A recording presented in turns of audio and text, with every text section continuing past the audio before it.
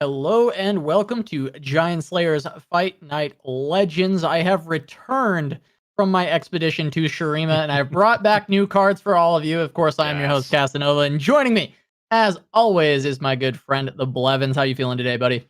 I'm feeling great. I've played a lot of matches, and I'm still in plat. So I've been experimenting a lot. I didn't go the full D-Gen route, and I've just been playing a lot, seeing a lot of games, and yeah, I'm excited. Yeah, and of course, I am from the Boulevard today. Taller Nova is here. Ready to go, but we are going to be checking out that format, Blevins, before we jump too far into things. There we go. Blevins, why don't you break down the format and get us rolling on today's Fight Night? Absolutely. We've been on a little bit of hiatus because of the seasonal, so we're going back to Fight Night. Fight Night format, double elim with 8 players. We've handpicked many that you may recognize from the seasonal. Every single match is going to be a best of 3. Players have brought 2 decks with no region overlapping to win. In the chat. Few F's in the chat, but it does look like we are back. Hopefully, you guys caught all that and the delay was still accounted for. I just want to note real quick for everyone in chat. Blev and I are going to be on a bit of a delay that you aren't used to. Because we are trying to experiment with some spectator mode stuff, and we want to make sure the tournament integrity is still there. So you'll be hearing me 5 minutes from now. Right, that's true. So, well, explaining it now won't really matter because by the time you hear it, the stream will be back, and we're jumping right into game, Casa. Absolutely. So we are going to jump into this one. It's going to be Cephalopod versus Victor Cav. We do have the Ceph perspective right now, going to be playing that Nightfall aggro, going up against the Karina timelines list. Yeah, I was explaining the combo before OBS decided to explode live in our hands, but basically you play concurrent timelines and cast a 9-drop, and you likely win the game on the spot. If not literally win the game on the spot. And that's really what Victor's going to be looking to do, playing the control game. There's a ton of different removal and life gain options, playing to set up a concurrent timelines and then just stall until turn 9 to play a 9-drop and hopefully win on the spot. Yeah, absolutely. And we are seeing Ceph trying to get that aggression going early to prevent Victor from ever getting to turn 9 and actually having the opportunity to end the game on the spot with Aledros. Kind of rolled the dice on that. I think you mentioned kind of 60-40. Hit that Dreadway. And Ceph does not want that to happen. We see the Nocturnes in hand, which can help get very aggressive early on. A very high attack value.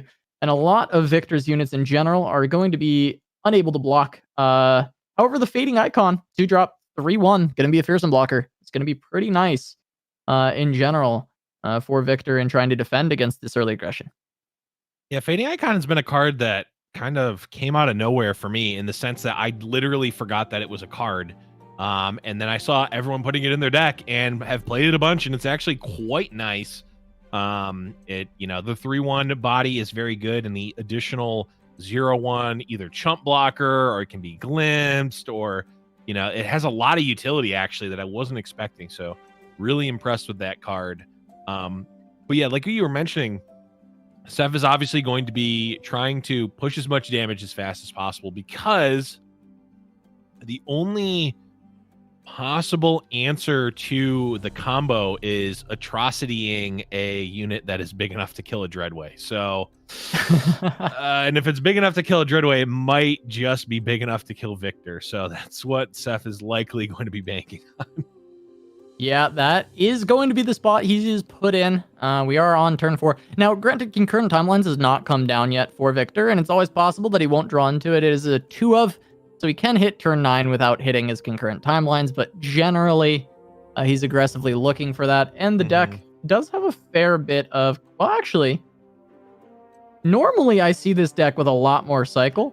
Yeah. This is a single Glimpse Beyond, so I think it's a lot more likely that we run into a scenario where Victor does not find his concurrent timelines or his Ladros. I've seen a lot of glimpse, like 3x Glimpse Beyond, but also 3x Leech. Yeah, Leech too. Yep. Yeah. Yeah, this Victor is playing a version of the deck that seems like it is actually much truer to the original Karina control style deck that just happens to have concurrent timelines. A lot of the builds that have manifested themselves in the last day or two have been concurrent timelines decks that happen to be, sort of risen from the shell of Karina, but have really, strayed quite far away from that. But Victor seems to be much truer to the original and just happens to have that additional concurrent timelines alternate win con, which might actually bode well because I think a lot of folks are probably came into this tournament expecting to see this deck. I mean, we saw it win. Ultraman had it in their winning lineup earlier today at Fight Night EU. So certainly is a deck that has been on, people's radars coming into this event. Yeah, absolutely. It has been on the radars, and we do have Victor's hand coming up now. And, would you look at that, Blevins? That's going to be a concurrent timelines and a Ladros sitting in hand. So Victor's got them ready to go if he can survive a couple more turns. So Ceph really got to pick up the pace here. Gonna have to be trying to run down this Karina deck, but we do see there is an Unspeakable Horror, there is a Karina, there is a Thermogenic Beam, so there are a fair bit of answers overall. But slowly, I would say that Victor is running light on answers. It is just a couple of attack tokens, though, before this Ladros is ready to go. Yeah, but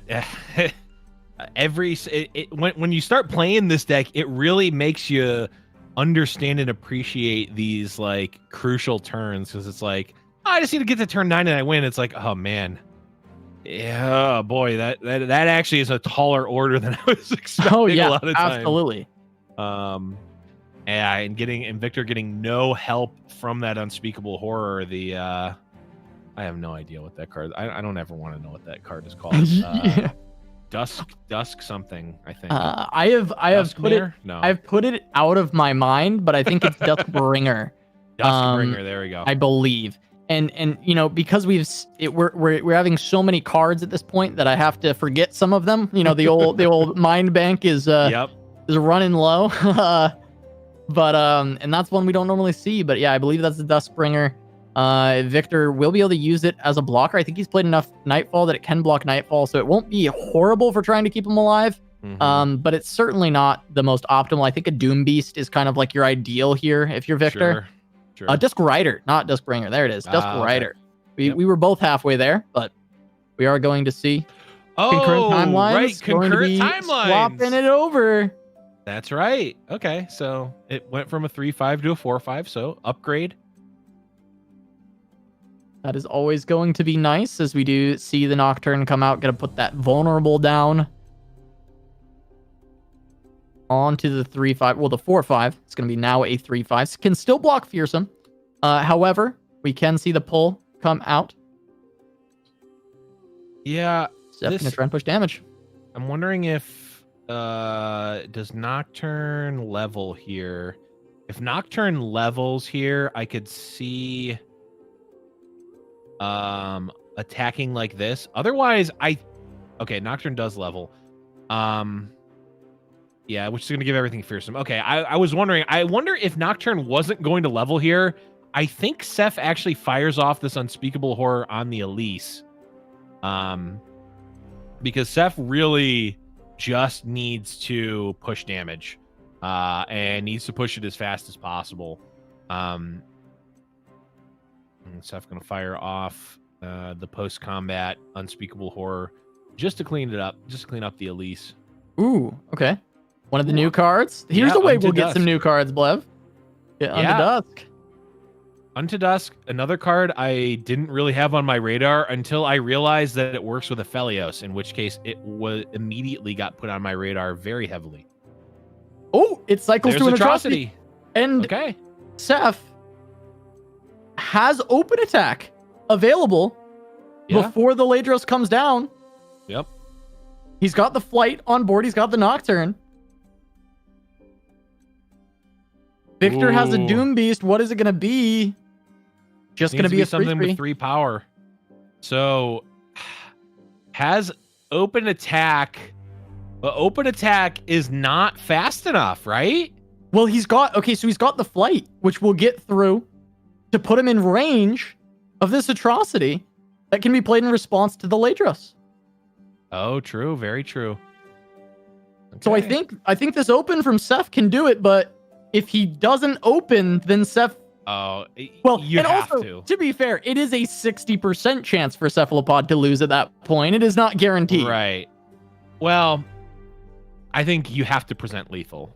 You can't not. Yeah, you I can't agree. not, right? If you're Ceph, you assume you are dead right now. I think that is the way you have to play this. Is like you assume that Victor has Ladros. Yep. And he's going to hit Dreadway because you can win if Victor does not have those things. But if you don't do this, you cannot win if he does. And that's where we're at. So now Ladros going to hit the board. Yeah. And no matter what, we're looking at Ceph winning because Victor does not have an answer. Right. I wonder if it's ever correct to it wasn't even Dreadway. Dreadway's not even there. Okay. I wonder if Ceph holds off on the I think he might actually, because right now you're losing to Vile Feast. Yeah. Although yeah, I don't know. It's a little tough. Because now this is giving Victor a chance to draw Vile Feast. And I don't know if maybe not. I guess the attack can come through. I don't know. I don't know if this actually beats if this line beats Vile Feast. And if it doesn't beat Vile Feast next turn, then you might as well fire it off now to give Victor one fewer chance at having Vile Feast. Yeah, I think there's probably a lot of arguments here. Okay. This one beats Mystic Shot. Wait, does Victor run Mystic Shot? I believe he does. Victor does run Mystic Shot. So this beats Mystic Shot, which I think is good. It still loses to Vile. Well, yeah, it also might there's Vile and Unspeakable. Lose to Vile. It might just because this Vile Feast. No, yeah, Vile Feast would be good because it would kill. Well, Ceph, he's committed it. He's won. Ceph is won now. Ceph wins. He's gonna take it. It is tough though. I mean, there is a reason that Ceph is roping there. This is not a cut and dry decision. There's he's thinking about, okay, so Mystic. So I don't want to put it on Nocturne because Mystic just blows me out. So I'll put it on the 5/3, which great, awesome, we like that. But then wait a minute, there's 3x Vile, 2x Unspeakable in this deck. Okay, but there was one Unspeakable played or 2 Unspeakables played. I think it was 1 earlier on. There's 1 from Victor. There's 2 from Ceph. Right. Yeah, 1 from Victor is what I mean. And so you kind of just have to decide, well, am I beating that now? Well, no. Am I ever beating it? Right. Maybe not, actually. So let's not let him draw. And let's just beat the Mystic Shot by doing it on the 5/3. And so that's where Ceph ends up. He gets the win, and we're going to see him go up a game against Victor in the series. Yeah, absolutely. I mean, that was a classic case there. It is not as easy as it might seem to get to turn 9 unscathed. As it turns out, a lot of decks have their kill turn right around that turn 9, especially against a deck that really doesn't have much board presence at all. I mean, Victor just has the champions, Fading Icon and Doom Beast to play beforehand, and of course Vile Feast as well. But Ceph going to be queuing up the classic, the Boogeyman, TF Fizz. Yeah, gonna be queuing up TF Fizz, which was basically everywhere in the top 32 of the seasonal. And once again, it is kind of everywhere on ladder, even with Shurima's release. It is kind of just that deck that people still think is the top dog. Now, there is some stuff that has been released that I think does really well against TF Fizz. I actually like a lot of the Lissandra stuff into it so far. I've been pretty impressed with kind of just how Ice Shard interacts. And ooh, I'll get there on names. Week 1 is always hard for me, Blev, but by like week 2 or 3, I've generally got most of them. But the new landmark Ravine, yes, something Ravine. That is very good against the TF Fizz deck. So I think there are some answers that exist now, but I don't know if this Karina list is going to be one of the better answers. It does have some good interaction. It's got the Withering Whale that can deal with some of those burble fish later on into the game. It's got the Vile Feast. It's got those pings, the Mystic Shot. It's got some answers. It's got some ways to deal with everything that the Fizz deck wants to do, but we'll see if Victor actually finds enough answers and is able to actually deal with kind of the onslaught of aggressive options, and really just, options in general is the best word for TF Fizz. They just draw so many cards. Yeah, and this was an interesting play by Ceph, choosing to eat Victor's turn in lieu of playing cards. I don't think in general that you want to be doing that, but in this case for Ceph, I think it was less of a eating Victor's turn and more of a Ceph does not actually want to commit anything else to this board into a Withering Whale, which would be devastating. So Ceph instead passes, and now Victor has developed the Kindred. Looks like Victor might be shipping something with FedEx, the official supply. No. What's your read on Kindred, Ben? Casa, have you put any thought into it? My initial thought is like, wow, this card is really nuts. The first couple games I played against it, I was like, wow, this card is really nuts. And then the more and more I play against it, it's like, I think she is, but I think people haven't quite figured out the best way to use her. Yeah. A lot of times when, you're running Kindred, sometimes you draw multiple copies and it feels really clunky. A lot of times, she ends up just dying to removal or a challenger right now. But I think her level up is really strong. I think she pairs really well with Piltover and Zon. So specifically, I do like this Karina list, where you can slay with one of those, cheap removal and use that to help activate her level. I think that's all really good. And I think she's in general just a strong addition to Shadow Isles. I'm really curious where her power level is going to end up as we have a couple of weeks on the patch. Because compared to where I thought she'd be, she has underwhelmed me, but not to an extent where I'm like, oh, she's bad or something. Like, I still think she's great. Still think she's a really good card. I feel kind of medium on her in general. I was talking with some high-level players from the Mad Men, and they at least a couple of them have kind of they are a little more adamant on the Kindred's actually just not good at all side of things, which I don't necessarily think, but I do think that Kindred is at their all-time high specifically right now because people are just playing into it massively. So. Yeah, that's probably true as well, right? People are probably just kind of playing poorly into the Kindred, which probably helps her out. Yeah, it always feels like she comes online pretty late in the game as well, which is not really a big deal. It is only turn 5. I'm just in a weird spot on her. Yeah, I'm with you on the medium. It's like, it feels like she should be really good. It does. Like, it really feels like she should be great. Yeah. And sometimes she doesn't do exactly as well as I feel like she will. I'm really this match and this actually scenario very specifically, I think is rather indicative of how good or bad Kindred may be, because this is a Kindred, not a ton of interaction from the deck of the opponent in terms of being able to kill the second one.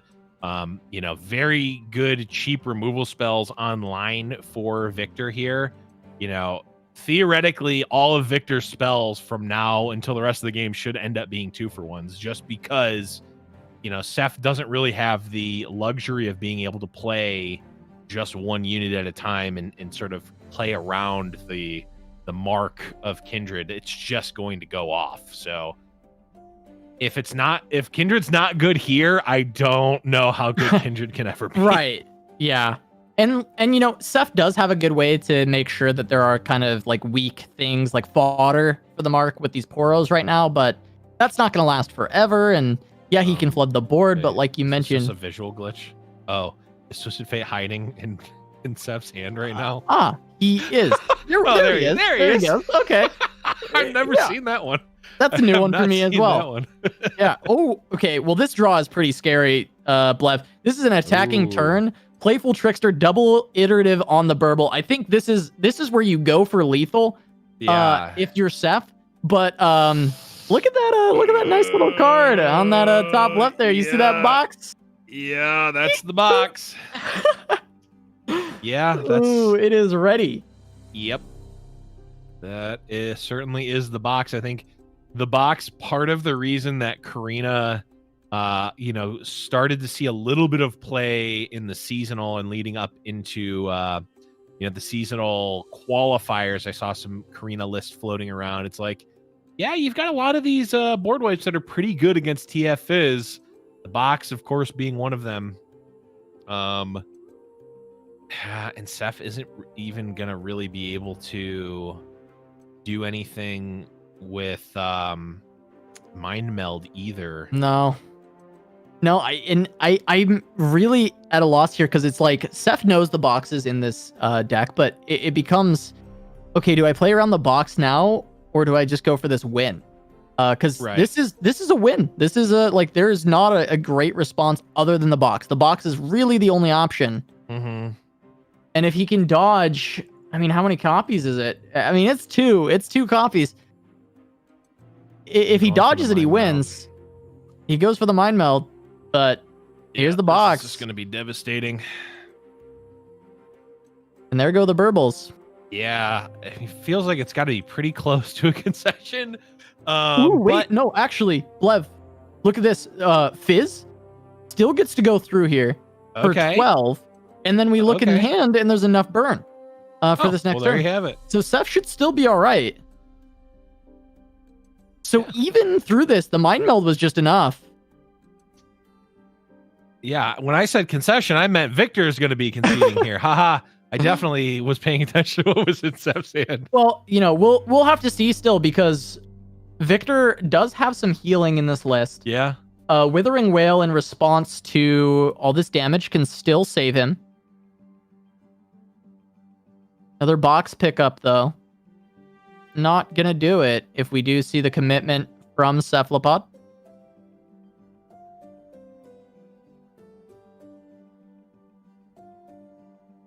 Yeah, this is... I mean, it obviously is a great spot for Ceph. He doesn't really have to commit anything.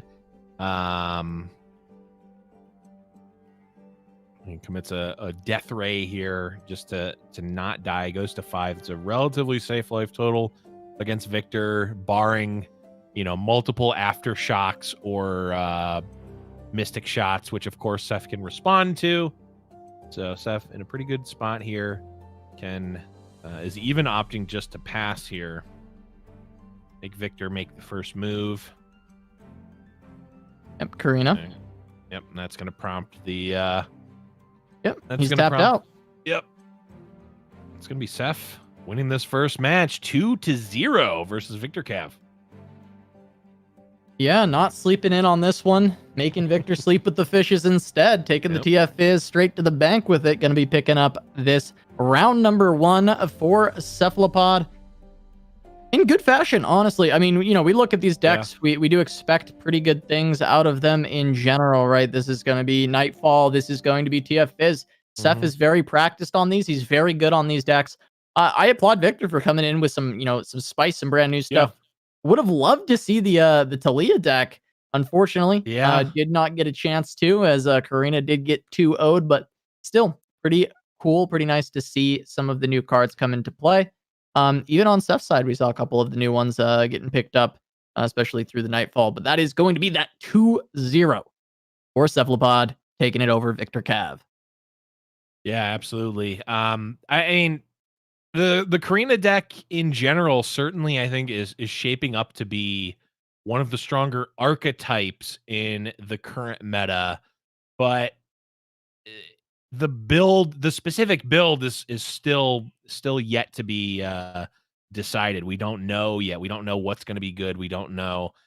Honestly, I mean, this is the case for pretty much every card game when a new set comes out and there's a new meta. The control decks start off relatively weak because you don't know what reactive spells you need, right? Do you need to be running Withering Wail, or do you need to be running Grasps? Do you need to be Yep. running Boxes, etc.? We don't know yet because we don't know what the meta is. So this strategy, very powerful, of course, with its removal options, and of course can just win the game on the spot on turn 9. So expect great things from this archetype.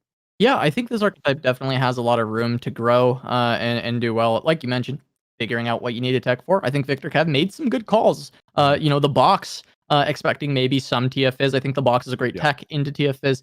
We saw it work out for him, but not in the end because we did get that mind Yeah. melt still hitting onto the Fizz and being able to find the finish. So even though the box was good, it hit a lot of those verbal fish. It was able to protect him. It just couldn't quite do enough. Couldn't get over the massive hump that is TF Fizz. But we will see if Victor Cav can make his way back through that lower bracket, and we'll see if Cephalopod continues his dominance from the previous week being, or not previous week, but the previous fight night being Yes. our previous champion. See if he can be a two-time champ this time around. But we're going to go to a short break. When we return, we'll have more Fight Night Legends. Don't go anywhere.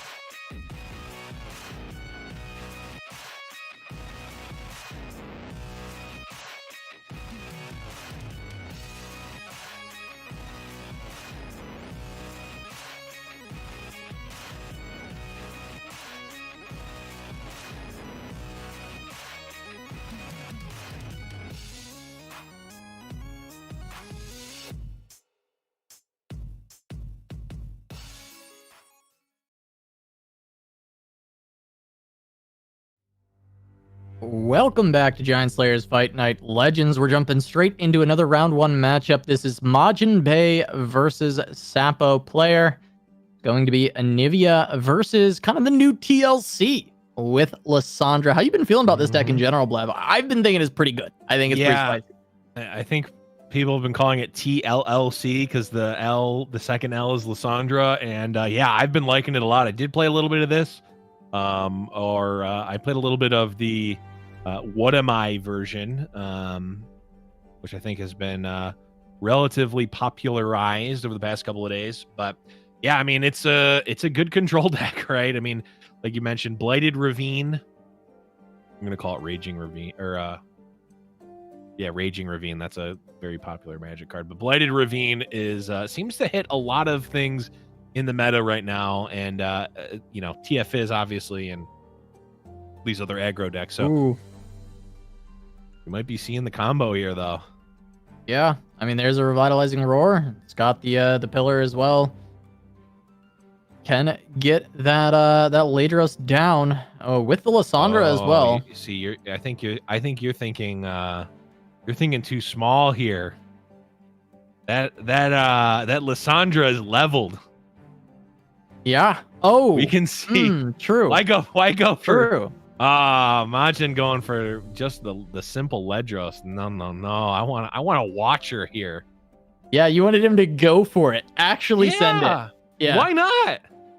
Yeah. I think odds of it getting removed were probably pretty low. Needed to be what, a Vengeance or a Ruination? Yeah. So I mean, this is probably better. I guess that's three cards. 3 cards in Sapo's yeah. The Entomb also works. So I guess the same answer here. Sandra is still going to come down. Sapo given the GG. Yeah, I mean, Tough Nexus is pretty good against Anivia's. True. And also the Watcher is 0. Was it if 4+8 cost? Okay, we joined the game in the middle. We didn't know exactly when that was gonna happen. Oh, but the GG kind of baits in. There was a Vengeance, so it looks like Sapo's still in there. Just throwing out. I didn't see the Vengeance. I didn't catch the Vengeance actually. I didn't notice that it was there. Our hands might be a little desynced potentially. That might be part of the reason. But yeah, the little bit of a bait from Sapo. Yeah. Saying, hey, you got me, but did not in fact have them. Right. Well, this Ice Shard is going to put Sapo down to 2. Ice Shard next turn is going to put Sapo to 1. I don't think that there's a way for Sapo to kill Majin on Majin's attack token, so I think that this is... Right now, it's just death by Ice Shards at this point. And also, the Ledros is coming back next turn. Yeah, death by 1,000 cuts, but those cuts are with shards of ice. Sounds horrible. Sounds really rough. Tough way to go for Sapo in this game. It looks like Majin is actually up 1-0 in this series, we should note. Yep. He was able to find a win with, I believe he's playing Aphelios TF. Let me confirm that. Is playing Aphelios TF, yes. That was the one he was able to pick up the win with prior, which that's not really to the surprise of anybody that Aphelios TF was able to find a game. Ruination. Here's a way to deal with that Lissandra, but the Frozen Tomb is going to pop out. Yep. Aladros in a second here, and this could have worked out for Sapo, but this Ruination from Majin is actually going to kill off the eggs, and we're going to see an open attacking Ledros come in. Yeah, but that is going to be the three sisters, and that'll grab a freeze, but the Blighted Ravine is that final 2 damage. But look at the hand, Vile Feast. It's not over yet. We're going. We're going right now, Blev. We still got a game.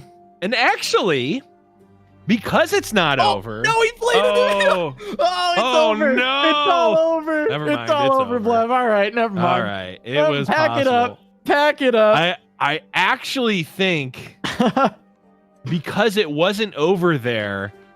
Yeah, Seppo should win. Seppo probably could have won there. Yeah. I mean, Majin was on no resources, and there was going to be an Anivia coming down. Yeah, maybe a little bit of a greedy play, but bit of a misstep. A misstep. The thing is whenever we have the week of launch set launch tournaments, there are so many plays that look super loose. And it's because people are just not used to playing around all these. When do you play against TLC and you're at 2 and the Ladros is on the board and you're like, shoot, I could die here. Oh yeah, if I don't worry about that artifact, or sorry, the new landmark that's gonna hit the board, like it's hard to think of everything, keep track of everything, and Seppo just kind of lets Blighted Ravine kind of slip through the cracks there, and well, falls right on into that Blighted Ravine. Didn't see it coming.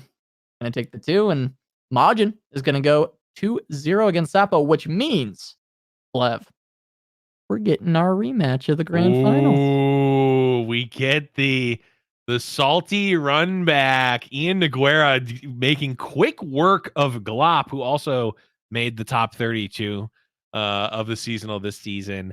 Ian Noguera going to be playing against Majin Bay this round, which is going to be our next feature match. And whew, that's going to be spicy, Casa. Yeah, I mean, Ian wants revenge after, I mean, okay, everybody remembers the final moments of that series. Majin going rummage, into Wiggly Burblefish, into rummage, into Mind Meld, and taking down Ian. And, Ian, of course, he's going to be a little bit salty about that, and he's going to want to have his revenge on Majin here. And he's going to have a chance in Fight Night tonight. He's going to be able to take on Majin. And, well, I'm looking at their lineups, and they are very similar, actually. Both of them going to be on TLC. Ian going to be on a Zoe Aphelios, but it's playing Bilge. And then Majin going to be on the TF Aphelios. So they're both Targon Bilge decks, just different champion setups. Yeah. And then they're both on their version of TLLC. If we're adding the Lysandra to there, but I think TLC is just such a cleaner name that I think I'm going to stick with that. It's the same. I would say it's the same archetype. It's just been improved with the addition of Lysandra. Right. Or I mean, either call it or just call it LLC, Lysandra Ledros Control. That or Lysandra Ledros combo that works too. Yeah, but I'd rather them to like say, don't go chasing Waterfalls instead of like I feel like that's pretty good, right? Like I like sticking with the TLC joke and running with that, you know. That works. You've got no scrubs. We can figure out what a good way to fit that one in sometime. Really, those are the only two songs that TLC ever came out with, but that's neither here nor there. Yeah, well, we'll figure it out. It needs a little bit of a punch up, but that's okay. We'll figure it out. But interesting here from Ian. I mean, like you said, the lineups, the deck builds are relatively different. I think the strategy is the same, but the card choices are a bit different. Bold strategy, bringing Bilgewater and not bringing Twisted Fate. I would say. Yeah, I think it's weird. That is what I will say. I will say, Ian, you're being weird right now. Like, why? That is a more direct way of saying what I meant, at least. like, why are you not playing TF? What's up, man? Like, you just don't like him? You just don't want to? I would call it silly, but of course, Ian still gonna send it regardless. And of course, it worked out for him in round 1 against Glop. I mean, Zoe's broken too. Let's be honest. Like, she's still a great card. Yeah, certainly. I mean, it does feel like, well, okay, and actually, Ian has altered the deck a bit. We still do see a single copy of pick a card, but of course, trimming down on copies of that for what looks like some more potential mid and late game options with Solari Priestess, the Fangs. Yeah, the Fangs also sometimes not always in the list, but we do of course still see the Star Shaping, the full suite of Burble Fishes, actually running 2 Sun Blessed Vigor, so that could be that could definitely come up here. But here it is, the rematch of the seasonal finals, Majin Bay versus Ian Noguera. And it looks like Majin is going to be on the bottom here. Gotta There's be the on the Twisted bottom, Fate. right? Ian's being weird, not running TF, so we know that's Right. Majin. And there we are. We see the Ladros already picked up. But what's up? Spectator how client. does Ian see his own name though? We're that's our client. Okay, yeah. That's right. I Yeah. forgot. We are the spectators, not it is us. the stream. Got it. I figured it out eventually after you told me exactly what was happening. Anyways, back to the match. Here we All go. by yourself. Once you heard it from my voice. Yeah. Exactly. But Majin, the old 4 turns and nothing into a Veiled Temple. Got to be what Majin is looking for, but also kind of what Ian is looking for, considering they're very much the control deck here. At least I think. I don't know. This matchup seems a little interesting. Yeah, I mean TLC gets a little scrappy now, you know? TLC kind of goes at you. We've got the Trundle on 5 here for Ian. And I think that mostly in this matchup, he's pretty unleashed if he wants to just kind of play out these aggressive threats and just really just grab the board. Yeah, I feel like if you are... The only consideration to not play Trundle here is that you can play Blighted Ravine and punish like a Twisted Fate or an Aphelios now, because Aphelios has been nerfed since we last cast a Fight Night with only the 2 health. Can potentially get even more value out of Blighted Ravine, but Blighted Ravine's not going down in value for sure. Same with Avalanche. Like it's pretty much always they're pretty much always going to be at a premium. Yeah, I think there was fair debate to, that Lissandra open attack he was looking at, and then if Aphelios comes down, you just slam either an Avalanche or a Blighted Ravine or something. But Blighted Ravine also heals, so there might just be more value in like holding on to that one. Yeah. I know you don't necessarily need to get the heal if you're Ian considering this matchup. I think it's more about board control than actual direct damage. Yep. But it's still something for him to consider. Is like, okay, I've got the Avalanche, and I don't, I'm not going to get the full value out of my Blighted Ravine. So maybe there's a better time for it to be used. Looks like we've got a little bit of a desync on the spectator client here. We'll get that back very shortly. Claim your reward, Sarah. There we go. Should be jumping back in. And sorry about that, chat. Just bear with us. We are testing out to see if Spectator is a good viable option for Fight Night. And so we may have a couple hurdles today as we go through and just try and check this out. We live test things. It's kind of how we do it. It seems like more issues, though. Spectator. Giving us a little bit of trouble. Classic spectate issues. Well, Blev, what is your favorite card of the new expansion? Of the new expansion entirely? I mean, as much as I was talking about how I've been playing, actually, this was before we were recording. I was talking about how I was playing Tom Kench Soraka and just feeding on these Azir decks. I actually do like Azir a lot. I think it's a really cool card, and quite a strong play potentially. But it's definitely one of the more fun cards in the new set. It's pretty good. I mean, it definitely does some broken things, and it really kind of enables these sort of token based strategies, which are quite fun to play.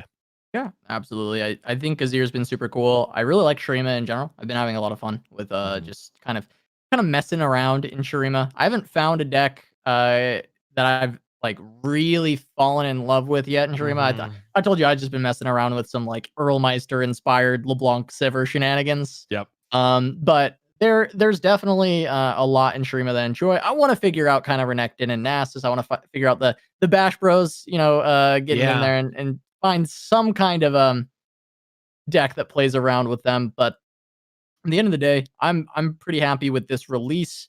I know I always voiced my gripes on Targon and how I was not personally a fan of Targon. I've not had the same with Shrima. I really like Shrima, actually. I've been really enjoying this this new set so far. And I'm really excited to see where it goes. Yeah, I am as well, but looks like we are going to be jumping into a different match. Sorry for the complications there on the spectate side. I believe we're going to be jumping into Cephalopod's game, which is going to be against Hanneke. So Hanneke, a two-time top 32 seasonal player. Is this the first time we had him on Fight Night? I'm not sure. Second time. We've had Hanneke. Yeah, we've had Hanneke. I was going to say, I couldn't quite remember. But certainly good to have them again. But yeah, so sorry about the complications, but I mean, spectate client, it is what it is. It do be like that sometimes, Blev. Yeah. We just are wanting to see if this is a viable option so that we can invite more people to Fight Night. That's kind of been the goal, seeing as how, having a Twitch stream requirement can eliminate certain people who just do not have the ability to stream. So we wanted to try and look at that, and we're going to continue to test it out, but it may lead to some technical issues today. And, that's just the way it's got to be. And we'll just try and make sure we get as much of the action as we can. But yeah, Cephalopod. Oh, wait, no. It looks like we've got Majin Bay. Oh, okay. With Ian.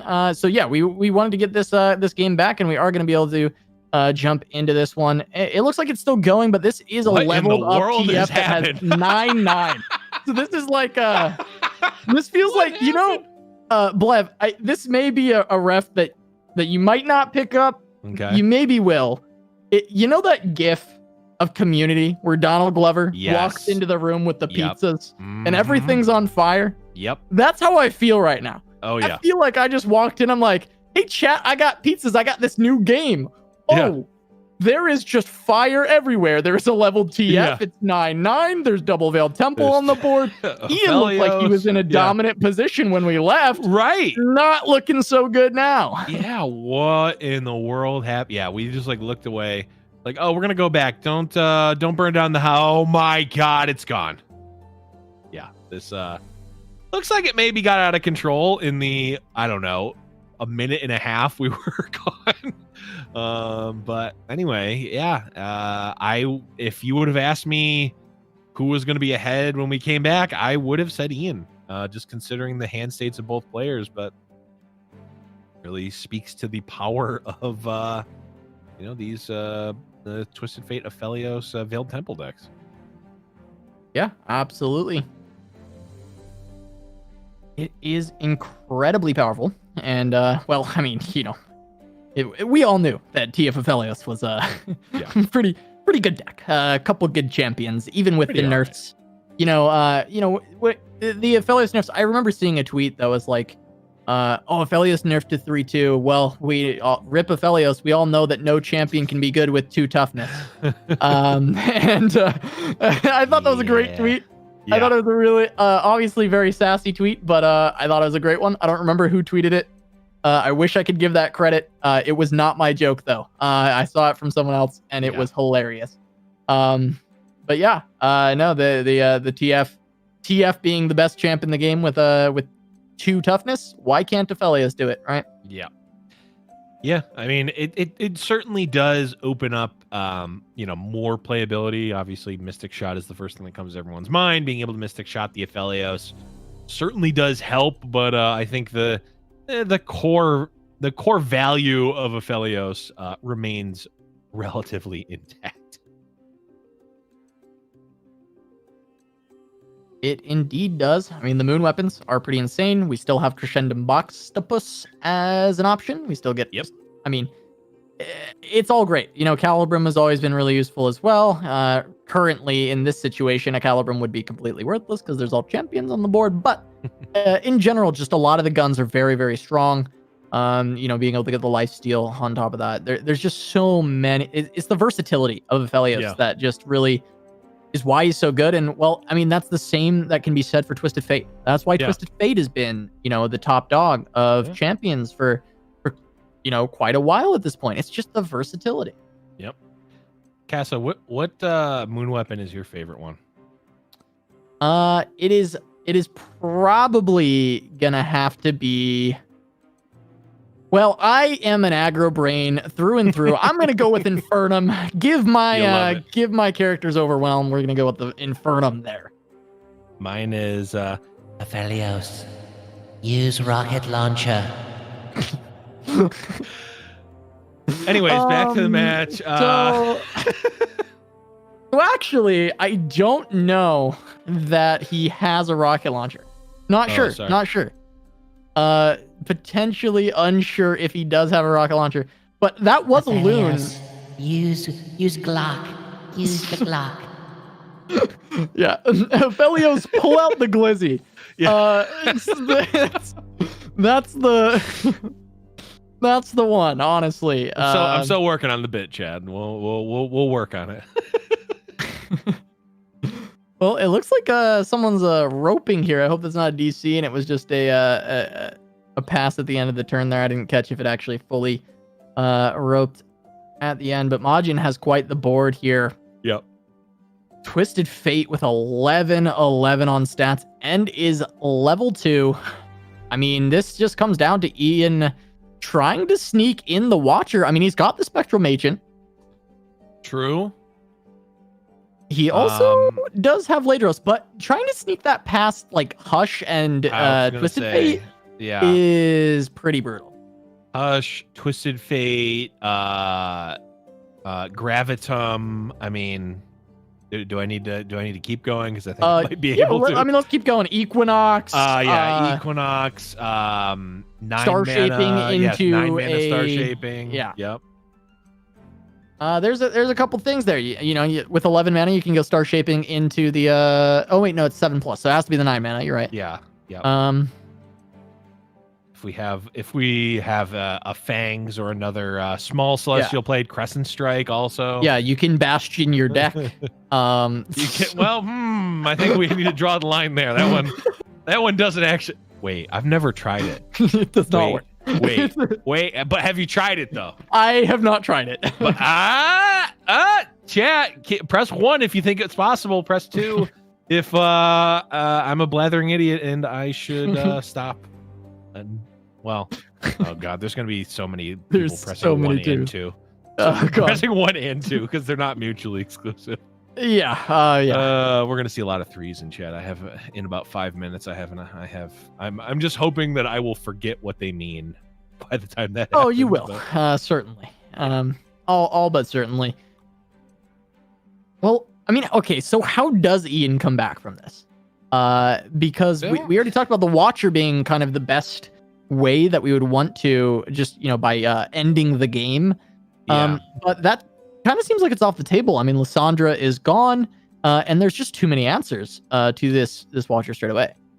Well, the notable thing here is all of Majin's threats are non-elusive. So Ian theoretically can chump block for a bit here. Like Vile Feast, effectively can kill a 2/1 here and also be another blocker. This Twisted Fate is really not until an Infernum comes down, not actually that scary.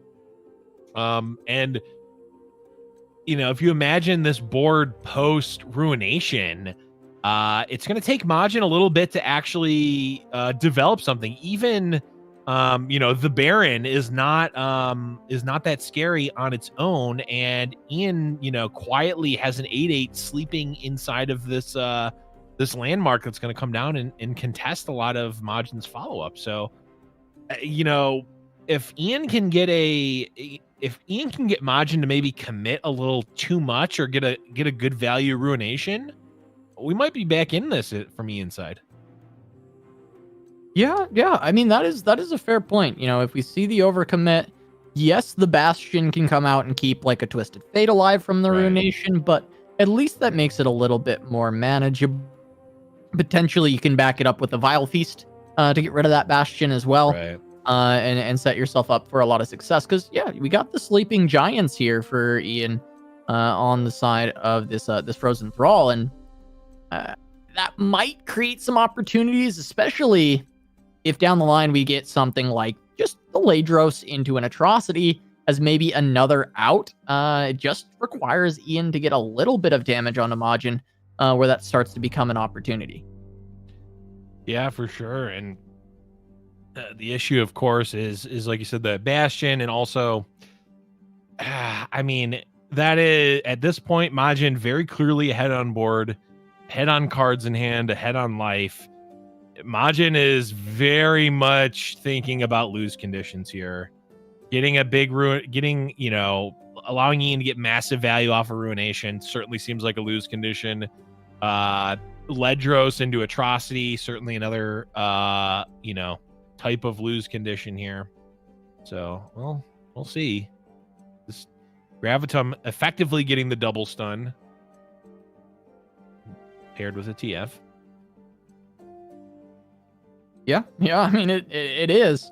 The attack's not going to be good for Ian. There's no opportunity here. He's just got a couple of pillars. No Battle Fury to buff up the pillars and make them actual actual units. That was a long time ago that we had that being a thing that was happening. But you know, there is some extra reach. We've got the Blighted Ravines. That's 2 face damage. Got the you know, the Ice Shard's going to be an extra damage as well. The reach doesn't get through Star Shaping, and it doesn't get through Guiding Touch just yet, but Ian just has some potential incidental damage to try and push through. And as much as I want to say Majin is like heavily in the driver's seat, there is still a couple ways for Ian to try and find his way back in. Yeah, and the thing is Majin needs to tread carefully. A single misstep can certainly lead to a loss here. I mean, even something as small as burning a card there may actually end up costing Majin, considering it was a hush.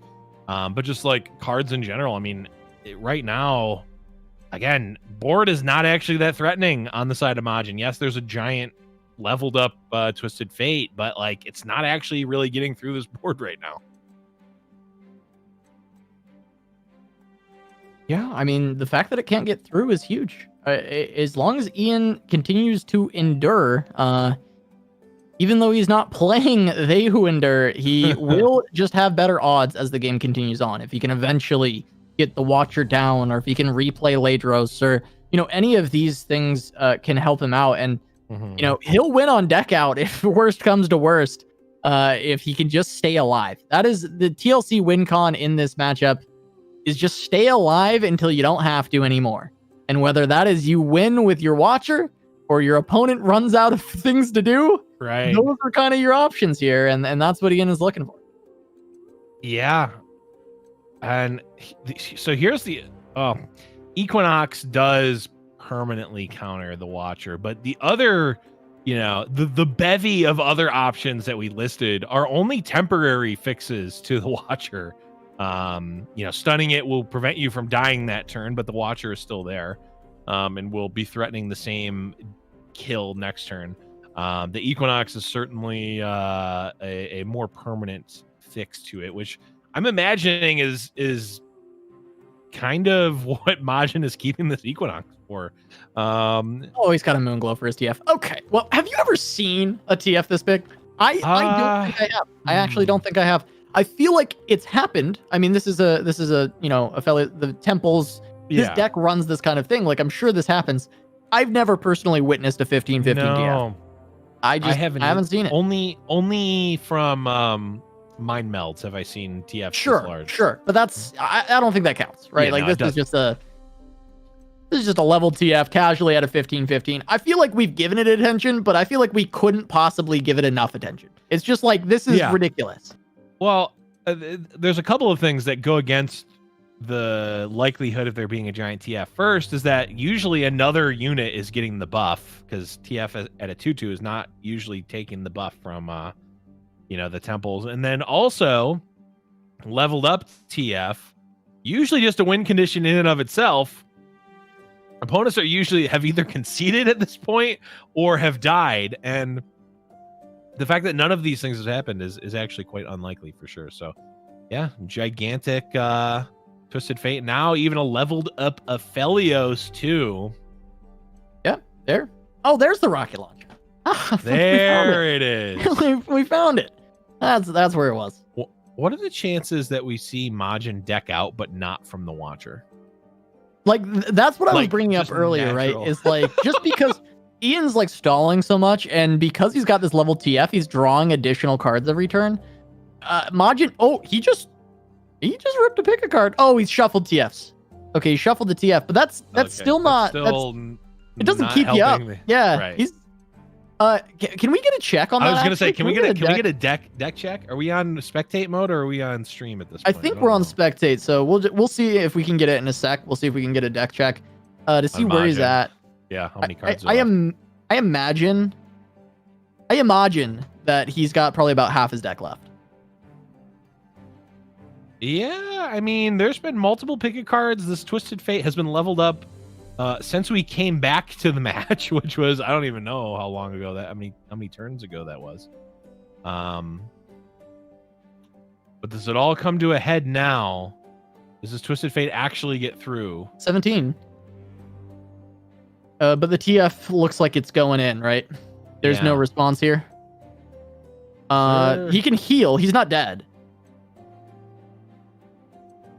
Ian is not dead, but he's very low off of this. Is he not dead?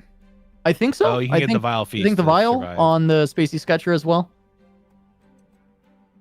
An extra 2 life. Oh, but Bastion onto the Spacey Sketcher could turn it around, but that seems incredibly risky. Yeah, should if he's gonna Vile Feast for life, he needs to Vile Feast his own unit.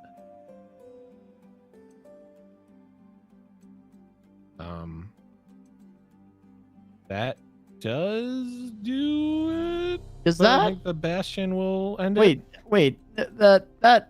Yeah, I was like, that doesn't work, does it? That doesn't play around anything, does That it? Ice Shard feels pretty sus, I will admit. Well, I mean, that's gonna do it for game 1. The TF just too overwhelming. Right. I think you did make a good point about the decking out. I mean, he's at 17, but you're drawing 2 per turn with the blue card. Well, If next turn he's drawing somehow, 4. right, if somehow Ian's able to hold on, there's a possibility. But Yeah. realistically, I think he'd have to get rid of the TF at a certain point of that. Like he couldn't just outlast like 7 turns of this TF staying alive. Yeah. And be able to try and turn it around that way. But no, I mean, Majin, it did feel like that was kind of a long shot for Ian to try and pull that back. Once you have the TF at 9-9 leveled up, that was already kind of enough. Like the 16-16 was a bit overkill. And Majin's able to find game 1, and now we're going to get a TLC mirror, which these are actually kind of fun. I remember there's one set that we really loved. Yeah. I think it was Bone Zinc TLC mirror. Yes. And then Zinc actually did a analysis video afterwards, which was really cool. So yeah, this is definitely could definitely shape up to be a very interesting one. Especially since these decks are certainly not teched against the mirror right now. Which No, I don't think know if that either of bodes them better or worse. Yeah, for, either of them for- really look like they're tech towards the mirror. No, um, almost certainly not. I would also say, the fact that this is a rematch from the Cosmic Creation seasonal final, the Yep. grand final, the rematch between these two on TLC in the mirror. I mean, I feel like this has the makings of just being an absolute banger. Like it's got all the right components. It's a high skill deck list that has good options in the mirror. It's got good a lot of dynamics, good dynamics. With 2 incredibly high skilled players. Yep. And of course, even if they would never say that there's beef between them, I'm going to create artificial beef, like beyond meat. Yeah, beyond this is beef. yes. It's beyond beef between the 2 of them. Yep. About how Ian's, salty about losing the grand final, Yeah, Absolutely. I mean, you got to be. Even if you take it gracefully, you take it like there's a little bit like that. Even if it's not beef, the next time you play against them, you want to take that W. I really like the beyond beef narrative here. The beyond beef I'm is loving, great. Yeah, I think that's what we're gonna It's go. fake beef, but it tastes a lot like it for sure. And I'm actually getting word here that Majin has said that he's willing to put up all of his pride. No, I'm kidding. He's saying run it back, double or nothing. Ian putting up 20K to win the 10 from out. No, kidding. Yeah. Kidding. no gambling has happened on this fight night, at least not that we know about, and that's all that matters. Ice Shard here. I mean, this has actually even been an interesting playing out of the matchup so far. I mean, Ian committed that Bladed Ravine relatively early, just kind of fired it off to get 2 damage off on the Kindly Tavern Keeper, and now is using the Ice Shard to finish off the Kindly Tavern Keeper. 3 Sisters coming out on the side of Majin to win this Trundle battle. Yeah, I mean, this could prompt a Vengeance because Ian's on 2 currently. It gives him the board. And it did eat a spell at least, so it is a 2-for-1 and protects Trundle and gives the board. I think it's a pretty high value Vengeance, but that is an important tool in the matchup. Yeah. So, yep, there we go. I was gonna say I wouldn't be surprised if he holds it. It's one of those high level things. You know, he's got another Trundle in hand. He can just rip this instead. It's so weird because I feel like most new players will Vengeance that every time. 10 out of 10 times, right? Like if you're a newer player, even some experienced players, I think will Vengeance that because there is a lot of value there. It's not a horrible Vengeance, but I do like the patience because how valuable those Vengeances are in this mirror. You need them to deal with Atrocity. You need them to deal with the Watcher. You need them to deal with just any number of threats later in the game. And Ian just considers, I have another Trundle to help me retake the board. Yep. I don't feel like your Trundle is threatening enough to me right now. I'll just let it go through. Let it slide. Yeah, I really like the patience there from Ian. Yeah, all the reasons you just mentioned, and the concept there is, you know, my gut reaction was, oh, fire off this Vengeance, right? It's a 2-for-1. I get to get 2 cards out of my Vengeance there. I kill the Trundle plus I kill the 3 Sisters, right? Using the getting the buff on the Trundle. Well, you kind of get to do that anyway. The Trundle is eating 2 cards, right? It's eating it's eating the Sisters, and then your follow-up Trundle, which was an Icequake, which is actually a dead card. So you're turning your other Trundle into a card, and you're killing. You've already eaten the 3 Sisters. So it's a little bit abstract there, but it's certainly a very high-level concept to understand. And then, of course, Ian just assessing what actually matters in the matchup, and I think hitting the nail on the head. Yeah, I think I completely love that breakdown of it. I think it's really a good spot for Ian now. He's able to push 9 with this additional Trundle because he had both. He was able to go Trundle into back-to-back Pillar, which allowed him to pull to the side, get a little bit of damage, and the chip damage can be important here. There is a lot of healing in the deck, so a lot of times it'll all get healed back up, but 9 is a big enough chunk that it might end up being relevant as we go down the line, looking at Atrocities or Ladros, or there's a lot of things there. I think the mirror has now come more down to the Watcher and managing that more so than the damage, but there are alternative win conditions. The other consideration, so yes, there is a lot of healing and you can heal that back up. The issue for Majin is, I mean, just look at his hand now. The healing spells cost 7. You think of Withering Wail. That's a 5 mana spell. It's all very clunky, and you can heal some life, but at the extreme cost of tempo, which Ian has just cranked up to 11, or rather 9 with the Trundle hit. So yes, Majin, given an infinite amount of time, can gain back, can go back up to 20, but Ian is going to be trying to prevent that from being the case. Yeah, he is going to try and prevent it, and now we're finally going to see that Vengeance come out. I think Ian being on 2 Vengeance, now valuing this Pillar to help assist this Trundle and keeping the pressure up, is going to look to tax a lot of Majin's resources in dealing with this Trundle, or else the just beatdown is going to be there. And this is well played by Ian, keeping himself in such a strong position, and he's going to force the Vengeance out. Yeah, I mean, this is the best response Majin can have. But imagine he doesn't have this. Imagine this Vengeance isn't there. I think Ian is just kind of, he's going to have like a 14 attack Trundle barreling down on Majin. And the worst case is that Majin has Vengeance, is forced to use it, and then you play second Trundle. Or third Trundle, actually. Yeah, third Trundle. So this draw has been good for Ian. The draw is doing him favors, but also, the ordering in which he has gone, the sequencing, that's the word I was looking for. The sequencing that he has gone through utilizing the triple Trundle draw has been very, very well played. Yeah.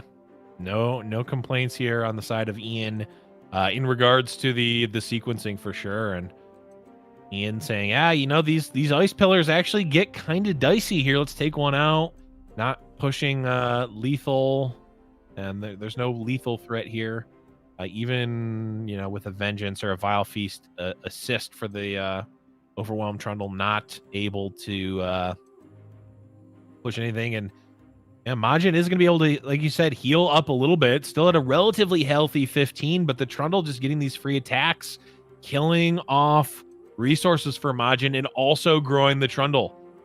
It's an ever looming threat of this gigantic Trundle that just keeps getting bigger and bigger. Yeah, and the Vengeance is gone, right? We don't have another answer. Not currently, at least, right? There's no Ruination. There's no response at all.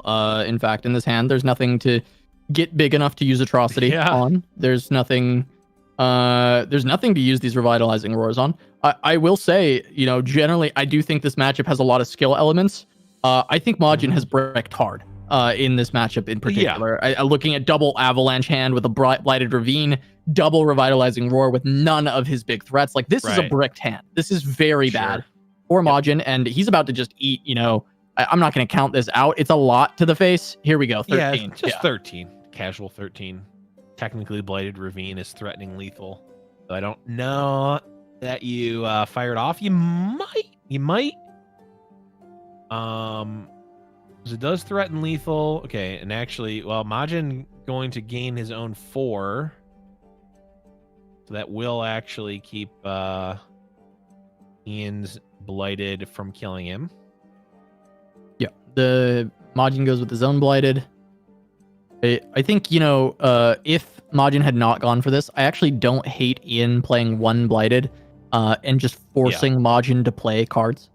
I think it's okay. But on the other side of the coin there, Ian can just keep passing and attacking with Trundle until Majin does something, and then he can respawn. He has the ability to just play React. Oh my god. Oh, second Majin. Not quite what he's looking for here. It is a tough one right now. Yeah, but Majin is going to be able to actually double Avalanche or Avalanche double Vile Feast or Avalanche. I mean, there's a lot of combinations of ways that Majin can actually kill the Trundle here. And that is the final Trundle from Ian, though, as we see, unlike TLC, the band, the hits keep coming from Ian here as, there's follow-up Ledros, there's follow-up Matron, there's even a Kindly Tavern Keeper hiding over in the side of the hand of Ian here. I like that one. I do like that one, Blev. I think the King of the Trolls has done a good amount of work here. Yeah. Just banger after banger. Just being able to push a lot. Okay, double Vile. Wait. This is weird, right? Because the spiders all die, which is fine, I guess. Great. It's weird. Does it? Tavern Keeper is what he's playing around. Tavern Keeper can come in and heal up the Trundle. Yeah, so great. Yeah, and it is actually there. So heads up play from Majin. The spiders don't really matter all that much, considering all it does is kind of turn on your opponent's Vile Feasts and ice shards and whatnot. So yeah, definitely a good play from Majin, but but he's dead. Yeah, he's super he's dead. Super dead. Well, Ian doesn't know that yet. That's a fistful of cards. He could have the read that Majin is on air, considering how this game has gone. Yeah. And we are going to get a game 3 out of this set, which I'm super excited for. TLC mirror goes to Ian. I know we hyped up that mirror quite a bit, and it kind of fell flat with Majin. A little bit. One of the more bricked, the takeaways from that match there, Blev, is just kind of how Ian executed that quick early sequence with the Trundles. Yep. I feel like the game eventually was in a state where it was probably unlosable, but had Majin had a much better hand, Yeah. the way he sequenced that Trundle line in the early game, I think put Ian in a very good position. Yeah, he set himself up to capitalize, and of course we saw how it played out. And from Majin's side, it didn't end up mattering. But you can imagine an alternate universe where, you know, if Ian gets that, you know, air quotes high value vengeance off, there's now all of a sudden not one but eventually two just bricked Trundles in the hand of Ian, where instead having Trundle followed by Trundle followed by Trundle was actually backbreaking. It could have been backbreaking on the other side. So a little play like that, again, it didn't play out in that game. That doesn't matter when you're looking at these concepts for improving your play and, you know, admiring the play of these high level players. It's a little thing like that that really does end up, you know, mattering a lot in the long term. I always love plays like that because they're really cool, because I think there is always a potential for the argument that it actually was like incorrect and you should have a vengeance there or something in specific scenarios, or like when Ian has X, Y, and Z card and Majin has X, Y, and Z card, it's better to vengeance there. Like that, those are the kind of plays that it's like, okay, it's probably a few percentage points in the other way. I liked Ian's line personally, and I totally agree with your analysis here, but it is like, there's probably a few circumstances where it was correct to vengeance. And that is always what is so cool about Runeterra, is there are a lot of those positions where the line is not always abundantly clear, which way was absolutely accurate. And I think that's just like, that's part of the fun. That's part of the experience of seeing these high level players, is that even at the top level of competition, these two were in the final of the seasonal. I think we are very within our right to say the top level of competition between these two players. Yep.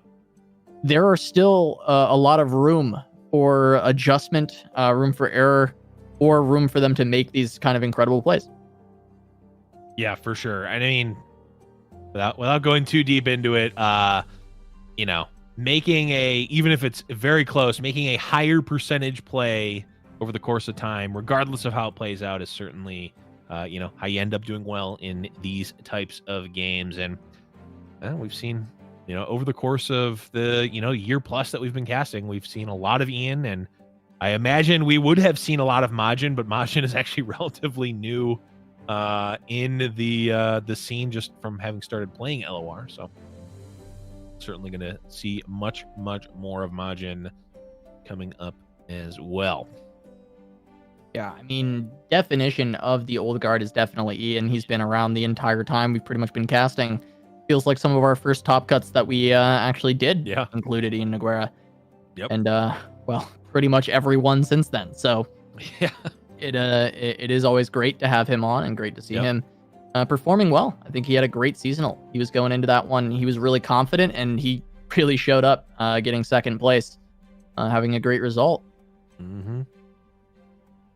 Gonna be on the Aphelios TF, or sorry, the Aphelios Zoe. I keep thinking TF, but he's being a little quirky. He's being quirky this week, you know. Relatively correctly assume that the Aphelios Bilgewater deck has Twisted Fate in it, but not quite. I think Ian thought he was still playing the seasonal and thought he needed to put TF in another deck. Right. Yeah, he wanted to run his TF Fizz deck and just submitted the Aphelios Zoe and thought, oh, whoops. Can't do it. But yeah, I think, you know, this is interesting because the Aphelios, I'll just say Aphelios Bilgewater strategies and TLC, their lifespans have not yet really overlapped, right? Like there wasn't really a time where people were playing TLC when, you know, post Aphelios coming out until now. So it's not like there's even really a ton of, you know, historical reference to come from for this matchup. So I'm not super sure how this one plays out. I would imagine, you know, just the Ice Shard itself, you know, obviously on top of Withering Whale in general, able to deal with these, you know, the Burble Fish strategy of it. And here a relatively awkward pick a card draw. I from kind Ian. of want to say that like the Majin's win with the TF of Felios is like a bit of an outlier for the matchup because it feels like he was able to crank that leveled TF so high Yeah. that it didn't really make it the matchup anymore. It's not the same game. The rules have Right. changed, right? When you Right. have that on board. And I think that there's room for this Aphelios deck to win, regardless of the TF, right? That could be any unit that is getting cranked that high. Right. This specifically because it was TF, I think that helped quite a bit. And the fact that Ian doesn't have that is going to hurt him. But there also are a lot of late Targon threats that could be quite good against Ruination and Vengeance when they have all their spell shields and you've got Bastion back up. And there's ways for Aphelios Zoe to exist against TLC. But I have to imagine that you just slowly can grind out a win generally with TLC over this Aphelios deck. I think that your point on Ice Shards, but also, Avalanche, the Blighted Ravine, being good answers to a lot of these followers and champions that are within the deck. So I would imagine that this has to be like a TLC favored list. Yeah. But as with a lot of Runeterra decks, maybe not more than like a 60 or 65%. Mm-hmm.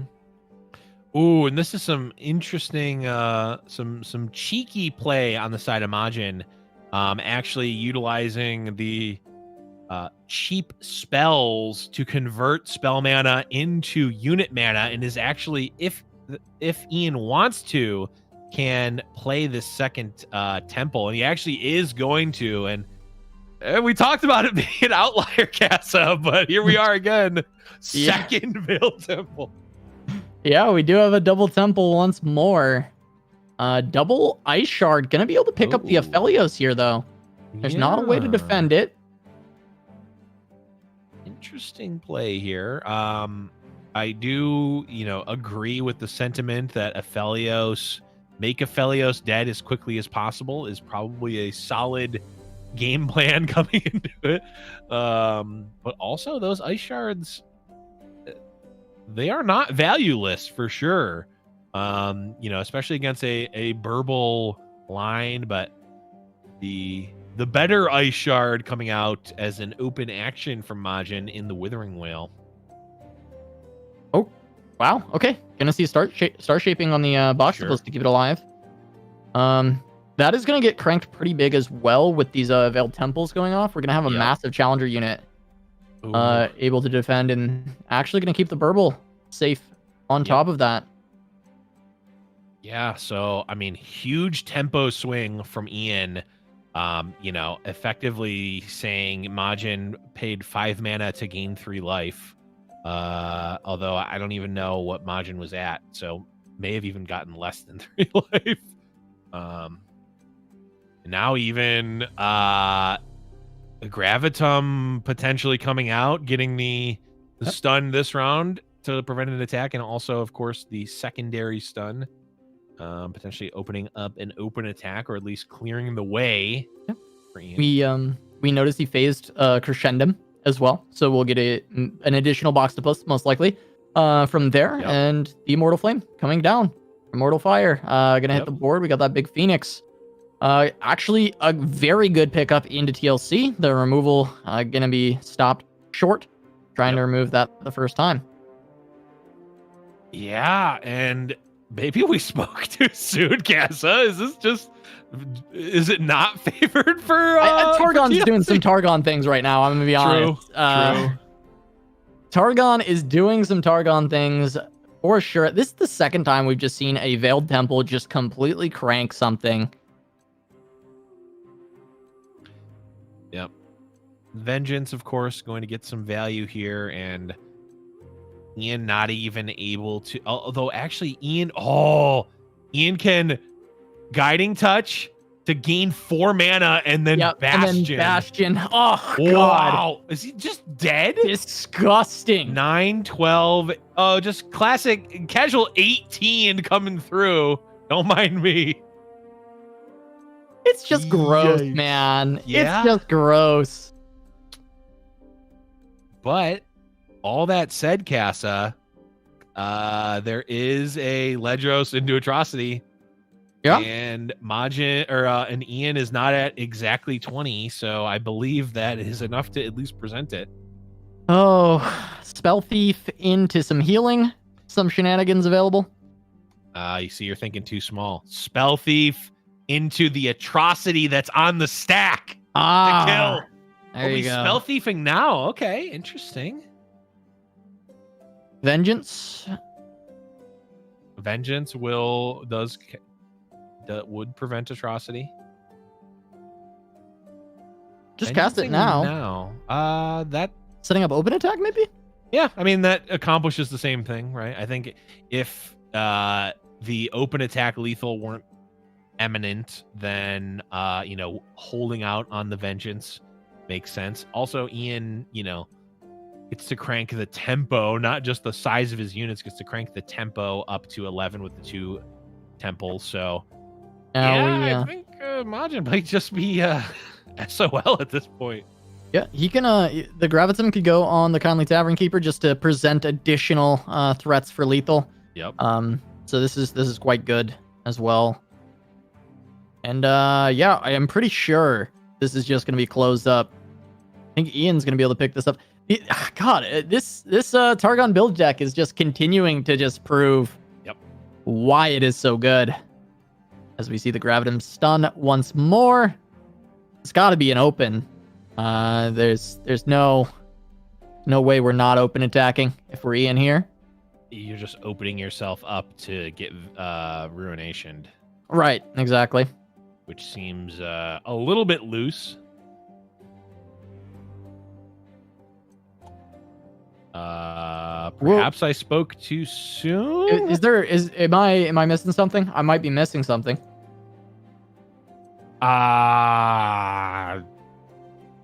Yeah, I mean, I don't really know. I mean, it's not going to matter, right? Like No, game's still going to be done. Yeah, game is. Yeah, I mean, this unless this mind meld is lowering the power on the immortal fire, and no, this one's still over. But I guess the consideration is that Ruination actually still loses because immortal fire comes back anyway, and also there's a crescendum and a million other things. So Ian opens himself up to getting Ruination, but actually Ruination seals Majin's fate. I actually do like this fate. Is there a way that he doesn't win on open attack though?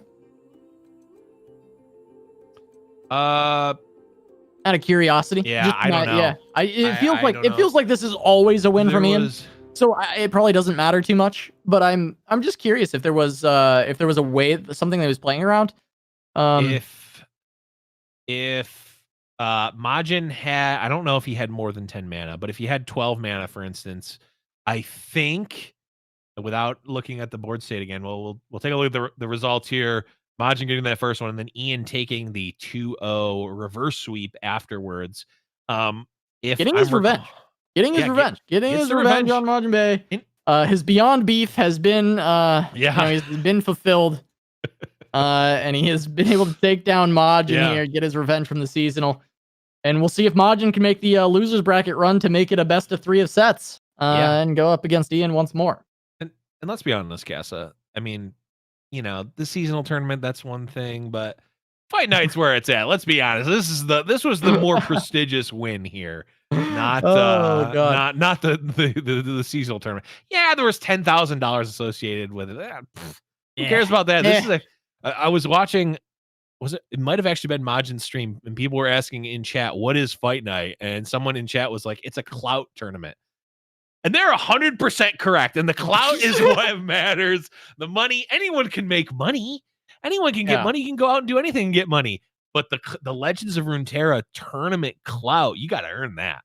Yeah, this is where you collect your clout. And we're going to see who's collected the most clout so far. We're going to jump over to the bracket and see how it is shaken up.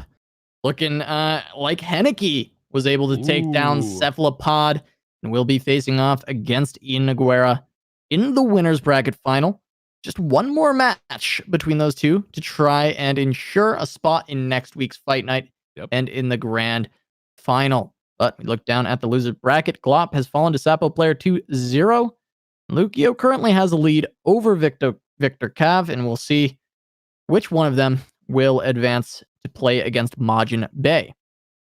Now, obviously our the top story here is, current reigning champ versus the runner up. That match that just played out. But I will note for the Fight Night historians out there, I think this is the first time we've seen Glop go 0-2 in Fight Night. It is, Glop, yeah. I believe, at least for a while, if not currently up until this point, had the best conversion rate of Glop, and Glop more like Flop. I'll give credit. That was our producer that had that joke. I can't take credit for that one. Shout out to Meacham for that joke. But yeah, I mean, a lot of interesting stuff here in a very, very stacked Fight Night, Casa. Yeah, it is one of the more stacked ones we've had in recent history, so I'm excited to continue on. We are going to run to a short break, but we'll continue with this Fight Night Legends when we return.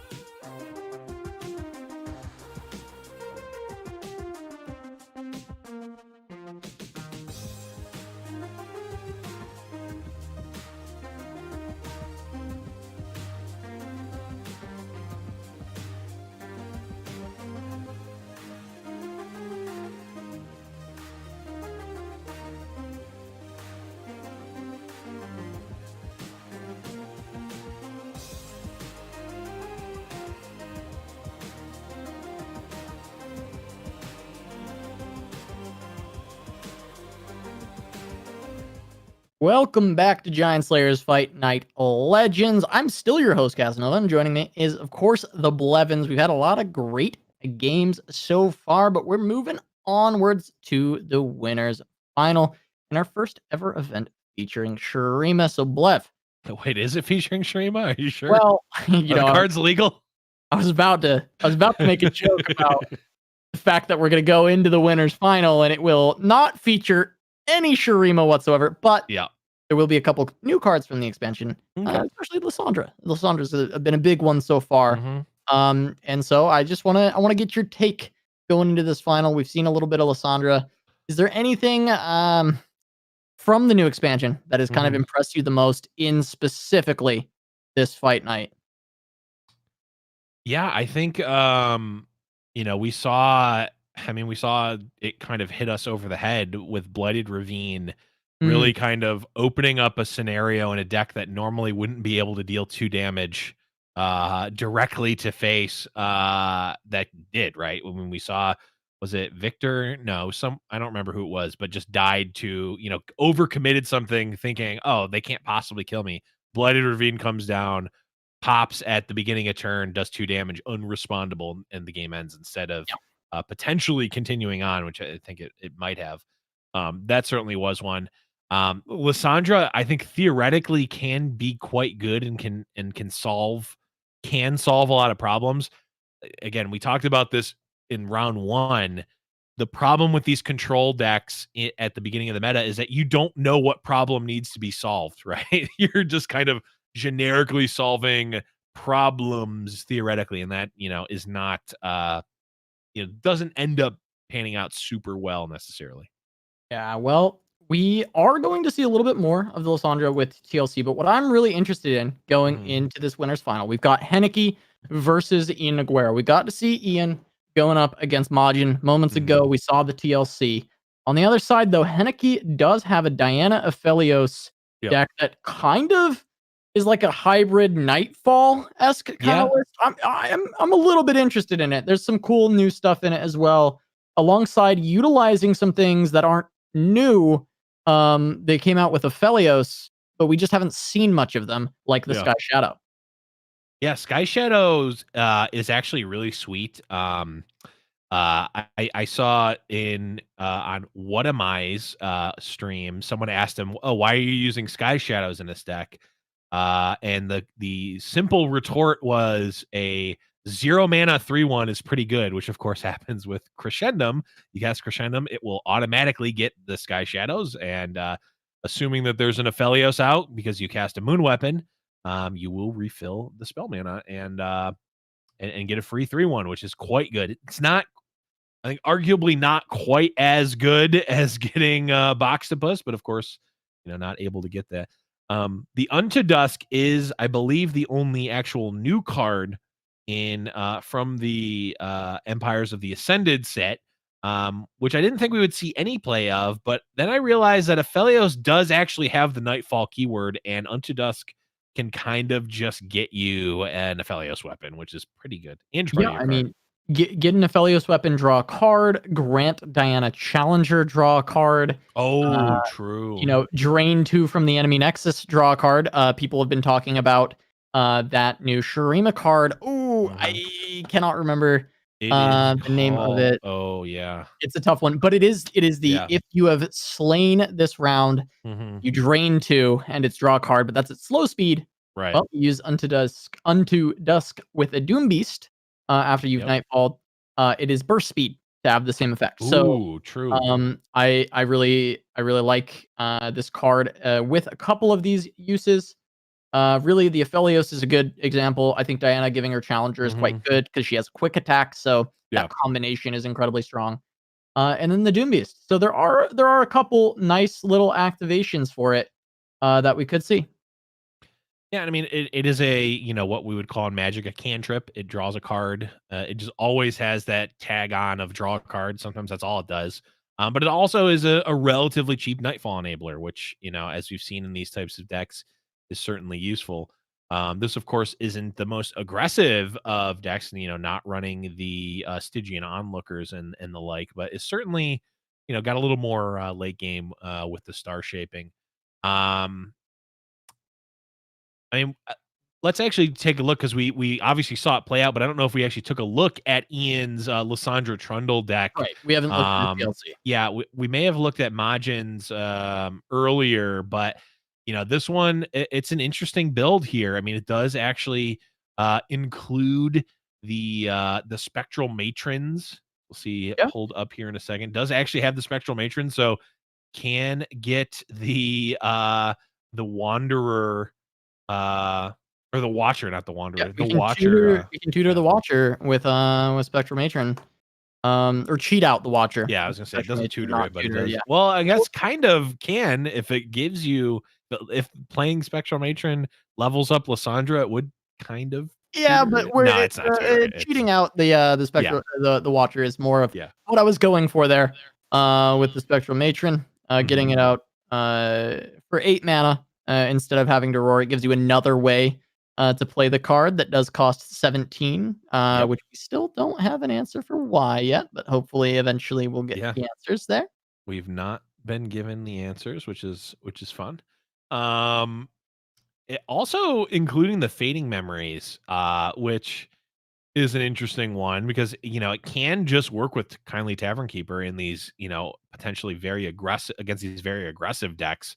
Being able to create an additional Kindly Tavern Keeper can be quite nice and be a big swing, but does work very well with Trundle's Ice Pillar, which it can be additional procs for Lysandra. It can be additional vulnerable potentially for Trundle. It's additional procs for Trundle as well. So one of fate, and of course, it can steal your opponent's units for a turn, or create copies of your opponent's followers for a turn as well. So I do like the one of fading memories. It does give a little bit of versatility. Yeah, I've always kind of been a fan of this card. I think Fading Memories versatility is the best way that you can put it. Mhm. There's not only the Kindly Tavern Keeper in your own deck, but really a lot of the time it's going to be stealing away from other decks in the format. If you know there's going to be a lot of builds, you can get things like Zap and pick up your other cards drawing later on while creating an elusive blocker. You can also just find really if there's going to be play effects, you're going to find good opportunities. That's really what you're looking for is metas with a lot of play attacks or play effects or summon effects that you can steal with that Fading Memories while creating a body to protect yourself at burst speed. It's just versatile. I love it as a one of. There are some decks where you can use it more actively and you can play it Mhm. as a 2 or a 3, but for this deck, I would never see more than one, and I do like it as a little tech choice, a nice little one of. Yeah, I've seen decks that are running more than one of them, but they are leaning heavily into the meme. But looks like we're having a little bit of issue on the back end, so we're going to take a short break. Mikasa will be back in just a bit. Don't go anywhere. We'll catch you in just a little bit.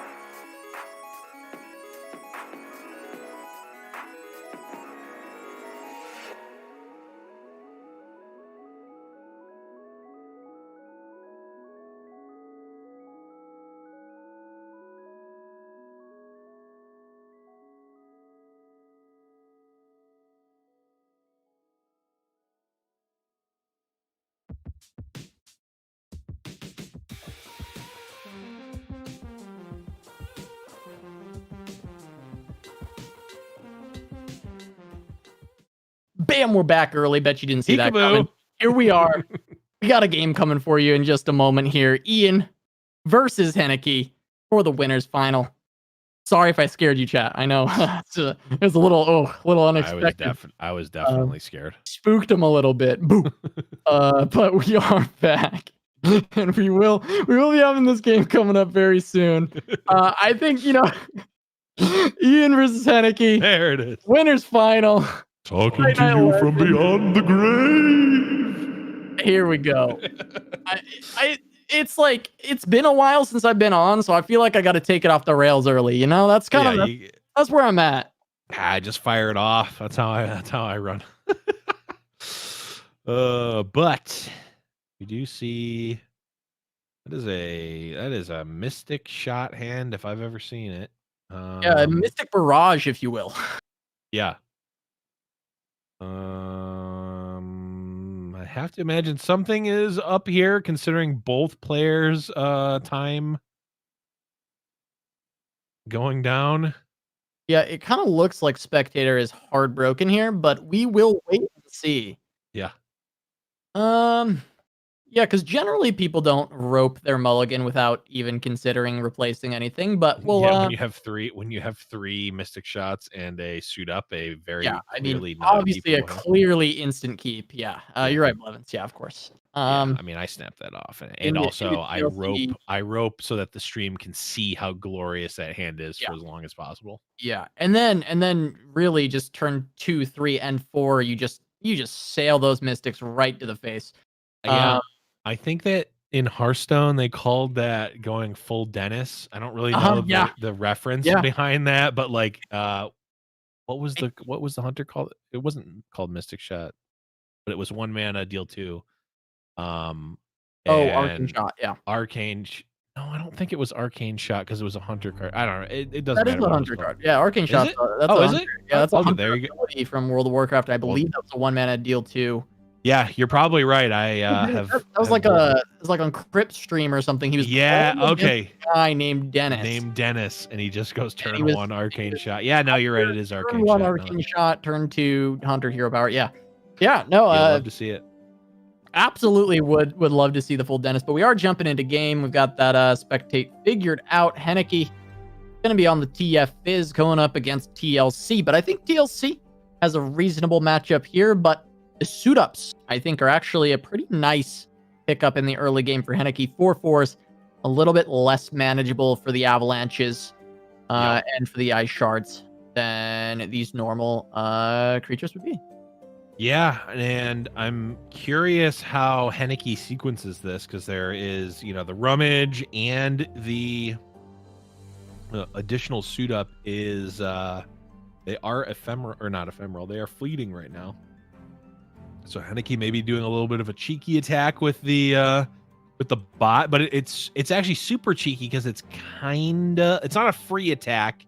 If it were magic, it would be a free attack, a chump check, if you will. But it actually does come at a cost potentially for Hanneke, but it is going to pay off dividends here as the second suit up, going to come and actually just eat a Lysandra. Yeah, I mean this is massive for Hanneke as far as tempo is concerned on this board. We're going to see the Avalanche come down in response, which will be able to take care of that ballistic bot. So at the end of the day, it's 2 cards for 2 cards. The bot getting taken down is overall quite good for Ian because of the fact that, ballistic bot's a pretty good card, constantly generating that ignition, giving ways for Hanneke to have discard fodder on every single turn. So I'm thinking that Ian isn't actually too upset about the trade overall. And okay, you traded a suit up in a ballistic bot for a Lysandra and an Avalanche. Cool. I don't know if he's as optimistic as you are about that trade. Maybe he is. I don't really know. I do think that, Avalanche is certainly high value, and a leveled up Lysandra is certainly something that theoretically is quite hard for TF Fizz to deal with, though we are quite far away from leveled up Lysandra territory. So maybe Ian doesn't care that much about the Lysandra there. The Avalanche, I think that's a good point. Maybe he cares more about that Avalanche, but end of the day, takes down a ballistic bot, puts some damage onto Fizz, but This Fizz at 5-3 is pretty annoying here for Ian to have to deal with. And it's not like he can just vengeance it. You know, generally picking up this Fizz I mean, he can kill, try. well, yeah, you can certainly try, but I think that, you know, generally you want to kill it with things like the Avalanche. That's how you're going to pick up the Fizz, and Yep.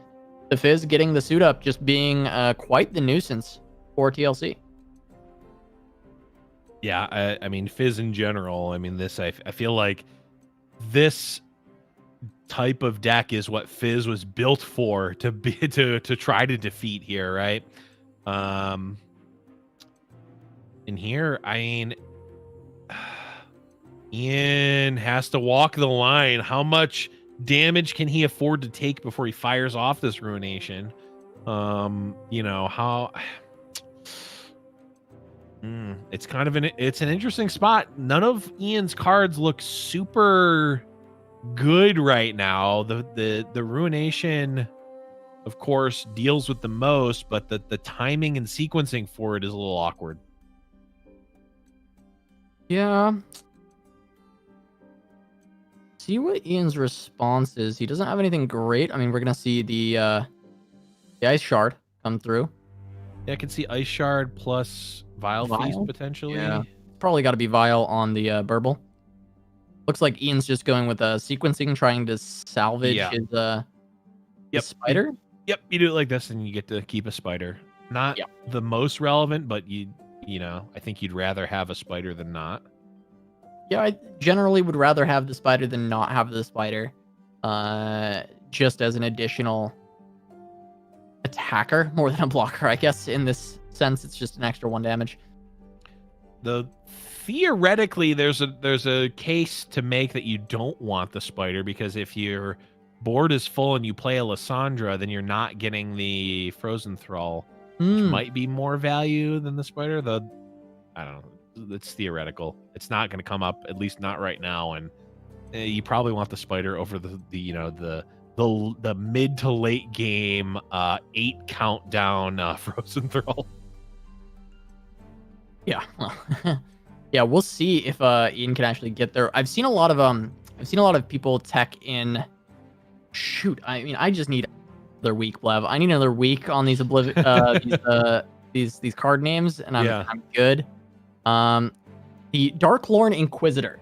That's the one. I've seen some of that teched into TLC, and I just think that card is really cool. I think it's pretty good too. I actually think that it's pretty good on the Frozen Thralls. Being able to take them from 4 down to 0, and set up some pretty big attacks. There's certain matchups in particular that I think is quite good in. When I first read the card, I thought if any of them were 4, because it's kind of worded ambiguously, where it says if any of them are 4, reduce them to or count them down to 0. Yeah. But it only refers to the ones that are at 4 or lower. It doesn't do all of them. It doesn't actually refer to what them is necessarily, just based on how the card is spelt out. I thought it referred to all of the. Oh, you thought if any was at 4 or 0, all of them flip. All thralls. Yes. That would be really, really good. That's what I thought that card was really, really good. But it turns out it's just kind of pretty good. Yeah, it's pretty good. But that one is not teched into Ian's deck. He does not have that one. So these thralls will have to sit there for 8 turns in order to actually come out and be relevant. We've got 1 already, down to 3. Will be arriving fairly shortly. If Ian can actually live that long, as he is down to 8 health already in this game, and we're looking at 8 damage of burst in Hanneke's hand. Mm-hmm. I wonder, is there ever a reason that you're not attacking with this spider here? Yes, it is a value block potential from Hanneke, but no, we take that 1 damage on the zap. You take it on the zap, or you take it on to Hanneke, Hanneke's face. I mean, if we're Ian, right? Like if he blocks it, we're happy. If he doesn't block it, we're happy. Yeah, exactly. Yeah. I don't think I think that spider in the back line is a little sus for me, but regardless, it matters very little, I think, in the grand scheme of things.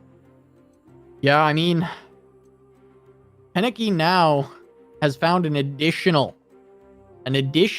get excited. The monkeys are free.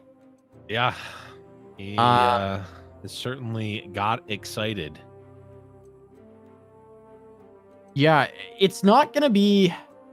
Well, it is now enough burn to get through even the Tavern Keeper because there's an additional get excited. Now, we see that Vile Feast will be able to keep Ian alive through all the bursts that exist in the hand. If we don't include TS Red Card. But there is still an elusive threat of this Zap Sprayfin. Second Zap going to go down, but also second Vile Feast. Okay. Picked up by Ian Noguera. So I am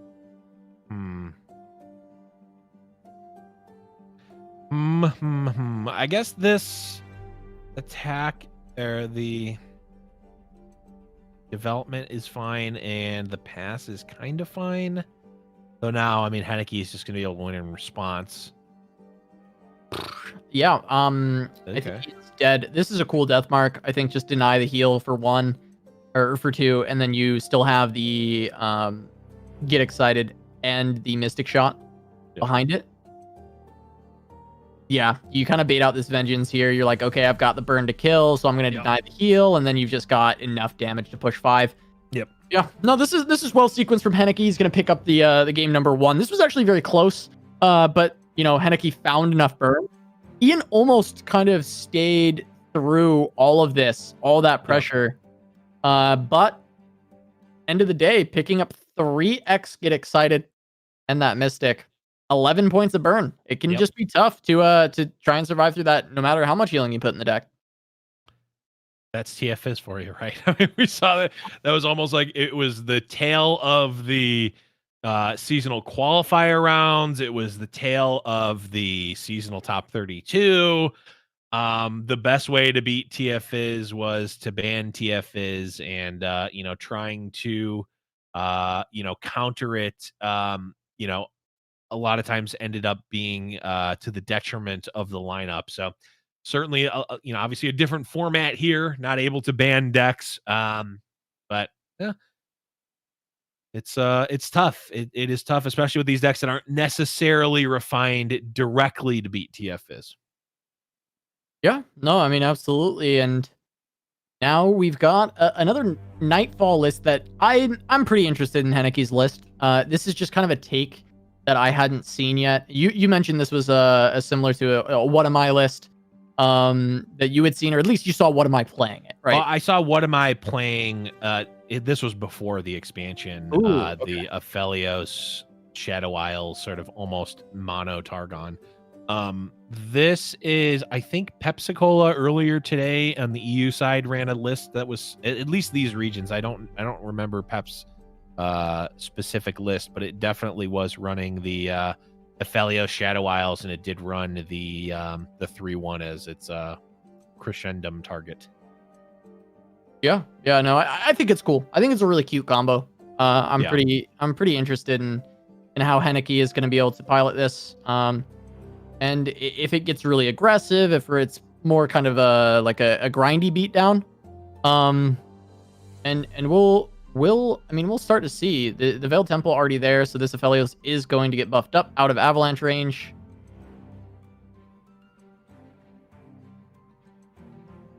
Looks like the pick is going to be Crescendum, which is, I think that's expected. We expect, trying to cheat out many of these 2-drops as possible. If you don't want to draw them, you want them to all come out from Crescendum, so using them early is good. Yep. Get the box in response to try and take down the Aphelios. It will kill the flight, but Aphelios lives. Yep. Please Don't Hack Me has been doing a number of analysis vids on his YouTube channel, and one of his recurring themes is unless you have a very specific reason not to pick Crescendum off of Aphelios, just pick Crescendum. Like, Yeah, I think that's just pretty the go-to. fair. Yeah. Well, because most decks are built around Crescendum, I would say to some extent, right? Is like you're running box yeah. or you're running, some kind of 2-drop that you want to pull. Or even if you just have anything, right? Like oh, if right, you look right. at it, Yeah. if you look at it, even if you just looked at it as 2-mana draw card, you would pick that one, I think, in most scenarios, unless you had a reason. Like, it's the blue card. Specific reason not to. Exactly. It's the blue card of the picks, right? You're want always to be picking casting that. Yeah. Yeah. Plus, it arguably has the strongest path as well, like the strongest, I guess, phase. Yeah, the phase path. Yeah. Pick Crescendum unless you have a very specific reason not to, is the moral of the story. And we did see, of course, the Crescendum picked. It did result in, of course, just that board being removed. But now, we do have the Severum in hand. Additional lifesteal. I think I'm trying to remember the path that Severum can phase to. It can phase to Infernum or Gravitum. Okay. Man, I can't believe I remember these. I've been seeing and playing so much Aphelios that. Look, Aphelios is popular right now. I just haven't played it myself. Yeah, Infernum and Gravitum. Yes! Perfect. Nailed it. You can tell that I've been playing and watching a lot because I didn't even try to use my stupid bit there, which I very easily could have. I went for the real answer. So, we do get that Severum onto the Fangs. Just as a heal, mostly. Trying to buff up the Fangs as much as possible. And we're going to get even another heal onto the Fangs with the Star Shaping. Picking up the Immortal Fire, which again, we mentioned earlier, is a rather good pickup against this TLC deck. Just resilient, which I think is the best thing for you to do, is have a resilient board against Shadow Isles Freljord, as kind of it always has been. Yep. Absolutely agree with you there. When your opponent's removal spells for your unit cost a lot of mana, that's just inherently a good thing. But also, when they have to cast 2 of them to kill your unit, that's even better. In a deck that really doesn't have any draw, right? There's no actual draw spells in this Shadow Isles Freljord deck. I guess technically Babbling Bjerg, if it's in the list, is a draw spell, but yeah, it's not there. In fact, there might be 0 cards that actually draw. It's more about just your resources tend to 2 for 1 or whatever. Your resources tend to be quite powerful. Yep. And so you get a lot of value, but there's actually no way to draw in this deck. Yep. Oh, Immortal Fire certainly feels quite nice, though it is a little slow here. It's a 3-turn clock at face value. And of course, there is a Veiled Temple out, so that clock can be reduced to probably 2 turns relatively easily. Yeah, and I mean, right now there's you could cast 2 Vengeances into this Immortal Fire and eventually kill it off. But that doesn't feel very good at all if you're Ian. I'm curious if he's got another option. Is really the point I'm at right now, and Ian may be realizing that that might be my game plan right now. He hovered it. He thought about it. Yeah, he's gonna do it.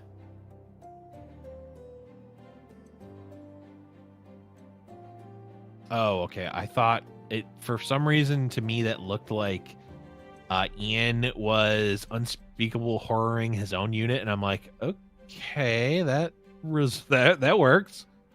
Oh, okay. So this is interesting. I didn't actually realize that the Immortal Fire will get an additional proc, I guess, from casting itself when it's reborn. I don't know. It got the proc from Veiled Temple. From the Veiled Temple. Pretty funny card picked up by Hanneke off of that Unspeakable Horror. Yeah, he picked up the Evershade Stalker. I I was really trolling, but I did recently try playing this card with concurrent timelines. Yep. Just to give yourself kind of that infinite like value generate. Like you'll always have something Right. that you can concurrent every turn by And- running this card. And It's did you not figure good. out why it's not good? Oh no, it's not good. Yeah. Well, because first off, concurrent is only the first one you play in the turn. Yep. Right? Mm-hmm. But also just like the card's just not good. So it's like you get 1/2 drop a turn. Cool. Infinite value Yeah. 2-drop. But yeah, it's you like also need to be able to cast a spell before it, and it can't be a unit, right. which Yeah. is the other part of the problem. It's just not good. But it was kind of funny. It was like, all right, this is kind of cute. I was like looking at cards that are super underplayed, and by underplayed I mean really bad. Yep. And this was one that I was like, ooh, cool with concurrent timelines. And then I immediately realized, nope, that's Nope, bad. Not good. Not Yeah, good. it's sad. It feels like it should be good. Yeah. It felt like one of those things like, oh, is there finally a place for this to be played? And then the answer was no, there is not. Unfortunate. Unfortunate, but nonetheless, when you get it for free, it's probably fine from Hanneke's side, although I don't know if it would. Well, I mean, it could. The game somehow got to a place where it went super late. It could potentially. You still trying to make Evershade Stalker good? I think it's not good. It just, I don't know where we would end up where Evershade Stalker is actually. Well, at face value, like it is. I see it almost like a thermo beam that you can play every turn, but it only goes face. Kind of. Okay. Thermo beam? But that can't be right. yeah, you get to spend 10 mana every turn and put 10 power worth of units on the board every turn. Oh, right, yeah. Like a thermo beam that only goes right. that does go face, talking but like it can only go face. Yeah. Like you spend all of your mana and you get a scaling effect, but it turns out it actually doesn't really work out like that. Games don't tend to play out like that. Yeah. I've had it work in my expedition decks though. Like actually, that's not even true. I think I've played it once and it was all right. The last time I feel like I was playing games consistently where both players were completely out of cards in hand, like consistently. I don't mean like I've seen it happen. It happens. It's not like it never happens, but consistently was like beta. Like beta, where there was not a lot of card draw. But not a lot of card draw, and decks were probably made very suboptimally. Right, and but also a lot of them were made very fast, like spider aggro, right? Dawn spiders. You play everything out of your hand, and then there's no refill. So you'd end up in mirror matches. You'd end up like just top decking against each other. Yeah. So sure, maybe this guy would have been good, but there's just too much in the game for him to kind of fit that. And while we were talking about this guy, the game has progressed quite a bit. And Hanneke is now threatening to end the game with this attack. Vengeance is going to come out onto Immortal Fire, which is buffed up to a 9/7. Yep, and I believe that this is the second coming of the fire, so that will permanently die here. Okay, buff up, going to make the Fangs threaten down onto the Trundle. Ladros being able to get a good block here. And Ian will survive. Frozen Thrall hanging on 2 more rounds until it can show up. As Ladros goes back to hand, but now there is the refill from Hanneke of the Great Beyond, if he wants it. Could also just be played next turn, towards the end of the turn, or in response to something like a Ladros. Mm-hmm. Yeah, the problem for Hanneke the problem for Ian is that Ledros is not even scary. No, not at all. Spectral Matron can come down, make a Ledros, which will be able to attack and technically generate another Ledros in hand. But even so, that's just not that good. Yeah, it's not great at all, I would say. Even if Ian somehow, let's just imagine that there was already a leveled up Lysandra in play, and or let's just imagine that there's a Watcher in hand, and Ian could have gotten the combo of Spectral Matron plus Watcher. I don't think that that's all even winning either, because there's a Hush and a Gravitum on the side of Hanneke. Look, I'm gonna be tilted real quick.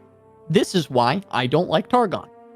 We try and have fun out here, and then they just Targon just goes. Shh. True. No, no fun, no fun. We'll just hush. We'll just hush it away.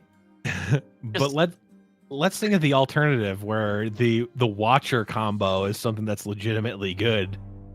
That might not be fun. That might only be fun this week. It would be very fun for me as a caster to laugh about this Watcher beaming people's decks over and over again. I will not debate Hush maybe being healthy for preventing just absurdity from taking over the game. Yep. I don't think I'm going to debate that too hard. Will I debate that it would be very fun to see all of that absurdity from a commentating booth? Absolutely. I would love to see absurdity. That's why when I saw concurrent timelines with Ladros in a deck this week, I was stoked. Would I want to play against that in a tournament and roll the dice and get one shot on turn 9? Absolutely not. Would I want to watch it as a commentator? Absolutely. Yeah, true. I can say from having played the mirror a number of times these last couple days, it is a very frustrating mirror to play, because if you don't draw vengeance, there is very little agency that can be expressed in that matchup. Because everything's made up and the life totals don't matter. It's just you don't like the skill expression of slamming your Ladros on 9. And I mean, I do, because I think I won more times than not, and I just got lucky because my opponent was on odds, got to play their Ledros first, but still lost because they just missed. And then I hit. Welcome to the timeline zone. Yes. Oh, I love it. Well, we don't have any of those concurrent timelines happening at once in this game. Instead, this just the Targon timeline where the Great Beyond is threatening to take down Ian, and he has the option to go for the Ruination, which I believe is the only option that exists for Ian right now to try and not die to the Great Beyond. And he just has to pray that there is not an answer from Hanneke to still push that 6 damage. Yeah, but you know what kills Casanova? Oh, no way. It actually does. Oh, it actually does. Oh, it does. Oh, my God. I called it. It's the thermo beam to face, and he even gets an extra one because of the yes. I'm so happy. I'm so happy. Play him out. Play him out. Oh, Hanneke doesn't even BM. He goes for the exact. Wow. No way. That was amazing. That's my favorite moment. That's my top 5 favorite moments from Fight Night right now. Is right there. It will never be good, Blev. Immediately wins the game. It does. It sure does answer a Ruination, doesn't it, Blevins? Yep. It sure does. It's a pretty good follow-up. Just saying, I called it, and I called it. So, well, Hanneke gonna take it 2-0 over Ian Noguera, and Hanneke gonna be the one standing from our seasonal players, at least for the winners bracket. Yep. We'll be moving on to the grand final, and Hanneke will be invited back to next week's fight night. I know, you know, in the past, Hanneke has talked about still feeling like he had a lot to prove, even after his top 4 in Monuments of Power. He felt like he could have done better. And he was another one of those players that, you know, a little bit came out of nowhere into that Monuments of Power seasonal. He and Majin Bay were 2 of the ones that went into that seasonal as more of unknowns and came out as not even household names. They took Right. time from that first seasonal, put in a lot of work, Yeah. had some great tournament performances and ladder performances leading into Cosmic Creation, and Yep. then Hanneke top 4'd again, and Majin won. So these Yeah. two have really started building, a legacy for themselves within the Mhm. Runeterra space. And Hanneke, winning a fight night, this is the clout tournament. Yeah. Hanneke's on his way. He's in the grand final. Hey. 2 top 4s in seasonals. Fight night win? Ooh, maybe. Maybe Hey. so. I mean, again, it's harder to get into fight night than it is. No, I'm kidding. I mean, it's certainly. I mean, getting back and getting on stream, getting into, the mix of it. It's certainly a good way, to make a name for yourself and to really establish yourself as a top player, like you mentioned, Casa. And there we're seeing Hanneke taking the 2-0 over Ian Noguera. It we've been harking on it since the beginning. These control decks at the beginning of a format, it's really tough to have them, perfected against the meta because you just don't have any idea what the meta is, right? The set literally came out 2 days ago. How could you possibly have played enough? Even if you have played a ton, even if you played every game on the ladder right now, everyone else is not up to speed right now. Yeah. There's just not enough physical time, not even volume of games necessarily. There's just not enough physical time for the meta to really settle in and get there. So, yeah, it Yep. is what it is.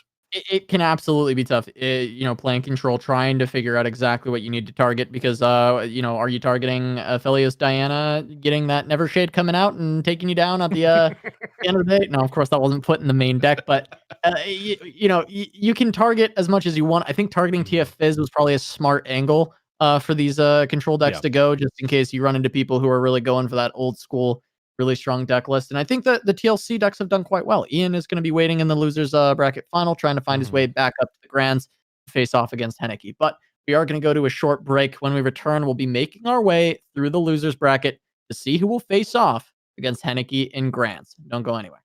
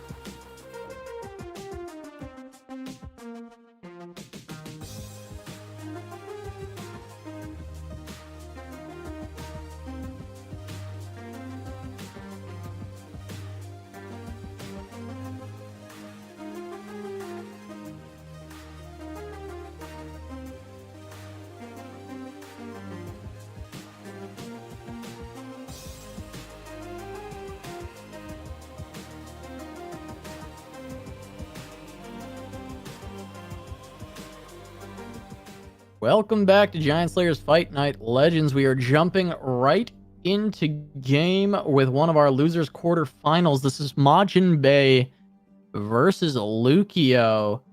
Lukio going to be running the Karma Aphelios this time. Now, I've seen this deck pop up in Tournament Blev, but I actually haven't gotten to commentate it yet, which is pretty exciting. Yeah. It's a pretty rare one we see in Tournament, but I've seen it a few times. But yeah, I haven't gotten a chance to commentate it in a fight night. I mean, what can you tell me about this deck straight off the bat? Just kind of things to look out for, how it's supposed to perform. Yeah, I haven't seen it. I mean, I've seen it in tournament again. I also haven't really commentated it either, but I have seen Alan ZQ play a decent amount of it, or I guess he also played Karma Zoe, but very similar builds. And actually, I think even I think Push P actually was running a version like this on ladder at one point. But regardless, I mean, it plays out kind of similarly to how, you know, some parts of the game of our old Karma Ezreal decks used to play out, with the finish being a little bit different. You know, it plays a little bit more of a mid-range game rather than the, you know, just sort of burst all the way at the end, like Karma Ez used to. But I mean, turns out leveled up Karma still quite good. Aphelios still quite good, regardless of almost any other factors, to be completely honest. Yeah, I mean, it's pretty interesting to look at Karma in spaces other than Ezreal Karma, because normally you would see, fistful of cards, leveled up Karma. Yes, we got a game here. I guess it's done. Yeah. But I look at this hand and it's like, I mean, leveled Karma, whatever, right? Like, it's fine. It's a value engine. Yeah. It's not really doing that much here. I mean, it looks good with the Secrets of Elune, getting those like an additional weapon. But you've got a full hand, so it's just like a lot of value. I mean, Lukio's gonna be just burning cards right now, trying to slowly take control of this board. Should be able to respond to this Withering Wail with maybe an Aphelios or something of that nature, now that the Ruination is off the board. Yeah, I think weirdly enough, board space is certainly a resource. Board and hand space are certainly a valuable resource in this matchup for Lukio. And in fact, firing off a Hush just to discard a card effectively. Also, and being able to get the double Elune's Will pumps up the Karma out of reach of the Withering Wail, and also, you know, gets 2 moon weapons, a third potentially coming in from the Aphelios itself. Yep, Aphelios on 0 ticks for the level up. Thank you to our observer Sarah pointing that out for us. So it looks like Aphelios likely hasn't really been on board yet, setting things up. So we are going to see a Vile Feast come down on to the Karma as well. Nopify, going to be an easy answer. Lukio happy to get another card out of hand.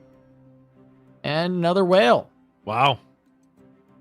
Yeah, but now is there, let's see, 2, 4, 6, 8, 9, can go down to 8. So Lukio can draw 2 cards, you know, can cast 1 Deep Med if he really wanted to try to save the Karma, but it would be burning 2 spells. Instead says, I'll just go with Aphelios. Fine. No more Karma. Fun's over. Yeah, I guess just to look for the Karma later. Does get the Crescendum. Yep. So is going to be able to try and open himself up for a decent open attack, potentially. Yeah. Or Eye of the Dragon, so they'll spawn a couple Dragonlings. Only going to be 9, though. And, like, yeah, this definitely speaks to what you were mentioning before, Casa, where it's like,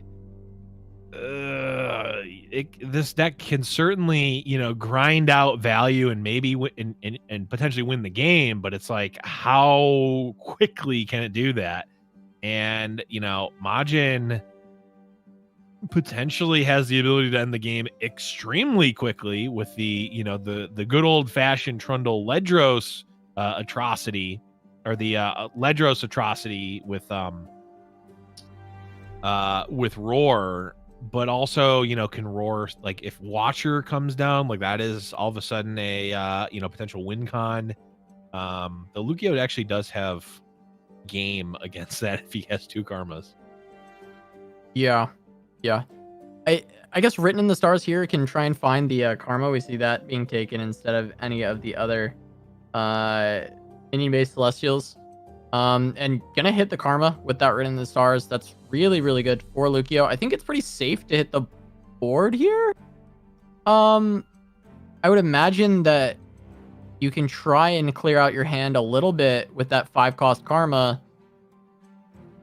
and be able to cast some of these spells to set up yourself for a potential deep med down the line and find your denies, find your answers to things like Ruination. But Lukio's going to hold it back. Keep that karma in hand for now, and another Trundle attack coming through.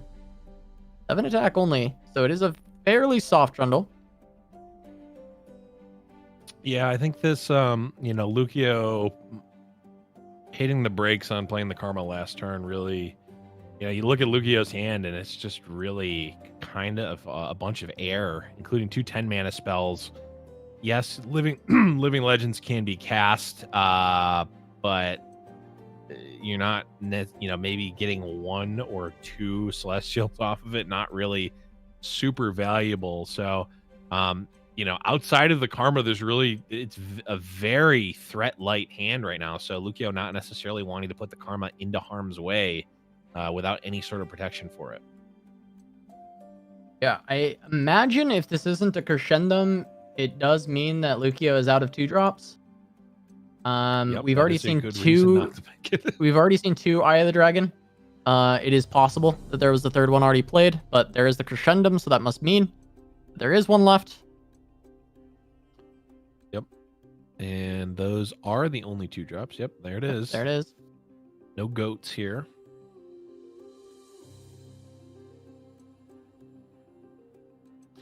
Yeah, and Lukio still can't really play the karma because Majin, I think Majin just very happily fires off a Ruination if karma comes down.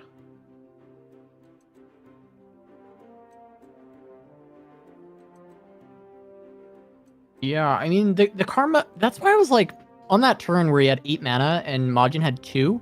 That's why I kind of liked the karma there, right? Because you have the deep med in hand, and you try and empty your hand a little bit, set up for a big draw turn. Yeah. I'm not sure. Again, karma decks are very complex. There are a lot of options, a lot of lines. And Lukio may be playing this absolutely flawlessly, and I'm just dumb caster right now. It's very possible. But I feel like it's all about picking your spot to find that karma develop when you play against Shadow Isles. And to me, that did feel like the spot. But we'll see if Lukio finds a better option down the line, right? Because I look at this deck and I'm like, okay, well, how do I win? It's not clear. It's really not. I mean, value, sure. Yeah, absolutely value. But there's not, other than that, it's not a clear win con. It is entirely, okay, my leveled karma is going to generate a ton of moon weapon value and my Aphelios will probably win or living legends or some kind of Targon stuff, right? But so how else you win? What's your normal win con here, Blev? So they're notably missing a common win con, right? Is it really not in here? You're looking for star shaping, right? I'm looking for star shaping. It's not here. So wait, that means that no. How did we get living legends? I was just going to ask that. Did it come from a card generated from a karma spell? I know it. Oh, that's possible. It itself could generate star shaping. Oh yeah, that's right. It could. Yeah, that would make sense. I'm trying to think. There's not really much else that does make sense. The fangs can't get. Yeah, it's 3 or less. No, the fangs. Oh, Solari Priestess could generate the traveler. Oh, the traveler into the. Okay, but that is not your win con, Blevins. That is, where is star shaping? That is my question. Where is it? Okay. I don't know. Okay, Blev. I got nothing. I don't know. That's all I got. That's what I got. Where's star shaping? I don't know. That's what I got. It's the best I got. That's all I can give you. God, Blev.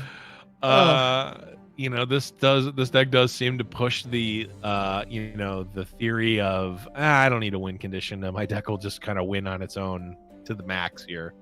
And you know, we're kind of seeing a little bit of the problem here as you know, this Living Legends was a whiff for all intents and purposes, and this other 10 mana spell is just actually uncastable.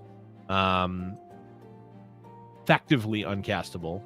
So, you know, Lukio really just looking to literally just discard cards so that he has the ability to actually cast a deep med or a karma plus a deep med to actually draw cards from his deck and not burn them.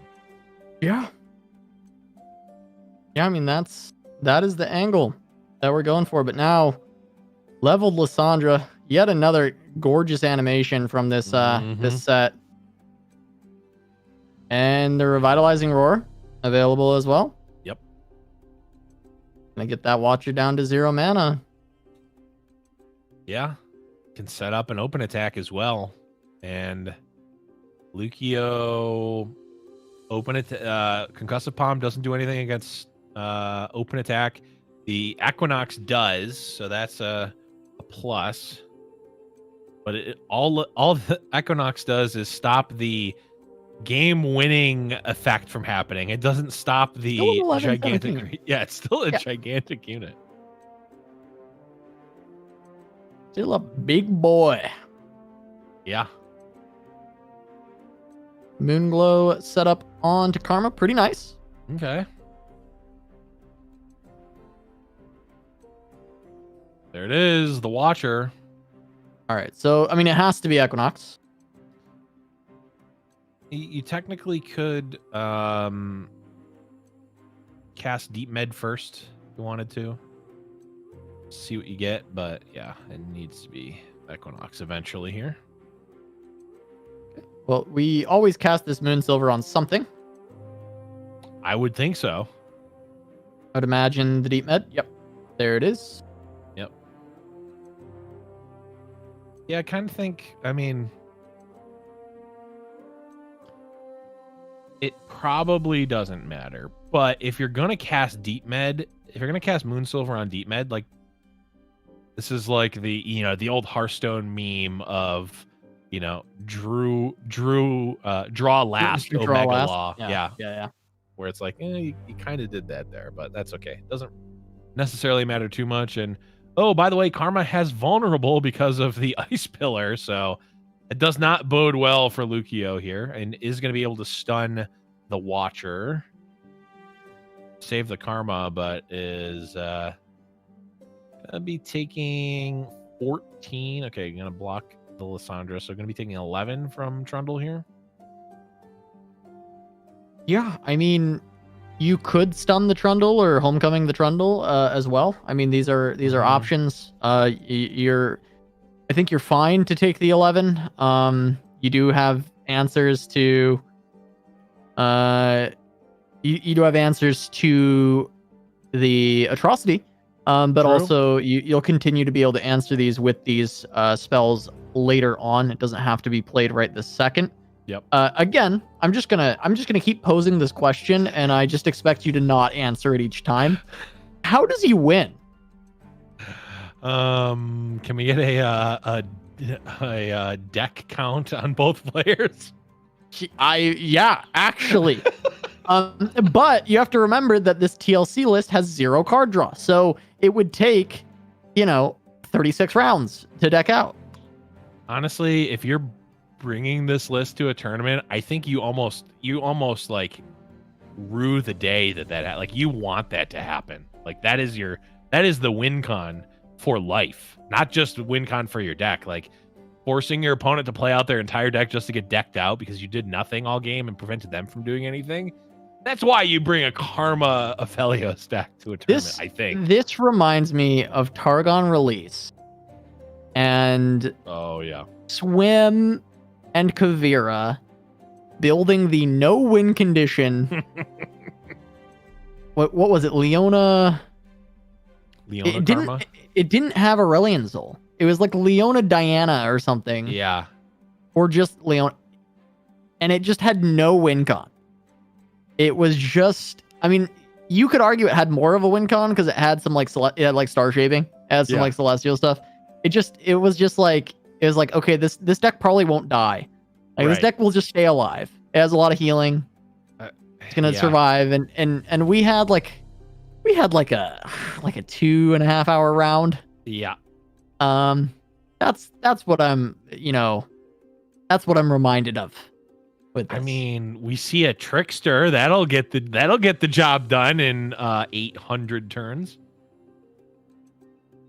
It could be fewer than 800 turns with the help of some moon weapons here. Yeah, I mean, I imagine unless there's some crazy moon weapon shenanigans with maybe Infernum with some overwhelm, that we are just going to see Majin slowly or maybe quickly finish off the final 5 HP that is left here for Lukio.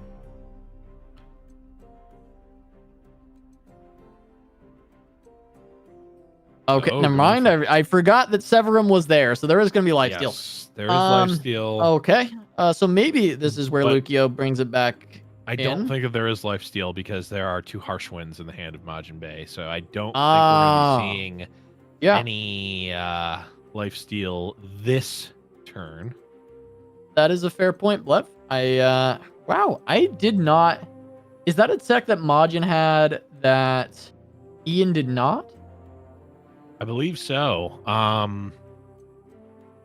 Let's take a look. I've got all the lists up. Ian had 0 harsh winds in his deck, so yeah. Yeah, I was like, I didn't remember seeing these earlier on when we were looking at these TLC matches, and I just don't think Majin drew them, and Ian didn't have them. So, yeah, so we are on 2 harsh winds. That absolutely will answer this lifesteal.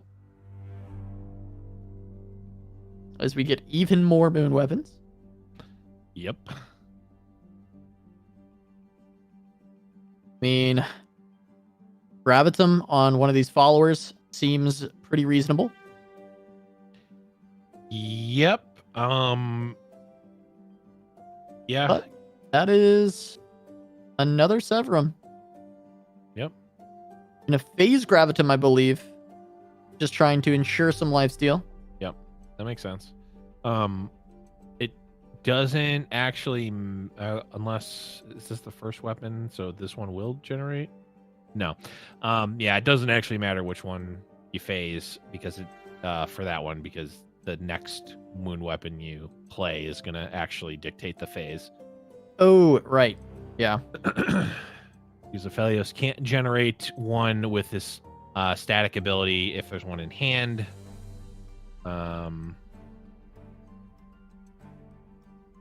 So it's only going to matter which the next one phases into, which I believe this Infernum has to. It was Calibrum and.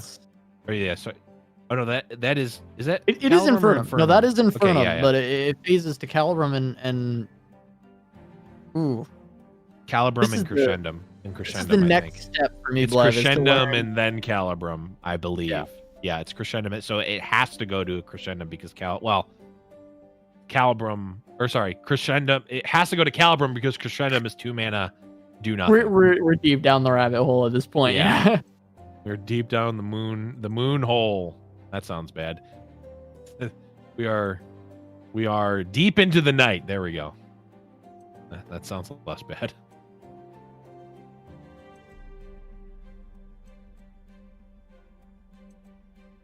All right. Well. Okay. We're back to Troll Town. Yep. I also messed up because Infernum is before Gravitum, so he can phase into Gravitum, which makes sense. So he did that. Yeah, I mean, he discarded the Infernum with his Spacey Sketcher. Okay. Never mind. That he wouldn't have a moon weapon in hand. I'm just gonna stop trying to predict the phases of the moon. And then, I'm not a meteorologist. Yeah. Your moon forecast for the day. Cloudy with a chance of Infernum. Yeah. And Infernum storms across the West Coast. oh boy. You And- do not understand the gravitum of this situation right now. All right. Anyways, that's almost as bad as a constellation prize. Oh boy. But again, Casa, this is still coming back to that initial point of how in the world is Lukio ever winning the game? I can see not losing for at least a couple more turns, but what about winning? I don't think he thought that far ahead when building this deck. I think he was like, "Ooh, I probably won't lose when I do this." Yeah, I mean, I can just make a million moon weapons and all my cards cast twice, and they try to kill Karma. I'll homecoming it. It's gonna be great. I mean, it's like grand. the old. Oh God, this is a throwback. It's like the old Tides of Time, redoubled valor, Karma Fioralis. Oh God. That would basically level up Karma, and then you would use the buffs to then win with Demacia. And that's kind of where we're at, is like moon weapon buffs onto Karma being our win con here. Yep. Now, here's an interesting thing. Actually, two interesting things. Oh, never mind. Lukio's at 1. I was going to say, Lukio could have saved the Karma with Moon Silver, but actually just needs to save himself. But Lukio did, in fact, phase into Crescendum for what I believe is no reason. Could have just gone to a... probably for to fun. literally anything else. Yeah, just for the meme, honestly. Right. Trying to get more airtime on the broadcast.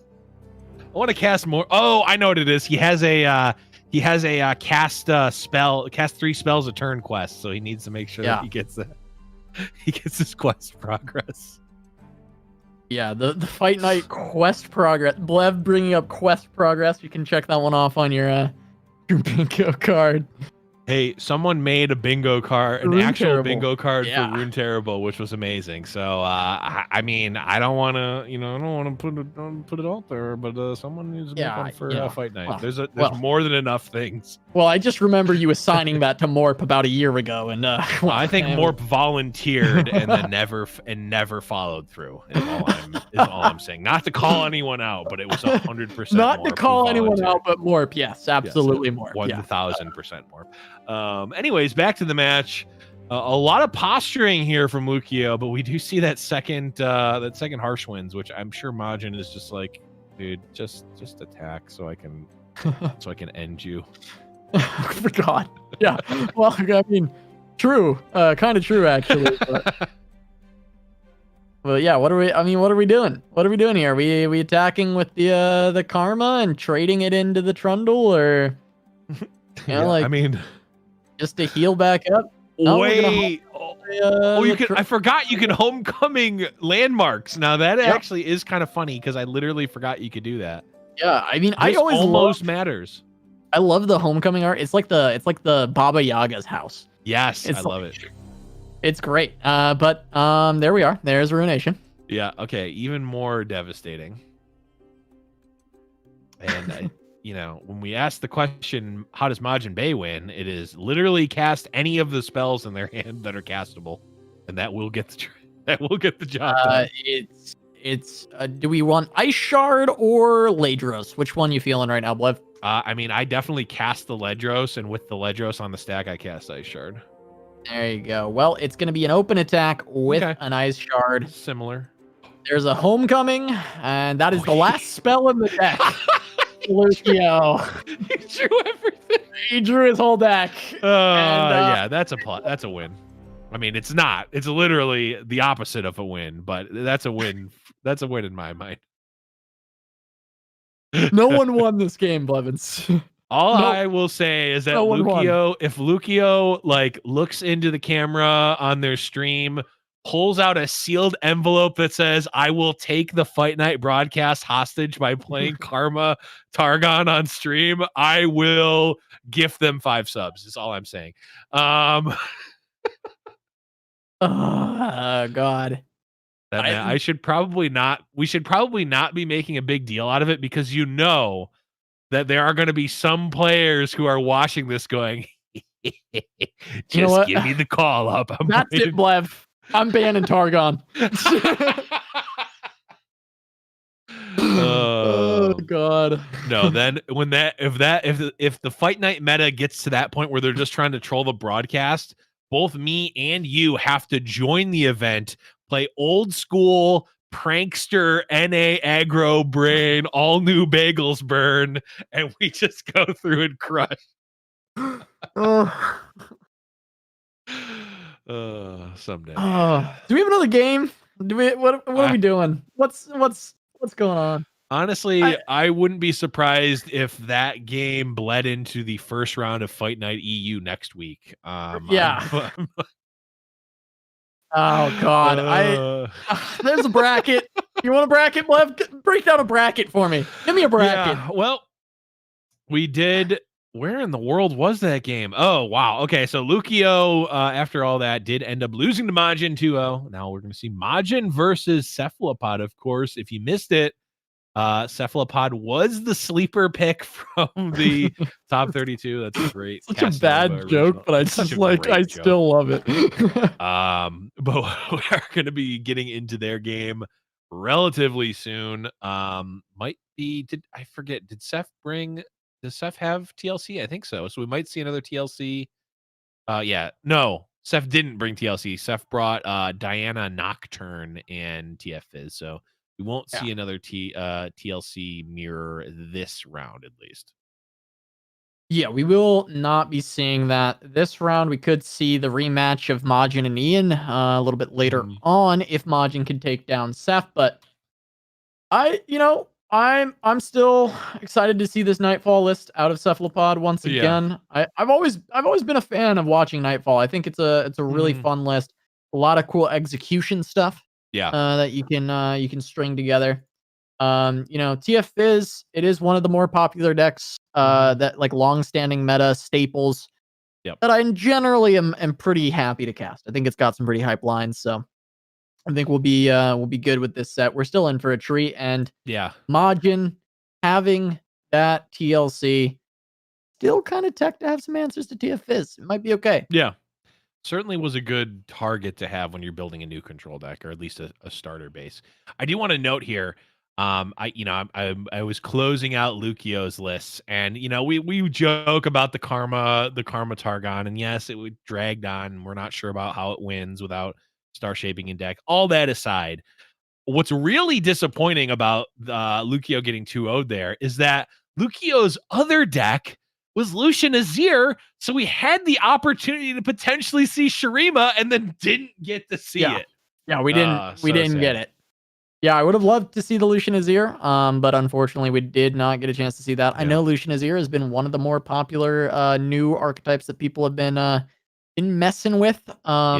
Just I personally like it. I think it's a cool use of the Sand Soldiers is to just try and quickly level up your Lucian. Level Lucian, very, very powerful. So unfortunately, we will not get to see that today, but there is plenty of Shurima to play over the next few weeks, months, years, potentially. That we'll get to see a lot more experimentation. Yeah, but looks like we are going to jump into the game in just a second here. This is, of course, going to be Cephalopod versus Majin Bay, which, I mean, that's a this is a the up and comer. Well, I mean, the up and has performed player of Majin Bay, up and comer in the Giant Slayer Fight Night scene, at least, versus the industry vet of Cephalopod, who I believe has played more tournaments than anyone, whether that's a confirmed true fact or not, or if it's just an estimate, an approximation. I would accept that it's claim. pretty close. Yeah, I think it's an okay claim to make. It may Yeah. not be 100% factual, but it's pretty probably close, pretty I would close. imagine. Yeah. And it looks like we'll be jumping straight into this game. It looks like there was a little bit of issues with Spectator, but now we've got it coming in on round number 3. We do have this losers bracket semifinal between Cephalopod and Majin Bay. Going to be TLC versus TF Fizz, and that is the suit up Fizz already on the board. Yeah, really kind of makes all the tech choices that you made from the side of TLC just kind of look not silly, but just like you're just kind of deflated after that. It's like, oh, well, I have all these awesome AoE to deal with Fizz. I've got all these 1 damage pings, so Fizz can't count. Oh, it's a 4/4 now. Great. Oh, well. Oh, well. Yeah, I mean, it has been kind of the strategy to play against TLC with this TF Fizz is to get that suit up onto the Fizz and just make it an absolute nuisance. And it's worked really well for the TF Fizz players so far. We did see Hanneke pick up a win with his TF Fizz over TLC earlier with a similar kind of way into that with the buffed up Fizz. So we'll see if this continues to work out for Ceph. He's got another suit up in hand. In general, suit up has just kind of been a nice card in the matchup. And wow. Okay, we're sending it to the dome. We got double get excited in hand. We just got to get that Fizz, his elusive, and we're going to start sending it all to the dome. And I like it. I love the NA aggro brain from Ceph here. Yep. The hand says to go face, so we go face. And I really love this line. Yeah, I mean, it makes sense, right? Like, you have the win condition in mind. Send it. Get the damage in while the damage is good. Doesn't need to pre-commit the suit up necessarily, can wait on that. If he wants, he can wait on that, use it reactively to maybe counter an avalanche or a vile feast or something like that. Ceph could not have take 4 damage fast enough. Just immediately without question takes the 4 from Trundle. If he's anything like me, he was mashing the OK button, waiting for it to highlight so you could just take the damage. I imagine Cephalopod probably not like me because that is a silly thing to do in general. But that's what I do. And now the avalanche comes out. Looks like Ceph debating if and what he wants to save. I mean, you can save either unit. Doesn't actually matter which one you save. It's just going to be a 4/2. Yeah. But could also potentially, I think having 2 4/2s is going to be better than, saving the suit up to effectively be an amulet of vigor on the Fizz later. A 4-mana amulet, probably not worth it, but also a consideration at least, because Fizz is very hard to deal with from the side of the TLC deck. Yeah, it ends up being that the suit up on the Zap is probably going to end up a little worse than just holding it to protect Fizz once more because of the fact that there is second avalanche from Majin Bay. Yep. But in general, I think on most hands that are not double avalanche or avalanche plus a ravine, it probably was better to suit up the Zap. So it looks like just kind of a higher percentage play from Ceph that is going to get punished in this scenario. Yeah. No, I agree. I agree entirely. Second Fizz coming out. This Fizz, obviously much worse. It's not leveled yet. It gets hit by the Withering Whale, as do these Burblefish. And this might actually be... and depending on the draw... Oh, and there's the third suit up. So, never mind. Yeah, I mean, that suit up is huge. It was a rummage off a Burble. Ceph Snap uses it. Finds another rummage, finds the suit up. I mean, this is a great setup to try and finish the game. I mean, he's got 6 damage in hand just from these get excited. He's got a lot of pressure. Yeah, this I think is looking to be, it won't be lethal this turn, but actually I guess it depends if this suit up levels up the Fizz, then I think that this will actually could be lethal this turn. Yeah, so we're looking at Whale, but Yep. is that Fizz one away or is it two away is the big question. Because if it it's actually one doesn't away, matter though, because you can also cast Get Excited too. I mean that is fair. Yeah. Ooh, I don't.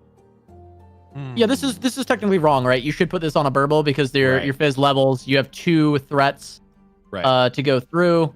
But I think either way, I think you're right. I think that the Get Excited should be able to close this out. Well, nope, not cast Get early. Excited. Are we missing something here on 3 mana?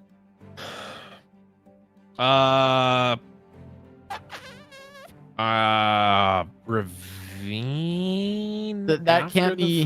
Yeah, you would have been able to kill during that swing, right? Yeah. My gut says misplay, but I'll wait for chat in 5 minutes to give us some Chat maybe insight. can tell us that we're dumb. I'm not seeing it. Because it was 3 mana left after the Withering Whale, so that basically puts us on Vile Feast. Vile Feast. And oh no, that's Ian Stick. Yeah, it's Vile Feast and Ice Shard. Neither of those matter. Yeah, because suit up on the Burble would then mean that if you Vile Feast the Fizz, you could just use Get Excited to cancel out the Vile Feast and also deal damage to face. I think Ice Shard is the consideration, I guess. But Ice Shard would still not be enough because the Burble would deal 4 to face, 5 with the Ice Shard, and then the Get Excited finishes too. So I'm pretty sure that's just strictly a miss by Seth. It might have been. It very well may have been. I'm not gonna try to think about it because I don't remember the exact board state anymore. So I am gonna say misplay and Hazard being wrong. I think that was a miss from Seth's end. That I don't think either of those cards were saving Majin here. I think Seth had the win, and I think it's a missed win. I think absolutely blundered. And I will accept being told that I am dumb later if I am wrong. But I think I'm pretty sure I'm right here. Yeah, I mean I am tending to agree. And there's a Ravine plus Catalyst. No, this is actually a pretty. I mean, it's not a great spot for Majin because it's still very scary, but 2 attackers not enough. You can get through that with the harsh winds. If more units get developed, the Trundle's Icequake, there's got to be a tipping point for Trundle's Icequake to eventually come out, right? And it's probably 1 more unit, which is actually all that Majin has. Right now, at least. Yeah. Majin's got good game here to try and bring it back. He's got the heal from the Ravine. Yeah, and actually 3 units is enough because there's the 3 sisters, which can get the just the single freeze. Yeah. The flash freeze. So, and there is enough mana, so 10 mana can stop 3 units. So Cephalopod not actually threatening anything here. Harsh Winds comes out relatively easily for Majin, and we go again. Now, this is certainly somewhat scary on the side of Majin because now, effectively 5 of his mana is tied up right now in this Catalyst because I don't think go up to 9 and then he could have went up to 9 effectively at 7. So I actually could have cast the Ravine there, which could have been interesting.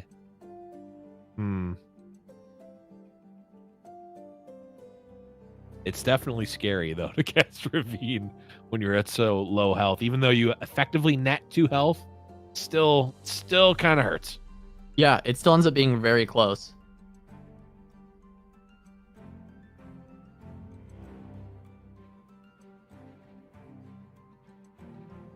I'm trying to find the win for Seth now because with that blunder, he's still got 6 from Get Excited. He's lost the attack token here. He could still find a Mystic. But there's not instant healing. There's Blighted Ravine healing from Majin. Right. There's not instant healing yet. Right. Yet is the operative word. And Majin could open on Ravine.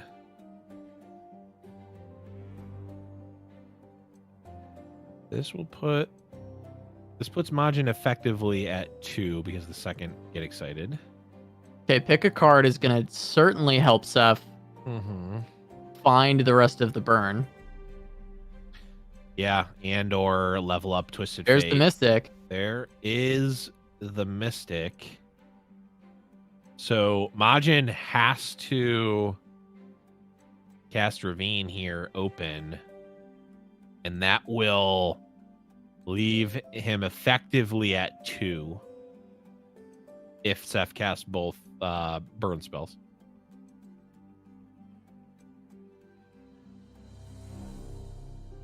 Twisted Fate is at, I believe, 5, right? Drew 4 this turn, plus the blue card is 5. 6 from Zonite, 7 from the plans.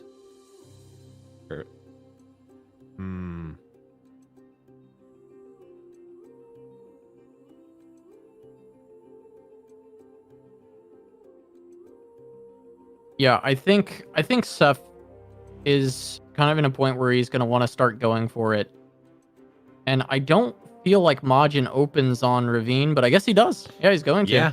He's going to just try and play around. He is correctly playing around, Mystic. Get Excited here. 2 of that damage is going to come back and hit him again. Oh my god, does Seth have to cast this? So here's the other question. Does Majin just present lethal this turn? I'm pretty sure he very easily does with this Trundle. And especially when you have the +3/+4 in the 3 sisters as well. And Seth actually Seth is actually priced into casting the defensive Mind Meld. Yeah, he's got to try and live against the Trundle. Is hilarious. Which is not going to work. Vengeance on the blocker. Oh, you're right. Wow. Yeah, Majin. Ooh, I mean, I think this all comes back to I really think that Seth just missed the win. Yep. I think he absolutely had it and he missed it. And we can look at the VOD at some point and see if I missed something, but I really don't think I did. I think Seth just missed a win. A rare misstep from Cephalopod. Yep, that's going to be it. Majin taking game number 1, and I think chat caught up to the point, and they are coming, I believe, to the same conclusion that we did. That was perhaps a missed win by Cephalopod, but he's going to have to shake that one off if he wants to continue on in this event against the current reigning seasonal champ Majin Bay. Yeah, the current reigning Fight Night champion versus the current reigning seasonal champion squaring off. Seth going to be making a major blunder, missed win. Yeah. Majin capitalizing, picking up game number 1. But there is still more Runeterra to play, and the TF Fizz still has good ways to beat through Aphelios TF, which is the other deck. I think this matchup is doable on both sides, and we'll just see if that TF Fizz can find some more miracles. Yeah, I mean that's kind of what the deck does, right? It's it certainly can come out of nowhere. I will point out here, Seth actually has my preferred board and Guardian layout. I don't particularly care about the Spirit Blossom board, other than the fact that I can click it. That is literally the only thing I care about. And then of course, Nightshade Gromp, best Guardian, not close. But anyways. I am partial to the Powder Monkey. I am a monkey gamer. Okay. Definitely love the Powder Monkey, but Nightshade Gromp is a good one for sure. I know Seth is on that Gromp train with you. Yeah. I feel like the only 3 people I know that are on it are me, Seth, and Glop is the other Nightshade Gromp gang. And I don't know if anyone else runs it, but if you're part of the Gromp gang, make sure you're running that Nightshade Gromp, or at least a regular Gromp Junior. I mean, I don't think you can go back and get the Nightshade Gromp if you weren't around for it. So I'll be inclusive of the Gromp gang members. Gromp Jr. Oh, yep. But we do have on the other side the KDA Fox. This is one that I know a lot of people really like this one as well. Yeah, Fox is nice. The 2 tails. Definitely some good companion game coming out of our 2 competitors here. Cephalopod and Majin Bay. And for what it's worth, I do really like the board of Majin Bay. The problem is that you can't click it, so it's unusable to me. That's the Riot. Yeah. Stop making rare boards. Make only epic boards, please, because I need to, or just like make me be able to click something on them. I need it. It's unacceptable not to have it. Yeah. Anyways, back to the match here. The good old fashioned crescendum into a full price, full power Boxtopus. Yep, full price, full power Boxtopus being brought out by the Crescendum. And the board advantage is going to Majin Bay, but Seth drawing an insane amount of cards. In fact, 1 too many. Going to be getting rid of his Twisted Fate due to the Ignition pulling that out. Boxtopus going to take out the Ballistic Bot, most likely here. And we'll see if Aphelios can get Mystic Shotted. See, there's the nerf. Yeah. Coming into effect. I mean, Amulet of Vigor is there to stop that, but it certainly is an interaction that wouldn't have to have happened before. So this scenario, I think, it really does speak to the power of Twisted Fate. Because on the one hand, you'd ideally like to develop something. You'd ideally like to develop something and, leave the Boxtopus looming to be able to pull a Twisted Fate. The problem is that if you do that, the Twisted Fate can come down and gold card the Boxtopus. So you're not even necessarily, you're not really able to play around. And Majin, I think, correctly finds the line of, just kind of has to open attack to try to get some value out of this Boxtopus. Yep. Tries to find a little value, gets a little value, but taking down the Ballistic Bot. Now we're going to see a blue card into a Rummage, most likely from Seth. Yeah, this is leveled TF, I think, this turn. Next turn on open. Potentially so. Let's see. But the gold card from Majin killing Seth's Twisted Fate. I mean, it was going to be a Rummage, potentially into a stress testing with a pick a card already active. I think maybe maybe there wasn't a pick a card active. I thought that there was. Yeah, I think, the pick a card was on that turn. He did draw the extra 3 fleeting on that turn. I don't think he had an additional one queued up. Oh, okay. It is going to be Solari Priestess. Let's see what the pick is going to be. It will be Meteor Shower. Good answer to a lot of the cards into Fizz. Yeah. I was going to say it allows you to kill a unit that has been suited up, but, Seth rummaged away a suit up.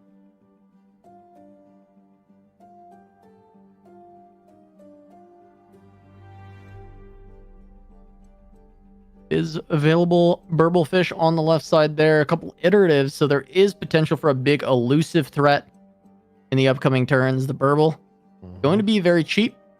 Sets up for the iterative play. But Calibrum. Oh, right. Going to be the response. I think we see the iteratives come out. And there's the Burble. It should see the second one, I would imagine, as well. Nope, just the one.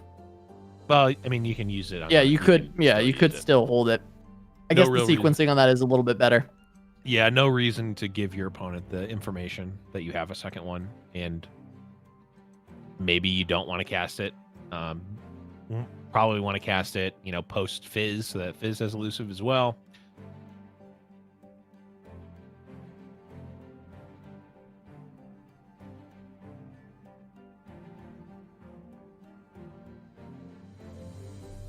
Oh, you're gonna be fancy. Use the iterative on your opponent's burble fish.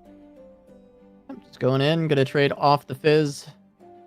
Make sure you get some extra damage in from the burbles.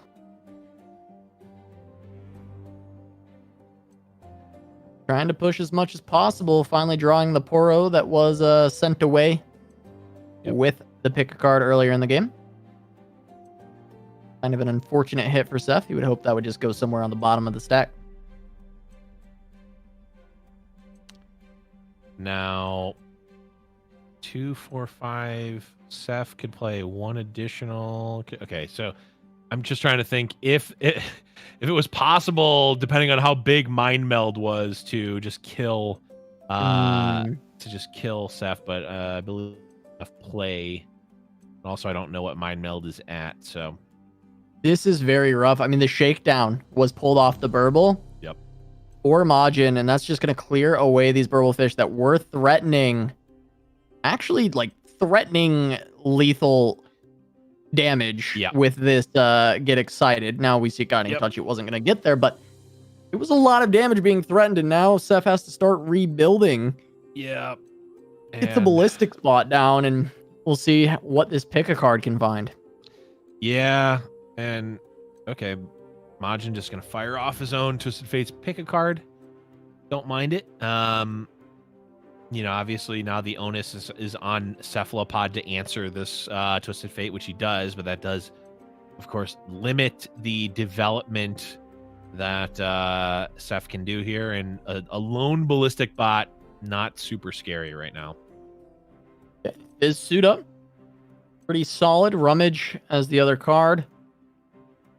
Can rummage away an ignition and a jailbreak potentially. Look for a little bit more. But the burble was found by Majin, so going to continue to answer the elusives.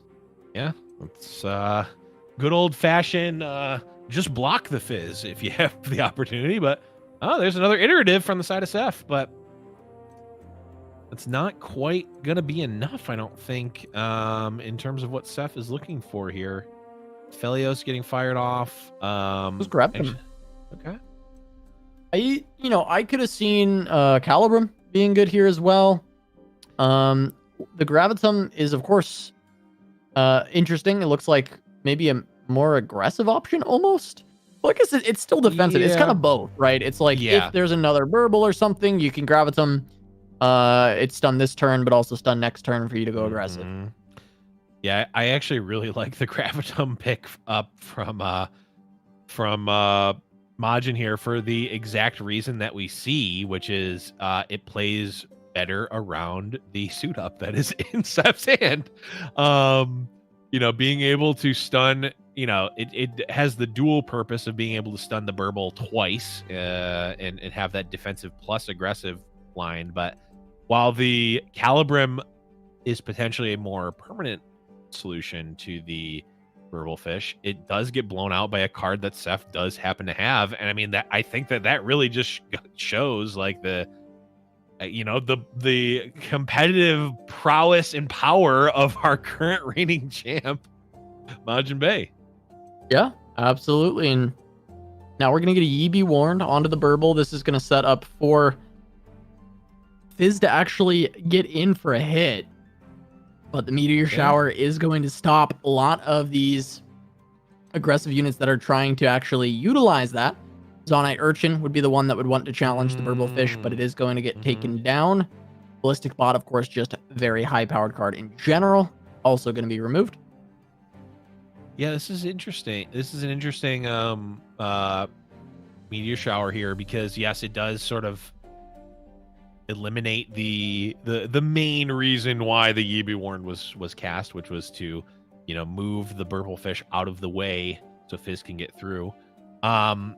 But it's notably not killing Seth's burble fish, and you know, it's a little bit of a consideration, I think, to consider. I'm not sure you know, how much thought Majin put into it of you know, pointing the the 4 damage at the burble and just leaving the ballistic bot up. But regardless, this is how it played out, and Fizz is still going to be able to get through.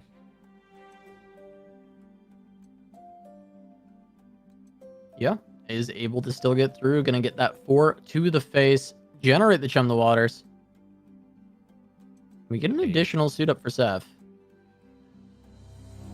Another suit up. I believe that's the third one. It's actually the fourth one we've seen in hand, I think, is one got pick-a-carded and then drew later.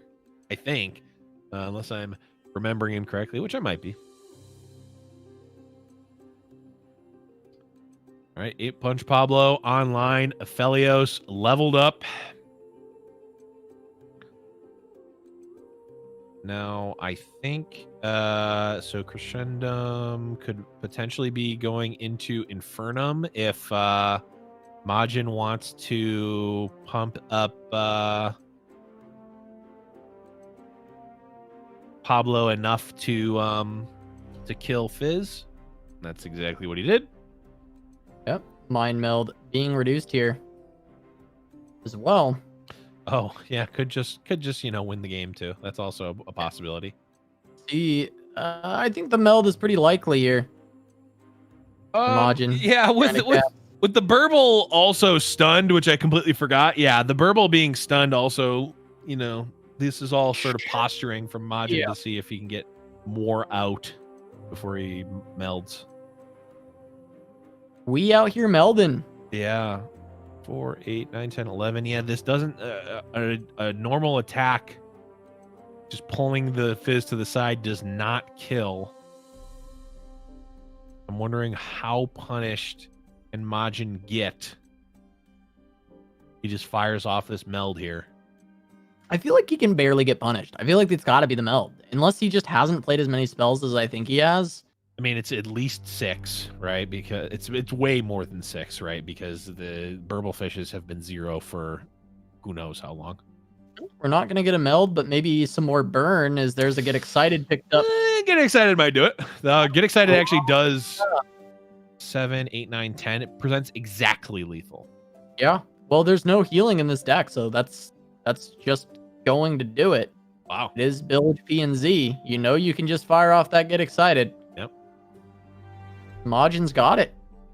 He is going to take this 2-0 over Seth, and the blunder in game 1 really costing Seth. Yep. Because he could have been up 1-0 going into this game, but instead, now he's down 1-0. Majin going to pick up that second game, and Majin is going to move on, dethroning the previous Fight Night champion. Yep.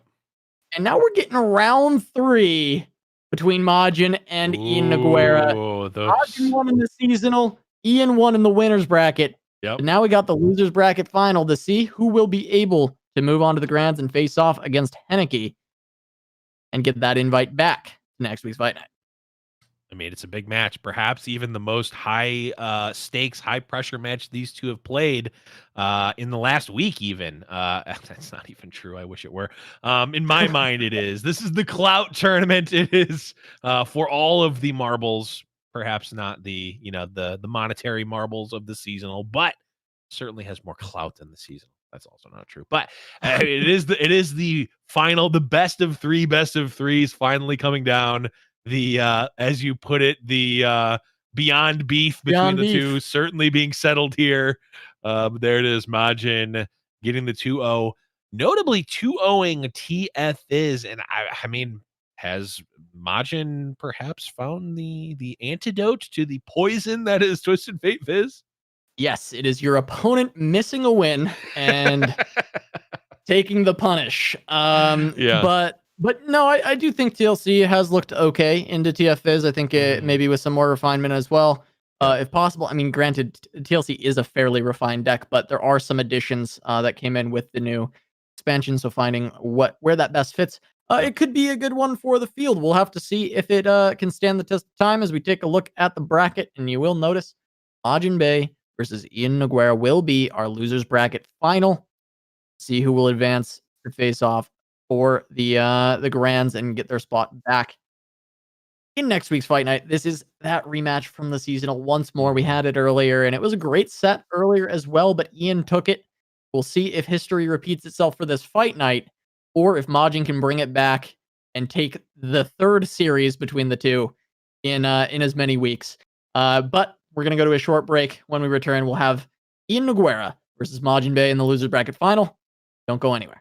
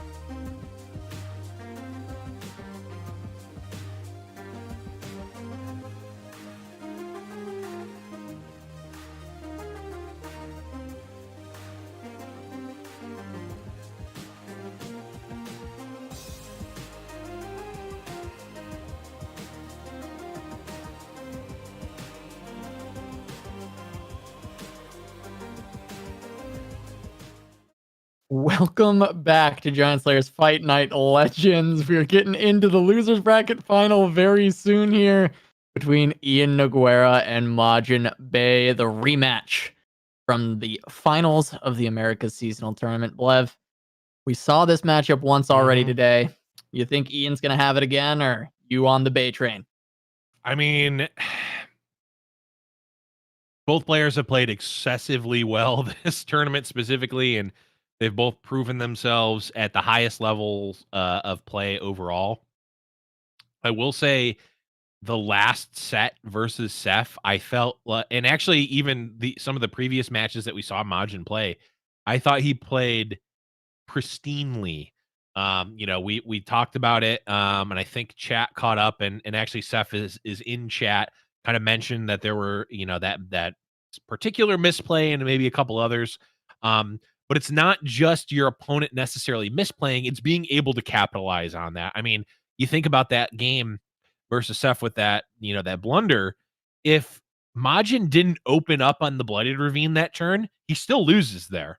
So it's not just being given the opening. You also have to find your way through the opening. You can seeing it is one thing, actually executing on it is another. And I think Majin has made a number of plays this event alone that we've called out, and even ones that I just kind of looked at and was like, oh wow, that's a crazy good line, thinking ahead and playing around things. It feels kind of like Majin is in his element here, of course coming off the seasonal championship. But Ian, I mean, is a force of nature, to say the least, and has had results across many tournaments, fight nights included. Yeah, I mean, Majin is playing great Runeterra right now. I mean, obviously he was in the seasonal, took first place, playing exceptionally, and I think he's continued that through for this first little bit with Shurima coming out. And yeah, of course he kind of stuck with his guns, playing some of the stuff that was already good, but TLC a little bit newer as well. And he looks really comfortable on it. He looks really confident on it. It seems like he's been getting a decent amount of games, and I'm excited to see if he can bring this back against Ian and potentially reverse the result from earlier in the winners bracket, find his way to a fight night final. Yeah, and I do want to make a note to the folks watching that yes, Shurima is legal in this event. There were no restrictions put on what cards you could enter into your decks for this event. It's just no one. Well, I think only 2 players actually ended up deciding to bring Shurima, and we unfortunately didn't get to see it on stream either game. But nonetheless, the rematch, Ian Noguera versus Majin Bay, and we're seeing this matchup specifically, which is Majin running Twisted Fate Aphelios, Ian running Zoe Aphelios. This feels like the meme where it's like the yearbook and the kid has it's him, and then next to him it's like Brian, and then the cooler Brian, the or whatever. Brian, yeah. That's what this kind of feels like. It's like, oh, Ian is running a good deck, Aphelios, Bilgewater. But Majin Bay is running the same deck but has Twisted Fate. Just feels like it's a little bit cooler. Decided to put on the aviators and be 15% cooler. But who knows? Yeah, no, I mean, I think adding the best champion in the game to your deck is generally generally gonna work out well for you overall. Ian's gonna get mad at me for continuing to just troll the choice to not include CF, but and again, I've brought up that I think Zoe is also just like one of those top tier champions, so it's probably all right, as we are gonna get this invoke here. Moonglow, an option. Looks like that will be the option Ian decides to pick. I think Moonsilver is generally the other one that you like to consider out of them, but Moonglow is pretty damn nice, so we're gonna see Ian pick that one up. Yep. It does definitely seem like this game is a lot around protect the Aphelios. I would say protect the Twisted Fate, but he doesn't have one in his deck. But protect your Aphelios certainly seems like a very strong play. There are, of course, no fast speed sort of mystic shot level cards in these regions, so the Moonglow is a relatively safe option that's not going to at fast or burst speed get punished by something a piece of removal and get 2 for 1 immediately. Right, yeah, and we are going to see Sunblessed Vigor be able to protect the Aphelios here, and now crescendum on to a Boxtopus, pulling that out. Majin does draw another Boxtopus, so that is unfortunate for Majin for down the line, but overall, it's not a huge problem. We'll be able to just play that out eventually and still get some value from that Boxtopus, as we do see the options here for Ian on this Evoke. Maybe... I mean, Golden Sisters is generally okay. There aren't amazing developments for Ian right now, so a 6-drop doesn't seem too bad. But also Meteor Shower hits this board really well. Yeah, it absolutely does. I really like the Meteor Shower. You know, obviously Fallen Comet feels like a lesser Meteor Shower at this point. So I like the Meteor Shower because it is, you know, effectively going to...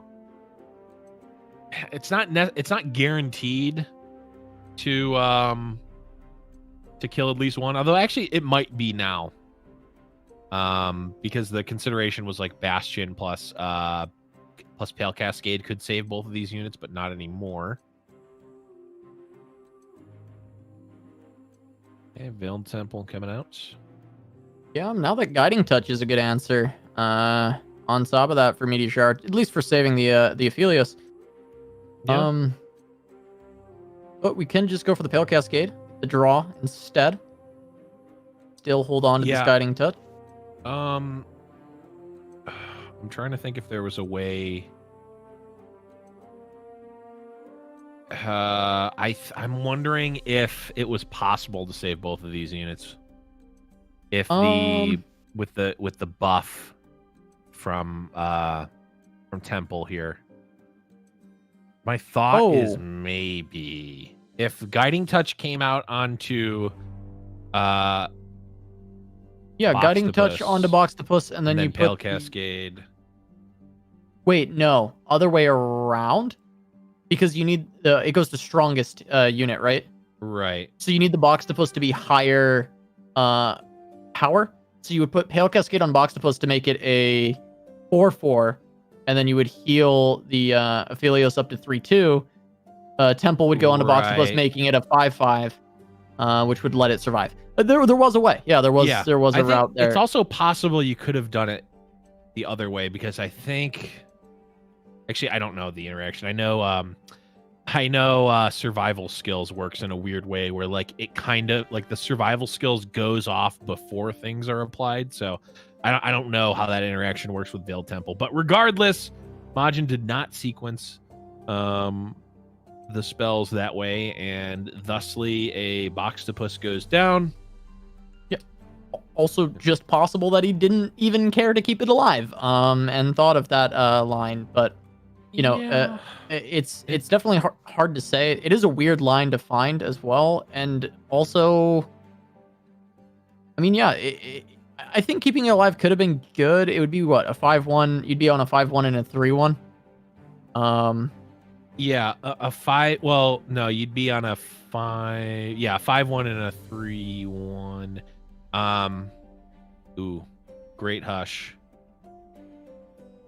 Interesting. The Guiding Touch was mistargeted. It should have went to face. Well, we talked about how Majin had been playing flawless Runeterra up until this point, and maybe, you know, you only have a certain amount a night, right? Some questionable plays. Some questionable plays it's here, getting perhaps.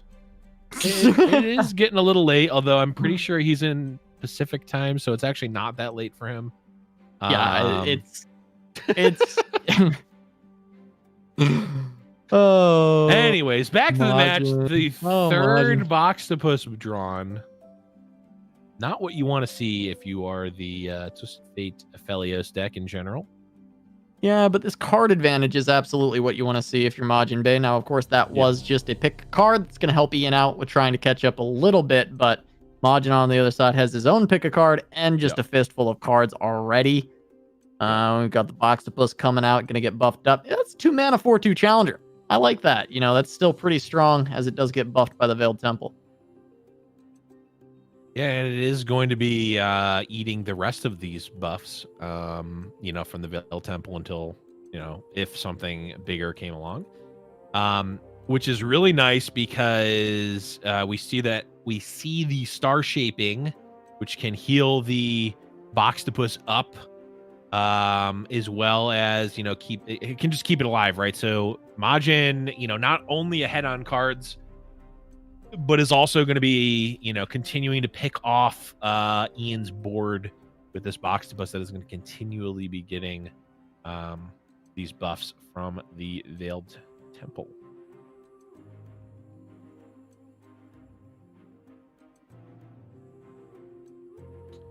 Almost identical pulls on the draws. Oh, you're here. right. Yeah, very Just close. a Hush versus a Pale Cascade difference.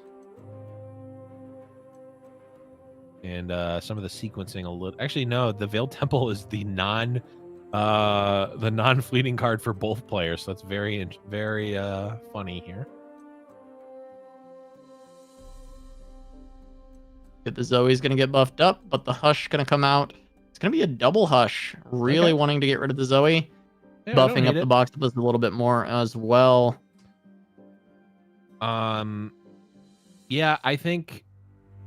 Yeah, I would like to see. I guess the good thing for Majin is that both of these cards can still get cast and still get value.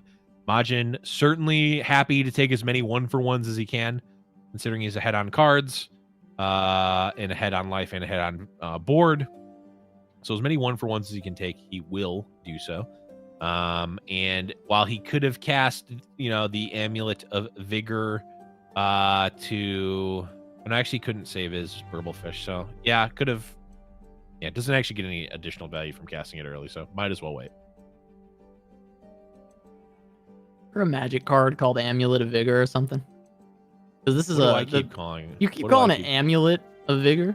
Oh, they're definitely it's Sunblessed. Sunblessed, yeah. Yeah, Sunblessed Vigor. I'm just wondering, like, Amulet, it's got to come from. Well, actually, it doesn't have to come from somewhere. I have learned with you, it might just be nothing. Yeah, no. Amulet of Vigor is actually a very yeah. Now I know exactly why. Yeah, Amulet of Vigor is actually a well, at one point in time, it was a tier 1 modern deck. There you go. In MTG. So that's why I figured it was like, it was really ingrained in your brain. Yeah, it wasn't like a one of. It was like, no, this is something. Yeah, Bled knows of something with this name. Yep. It is one of the. It was actually a weird and wacky sort of a little bit of an off-kilter combo deck in Modern. So I'm sure when chat hears this conversation in 5 minutes, anyone who played the deck will recall fond memories. Or not, because it was also abysmal to play against. Very quick pickup of the Moonsilver. It looked like no other 3 or less options that were good for Ian. Mm-hmm. Just wants to maybe reduce the Scourge down to a 9-drop.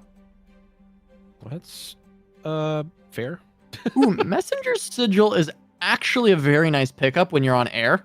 When you have no cards, because finding messengers just gives you a body to put on board and lets you continue to cycle. It's just late in the game, you're never spending 10 mana anyway, at least generally. Like, we do see a Scourge here, but for the most part, you're not going to. There is a 10-drop in hand right now. Yep, and there it goes. So that's already on the board. So now, once you find those messengers, you're not going to be spending 10 mana generally, so right, can be pretty nice. I mean, all of a sudden, this looks very much, at least much better for Ian here. Oh, absolutely. Yeah. Because this pull onto the bigger Boxtopus with this Scourge, and then buffing the rest of these up with Overwhelm, there's not really much blocking to be done. Majin just wants to take 12, a trade available, 17. But yeah. Yeah, it's a lot of damage. Can't even trade. So yeah. Now that's a lot of damage, Blevins. It's a ton of damage. Tons of damage. I don't know what the freak line is. Sorry. It's tons of damage. Yeah, tons of damage. Okay, so that was they're getting the Veiled Temple proc Yeah, wouldn't have changed combat, so no need to do it. Now, I'm trying to think back to what the options for Majin were last go around with star shaping, because boy, does this cosmic inspiration look embarrassing at this point. I mean, I got maybe not embarrassing. It just does not look very good. Yeah. It's less exciting, but the charger and the jailbreak do make it feel a little bit better. Because you're That's getting a true. couple cheap units that are still going to be rather powerful. But the fact is, there doesn't seem to be a way to get the Scourge down. We see a Veiled Temple replace a Veiled Temple. The juicy emote goes out. Yep. Get that Messenger Sigil down as well. Most likely, just to proc the Veiled Temple. Oh yeah, it kind of has to, right? I mean, the as weird as it was, replacing the Veil Temple with Veil Temple was actually relevant, because that proc needs to happen in order to save this Yep, save the destroyer, Scourge. or the Scourge. Sorry, yeah. Though we know it's not, it won't actually save it because of the Bastion. Majin, I think, is definitely priced into playing it here. Yeah, I think Majin certainly has to clear away the Scourge. We'll be able to take it down. And this Great Beyond is making it it's making it quite a game at this point. Yeah, Ian is on top decks. very much in top deck mode. Oh. Hey, there's your Cosmo, but there's Ooh, into a Spell Thief. okay. And there's Spell Thief Cosmo's Commander. Inspiration. There you go.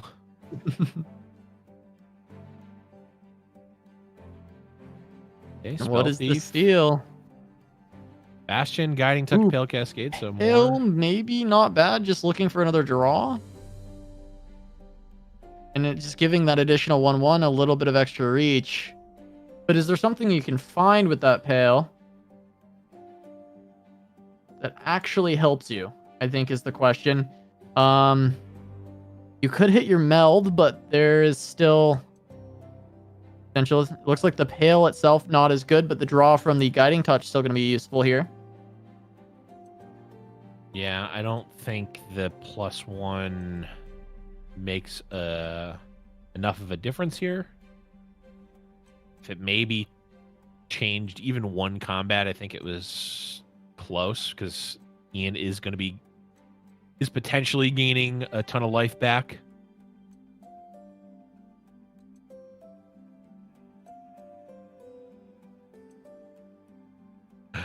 Okay. So can go Aphelios, look for Gravitum potentially. I don't know that it Gravitum. Gravitum, you full swing. I don't think you can get 7 in. That's the issue. I was gonna say, Can't quite get 7. Block. Certainly not through an opponent's Gravitum, which is going to be, I think, devastating potentially, especially since I'm assuming that this Gravitum is phasing into Infernum for next turn for the Great Beyond. Looks like chat has caught up 5 minutes to our Amulet of Vigor conversation in Drizzoth. Mr. Big Brain himself does get the reference. Yeah. Untapping Karoo lands and playing early Primeval Titans. 3 people in chat get that reference. That's okay. It's paper boomer speak. Don't worry, chat. Back when you had to pay thousands and thousands of dollars to play lands, which are the equivalent of mana crystals that you have to put in your deck. It's terrible.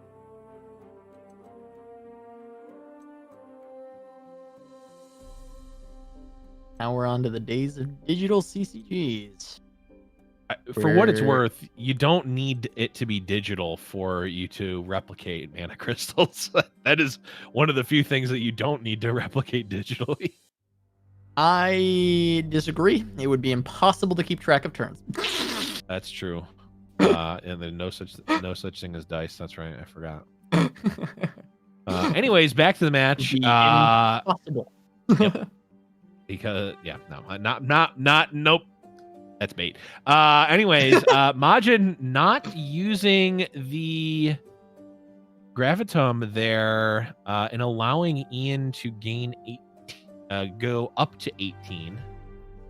Instead, opting for the Gravitum here on the Burblefish, which makes sense for sure. Yeah, just trying to push in with the Great Beyond. Yep, And you'll also have the Charger being able to push a little bit more on top of that. So we'll probably see the Gravitum onto the Charger. Yeah, but the Infernum, which I assume is what was phased into, should be coming out.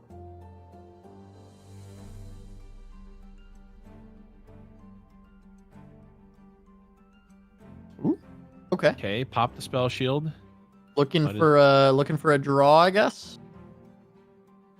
Maybe a Hush off the draw. That would do it. Yeah, Ian, I think correctly playing to his outs here, of which there are only a few. Looks like just Hush. Hush, I think star shaping would put. Ooh, maybe out of lethal range? No, star shaping won't because of the Charger. Yeah, he's always he's taking 20. Is what it looks like. Yep. He's taking the full kit and caboodle here. Taking even there's more. Infernum. Imagine going for the blue card. Could still hit a Spell Thief off of Burble or something, so maybe you need to go for the Cascade quickly as possible. See if there's a slow speed answer as well. Because you could go like Burble into Spell Thief into Hush. Right. I think there's been one played by Majin. Zoe is another elusive answer, actually. Yeah, but there's an Infernum. Oh, you're right. Yeah, that was the Infernum was picked up. So no, Zoe will not be enough. Majin will be able to pick up game 1 here. Crescendum is... Oh, right. Gets He got the Cosmo! That's right. Infernum is slow, but that's a Burble.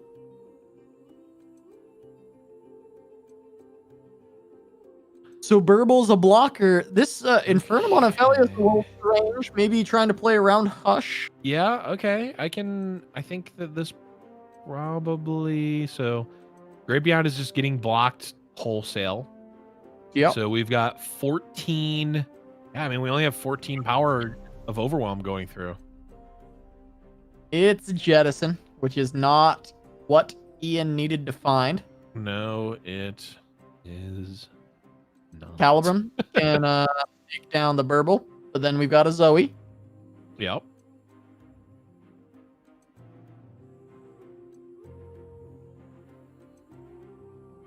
Yep. I mean, you fire it off, regardless, I think. Especially considering, like, it's not necessarily likely that your opponent has an additional elusive blocker here.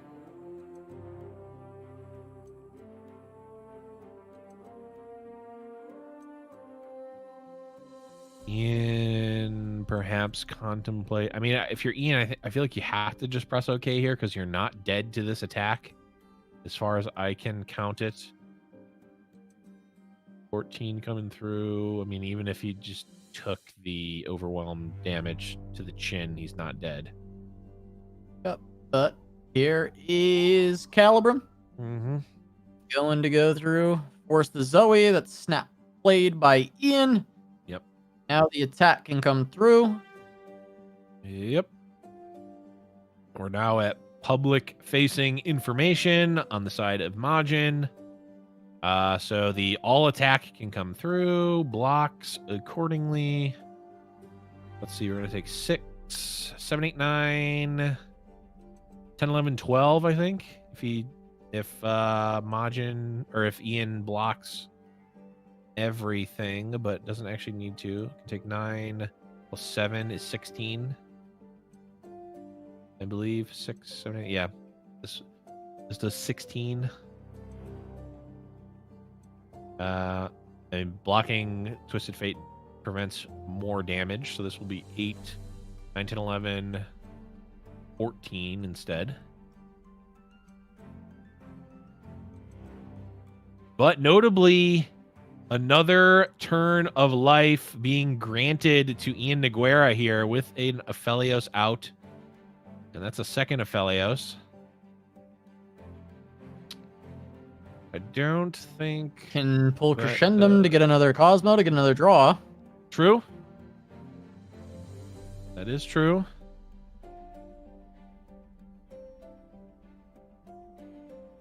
Gonna jettison... Because... Why not? Potentially... As a burst pass? Yeah, I suppose so. I think Ian's a bit doomed at this point. Gonna go out on a limb here. Say this one's probably wrapped up. It's kind of been done, but... Yeah. But unlike the Karma Zoe deck, or Karma Aphelios deck, there is a way for Majin to win this game. There is. It is by hitting Ian in the face. Yeah. With this giant board. Yeah. Yeah. Yeah, that should be able to do it. We'll get the Gravitum on to the Great Beyond. But there's only 4 life remaining. So pretty much any of these getting through is going to be ending it. Yeah, it's funny because effectively the Great Beyond and the Twisted Fate have the same attack in this scenario in terms of Ian's life total.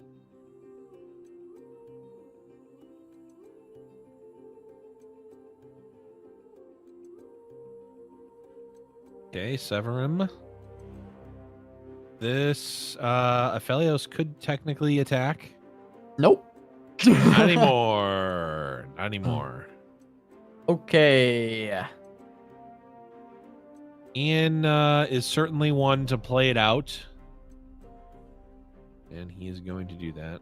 Majin does correctly remember to restun the Burblefish. Majin See the GG. synchronized Shen emotes. Yep. Majin just has to hit the space bar and send it all in. No, it needs to hit A first. God, if he pressed the space bar there, that would have been a huge throw. Hit the space bar and just end the game. And pass the turn. The turn. That's going to be Majin taking game number 1. Game 1 of this best of 3. And the best of 3 best of 3s of Ian Noguera versus Majin Bay. Of course, the winner and runner-up of the Cosmic Creation Seasonal Tournament, which happened over the past weekend. And, we saw them play earlier in the tournament here, but, I mean, the first match, that it doesn't really matter at the end of the day. Once you get to this point, this is the one that matters. Majin looking to close it out, even though he lost to Ian earlier in the event. Well, this hand quality, similarly to the last time we saw them play this mirror matchup, looks incredibly Ian favored. Yep. It sure does. But the good news, I was going to say the good news for Majin is that we're probably not going to see much action for a couple of turns, but Amulet, oh my God, I'm saying Amulet again. Catalyst into Trundle. Hey, that sounds cooler. And also that picture, it could be an amulet. Yeah. Sunbell's Vigor could also be an amulet. His, Amulet of Atrocity. Yep.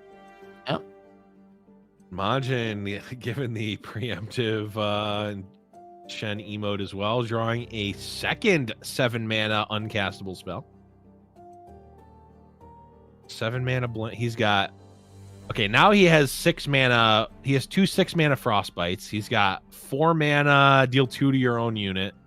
He's got 2 of those. He's got 7 mana blank. Ooh, Ladros. And, okay. Legitimately threatening, actually. Actually a legit threat. And honestly, I mean, the full combo is realized right now for Majin. Now, of course, he is 2 mana behind Ian, which I think is effectively going to be years from casting the Ledros, whereas Ian can cast the Ledros next turn.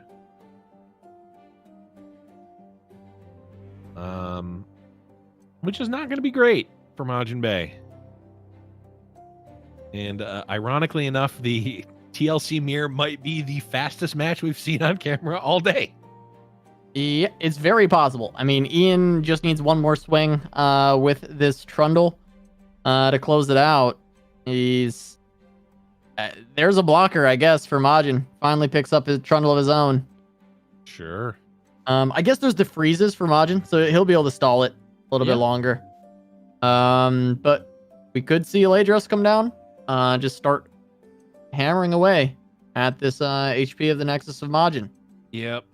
I'm just wondering, so next attack token.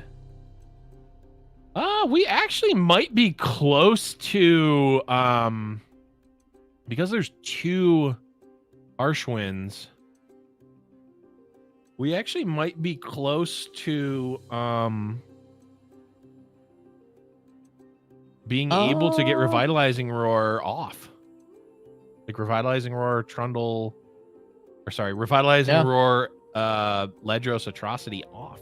Yeah, what's crazy is Ian just doesn't know exactly how bad this hand is because he could have just gotten the Watcher out here and attacked with it. It was like that is the hand state of Majin. Is Ian could have played Lysandra and then actually used the Revitalizing Roar on the Watcher, played it for free, and attacked in. And even if it got frozen, it wouldn't matter because there was no way to remove it. Yeah. But obviously, like Ian, you look at that handful of cards. Right. Like, come on, there's got to be a Ruination. Like, there's got to be something. Right. You know, there's got to be something that exists there. Right. Yeah. You have to assume something. But as it stands, I mean, it's actually low key kind of possible that the Watcher ends up being very relevant here.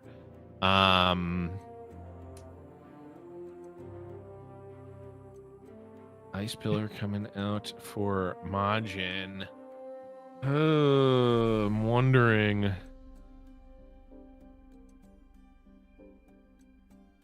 There's just not a ton that Majin can do if the Watcher actually does come out. But also, Ian is kind of priced into not casting the Watcher. Yeah, I mean, Ian always has to be afraid of Ruination because he's in control unless he lets that Ruination come out. So, okay, I was just going to ask this. Does Majin just realize that he just has to go for it, just rip it, play the Ledros, hard cast, and then next turn Atrocity and just hope? Especially considering Ian used a Vengeance last turn. Yeah, I mean, we're going to see the Revitalizing Roar obviously heal this back up, but Majin does kind of rip it. The thing is the tough Nexus actually protects you from that Ladros Atrocity combo. But now the Watcher is alive. Majin does not have an answer, and we're actually going to get to witness the rise of the Watchers. Majin Baywatch. Oh yes, it's going to be just we get to see the animation finally. New cards.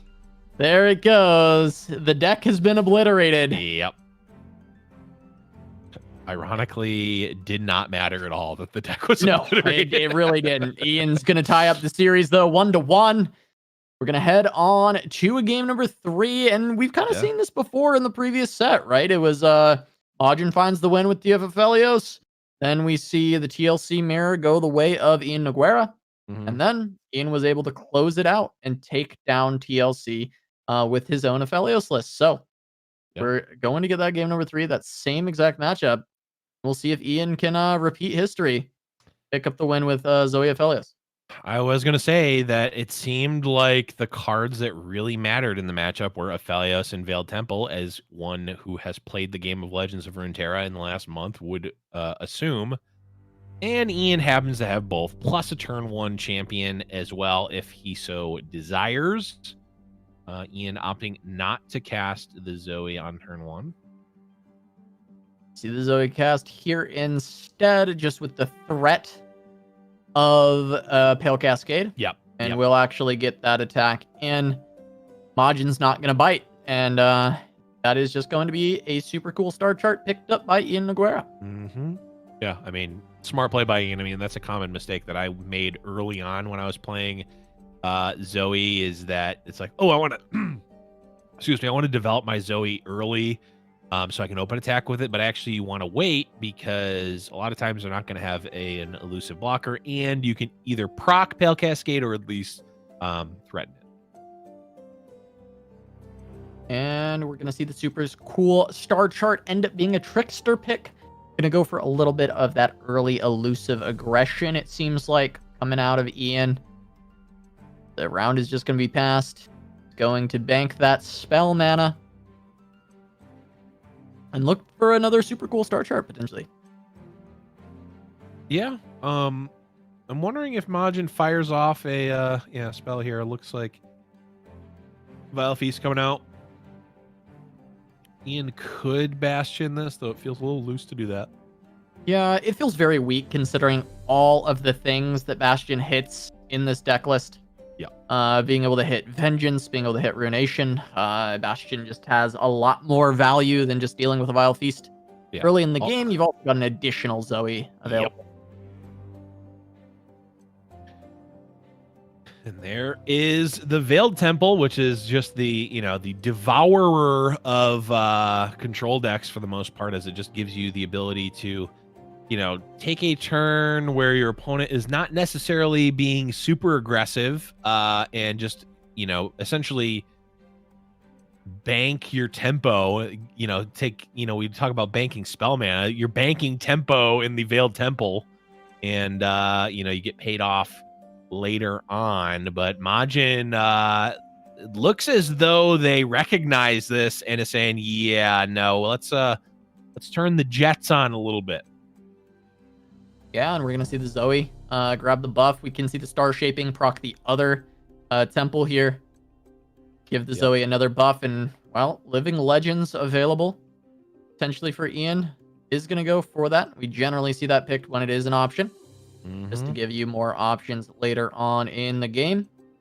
Now Zoe is pretty beefed up, and we'll see if Ian can continue to make these buffs happen, potentially going into something like the Trickster. There is the third Veiled Temple. I don't know if we like going that direction necessarily, but really beefing up this Zoe with the Bastion on deck is a potential win condition, and we are going to see the third Veiled Temple. Yeah, the thing about the Veiled Temple is it like pretty easily pays for itself relatively quickly. It's also, a pretty easy replace. Here, Bastion. Okay. I don't hate it. And Majin says, "Yeah, no, I'm getting hit with a 6/6." So now we have both gigantic Zoe and, potentially leveled up Zoe as threats here. Gigantic leveled up Zoe. Oh, boy.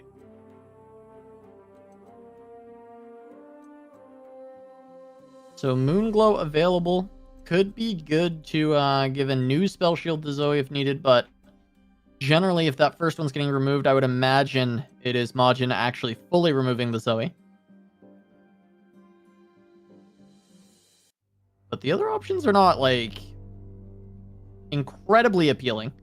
The Moon Silver is kind of nice with the Living Legends, so we do see that picked up. It's also very good to help proc these Veiled Temples. Yep. Very easily, which I do like that, as we do see the spell shield kind of just pushed off. So the Moonglow actually would have been pretty nice, thinking about it in hindsight. But of course, That was not the pick, so we have to look at where we are. There is a Vengeance available for Majin Bay. Cannot be cast this turn, however. Yeah, can't be cast this turn. Majin, okay, well, I was about to make a statement about how it was completely wrong, so I'm just gonna forget that statement and agree with Majin's line here to try to deal with the Zoe as soon as possible. The issue, of course, is that like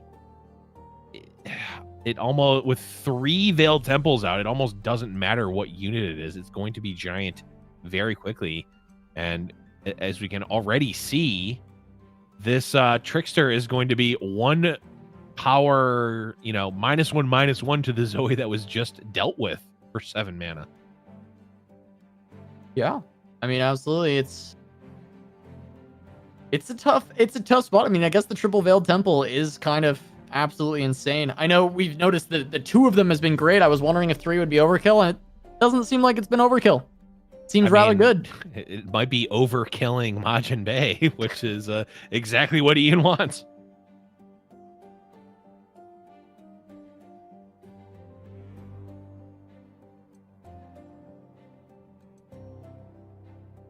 Moon Silver onto Zoe. Not. Oh, okay. It was to free up hand space. I'm like, I don't really know why Ian is preserving mana here, but okay. Yeah, still only on 7 mana crystals though, so a lot of the bigger threats are not able to be played. Yeah. Maybe a little bit preemptive on this Living Legends. I'm curious exactly what Ian was looking for. He has to have a 7 or less cost Celestial that he had in mind, or else this play doesn't really make any sense. Right. Yeah, it is a little bit interesting. I mean, especially considering how it played out. I mean, are you just like playing a Comet to kill a Trundle? That feels a little bit weak. You can draw an additional copy of one of your champions. Yeah, Okay, it's Comet, but it feels very premature to cast this. Yeah. It really does. You're not only discarding your, your Living Legends, but you're also priced into spending the 6 mana on the Comet right away. You can't even, hold it. Feels a little loose on the side of Ian, but also, Ian has 3 Veiled Temples out. Is going to be threatening a 9/9 elusive, Trickster here, which can be dealt with a couple of ways by Majin, either by delaying it with Harsh Winds or just killing it straight up with the Vengeance.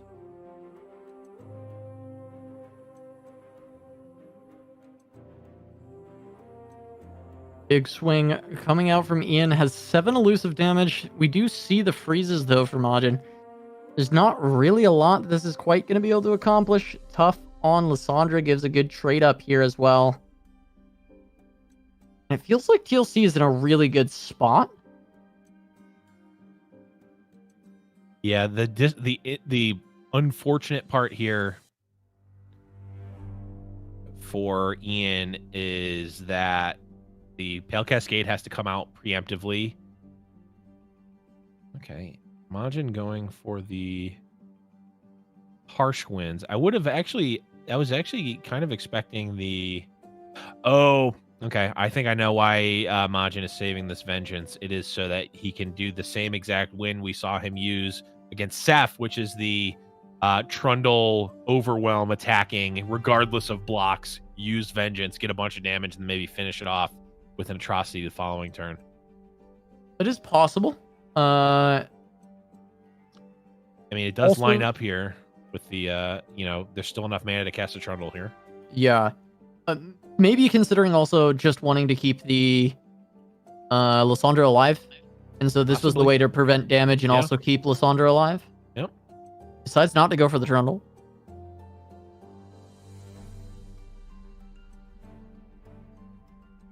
Yeah, I mean, it makes sense. You actually get more value out of the Vengeance later, right? Because now the Vengeance still kills the Trickster the same, right? It's Right. still, although we do see the moon glow, so maybe that is not the case, but it still kills the Trickster the same. And now, you know, all the buffs for the next 2 turns, well, the next turn at least, are going to be, you know, eaten up by the Trickster.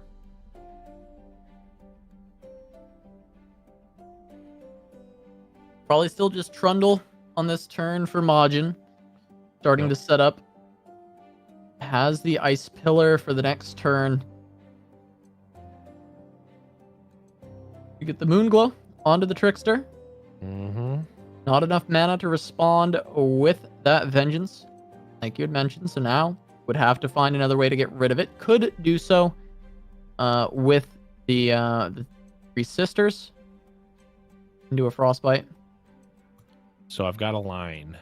It gets You got a countered line? by Hush. It gets countered by Hush. You can use maybe 3 break sisters. it down anyway. You know, you can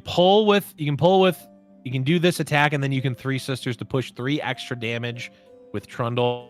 It would do 7, 8, 9. Put opponent to 4. Atrocity next turn on the Trundle, regardless of Hush, would be enough. But Majin taking the more conservative line, not going for the line there, which is honestly just probably much better. No need to open yourself up to just losing the Hush. Now we're gonna have to see if they can if Majin can find a way past this Trickster. I mean, we do see that the 3 sisters can give an option. Mm-hmm. It might have to be the option based on what we're looking at. Like that is the response to the Trickster that is available. Yep. Yeah, Ian doesn't even physically have the ability to tap below Hush mana, even if he tried. And just had way too much mana. The combo there, though, for Majin to actually remove this Trickster is 11 mana. Yep. Now, the Trickster is not immediately threatening lethal here, so Majin doesn't necessarily have to do that, but he could potentially drop too low. And there could be a way to find lethal damage with an Infernum picked up here, and then the Veiled Temple buffs. Oh, but Ian's going for Crescendum. This actually opens up Ian to get blown out by exactly what we're talking about here. Okay, vulnerable does not. I didn't think that it stopped, or that it procced the spell shield. Majin actually also has the ability to roar the Watcher too. Yeah. Could just go up to 20. There's one card in hand that is unknown. I mean, is he ever pushing 20 here? He'd have to push more than 20. It'd have to push 21. Tough Nexus. Yeah. It would have to be 21 on the same hit. It would have to be one hit dealing 21. Yeah. Or else it blocks even more damage. So I think the Roar... Yeah. The Roar's gotta feel really good here, but I guess we're just gonna see the Vengeance play instead. Oh, yeah. He would have had to cast the Roar already. That's right. Yeah. Both seem good enough, I would think. Oh, Flash Freeze. Proc Spell Shield at burst speed. And Vengeance to finish off. Yeah, the thing is this actually just loses to Bastion, whereas Roar, I think, was a guaranteed win. I agree. Not going to be a punish for Majin. I didn't even think about that initially, but yeah, the Frostbite being at burst speed is actually opens you up to a potential loss here. Yeah. But, you know, this is just still going to work out for Majin. It is only a Hush in hand for Ian. And Majin will get the redemption in this tournament and take overall set score over the last, the last week or so against Ian 2-1. gonna be taking it as well as this series 2-1, advancing Yeah. the grand finals and getting his spot back in next week's fight night. I think it should just be an easy spawning of the Watcher. I mean, he's got the atrocity. Got the frozen thrall, yeah. He's got the frozen thrall. I mean, I think there's just far too much. I don't think Ian survives here. I mean, no. It doesn't survive open attack, doesn't survive roar plus watcher, doesn't survive other lines of play either. I mean, we could even see like just atrocity plus blighted ravine, like that also, like without even attacking, does it too, I think. So yeah. Yeah, so Majin getting the redemption. Oh, that spell, it looks like that spell. Oh no, wait, what if Spell Thief gets Harsh Winds? Harsh Winds? Yeah. It doesn't, I don't think it's gonna matter. Yeah, this oh yeah, and it would have to Harsh Winds now. Yeah, this is actually, I think, a misplay by Majin. Should just have let the attack go through, then had Ian go to 1. Yeah, this is going to get punished by vengeance. Wait, did we speak too soon, Casso? I imagine that this is still a win for Majin. Oh, right. Because he can just go for the atrocity and he can pick it up that way. But that's right. Majin Bay, moving on to the grand finals, getting an invite next week's fight night.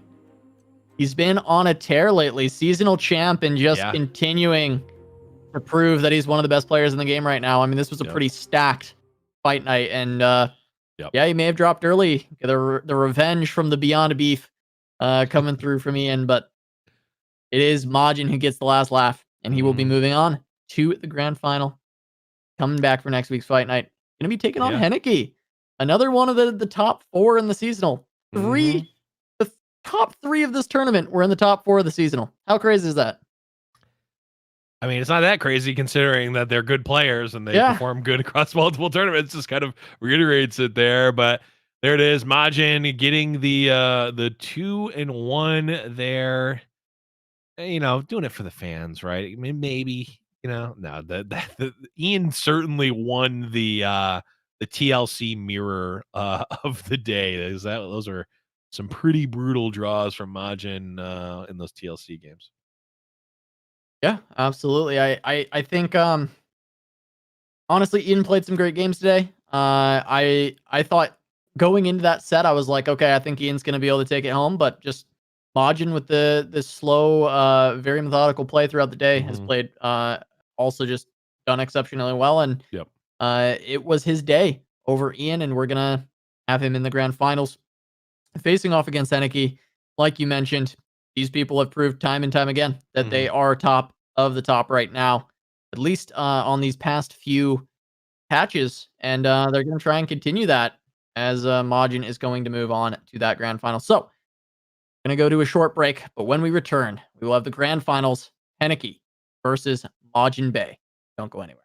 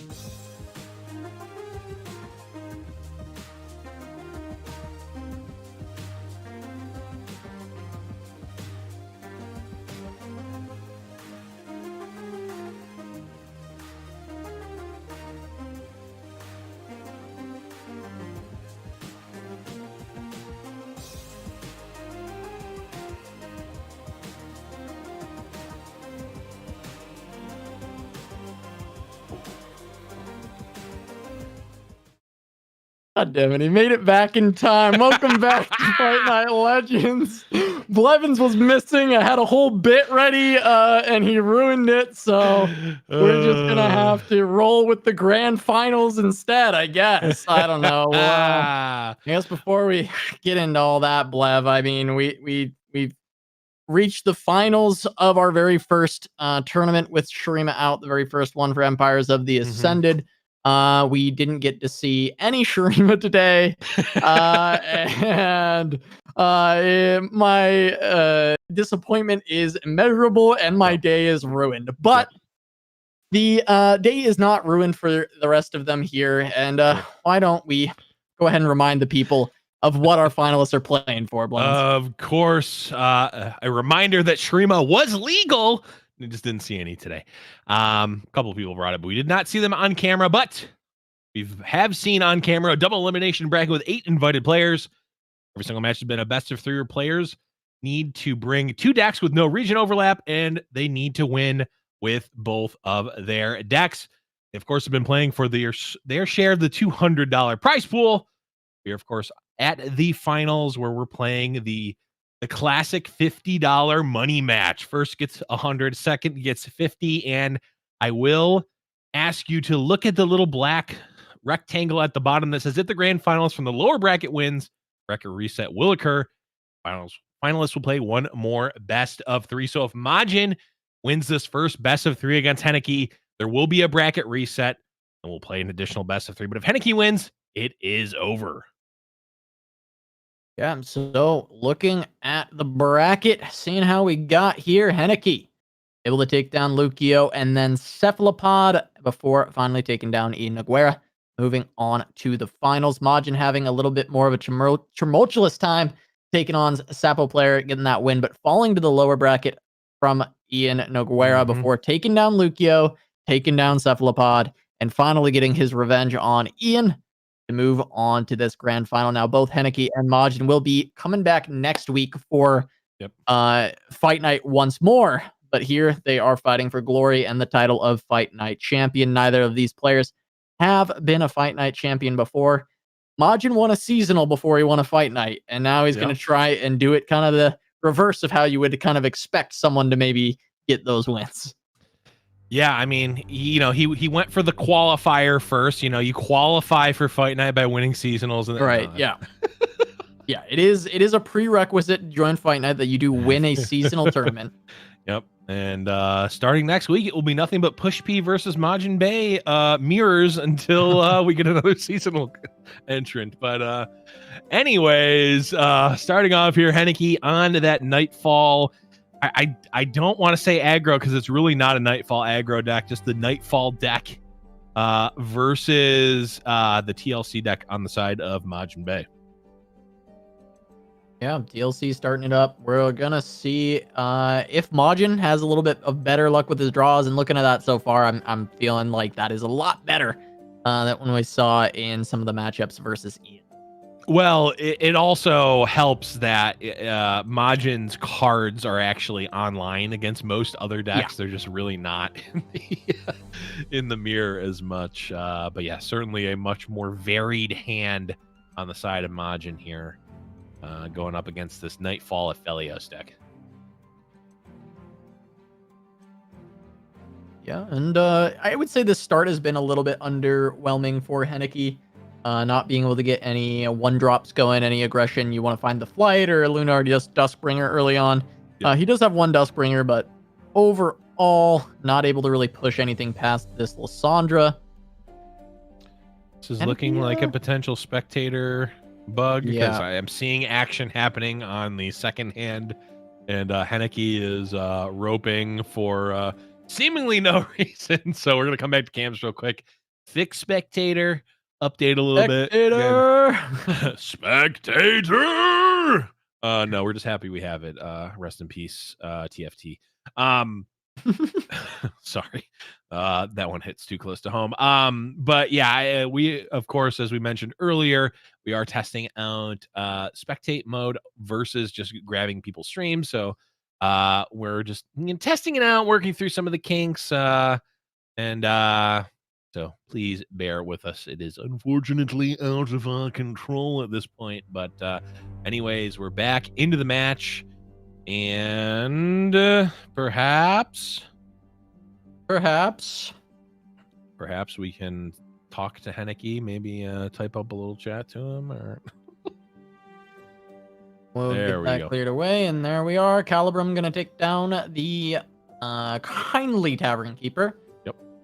Get a couple of these Sky Shadows down for Hanneke, as he has been able to push a little bit of damage into Majin.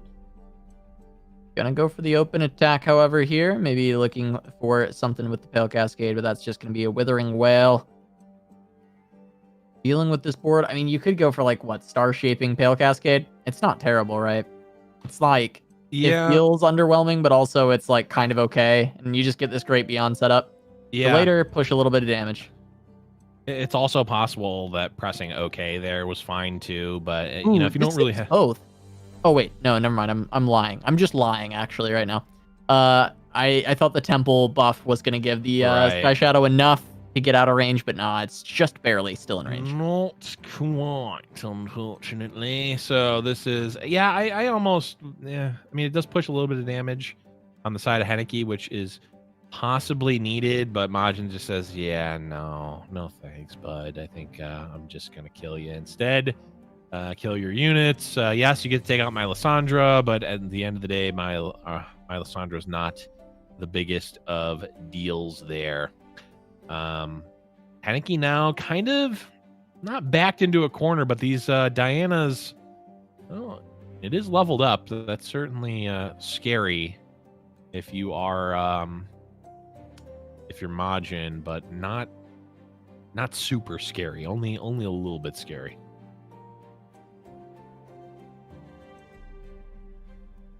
Another Star Shaping on the side of Hanneke. Certainly the type of card that you're looking for.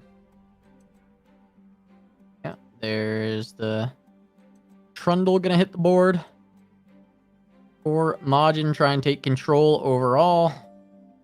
Star Shaping finds another Great Beyond. So this is just maybe Hanneke dropping some bombs and getting ready. Try and hope that one of these Great Beyond can stick and find the game winner against Majin. Yeah. It's possible. 2 turns though until they can be played. Yeah, luckily, Hanneke thwarting the attack from Majin there. Pale Cascade did threaten to kill the Trundle, and I believe it will threaten to kill this Trundle as well.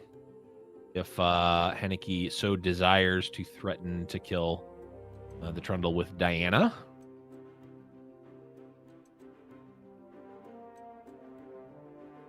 Yeah, I mean, there's also what when is this Moonlight Affliction good? Do you just push like 10 damage, and You just could. try and get Majin as low as possible? I mean, I'm wondering if that's ever kind of the right line here.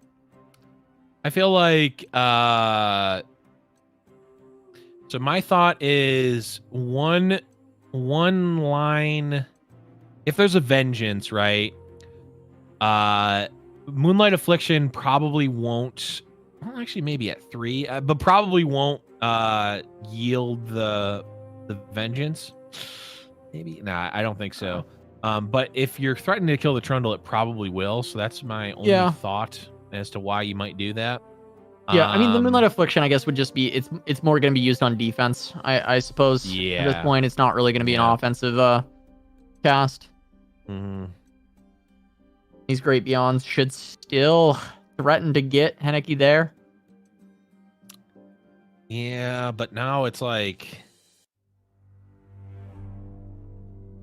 can Hanneke even play? I mean, I guess he just takes a hit here. That actually makes sense. Hanneke just takes the hit, takes 5, probably blocks. Yeah, just takes 5 here. Yeah, no, that's fine. And then you play Great Beyond, an 8/8. Potentially up to a 9/9 with Pale Cascade. It's not enough. Hanneke using a Hush. Okay, just gonna threaten to kill the Trundle here. Yeah, shuffles Diana. Smart. Shuffles the Diana. Oh, actually, it saves the Diana too. I forget. Yeah, Diana surviving here. So potentially something being utilized on the side of Majin. Obviously, the Vengeance would save the Trundle outright. Ooh, this Ice Shard potentially is quite good. Yeah, I think that's probably like the most likely way to deal with the Diana here is just go play a new Trundle and an Ice Shard on this turn. Yeah, I love this this delaying these passes from Hanneke. The Ice Shard is a clean way to deal with the Diana, and Hanneke probably sees it either as Ice Shard or Avalanche or something to kill the Diana. Doesn't want the spell shield to be procced off of the Great Beyond, but Majin sees through it and says, "Oh, you want to pass the turn? Great, me too."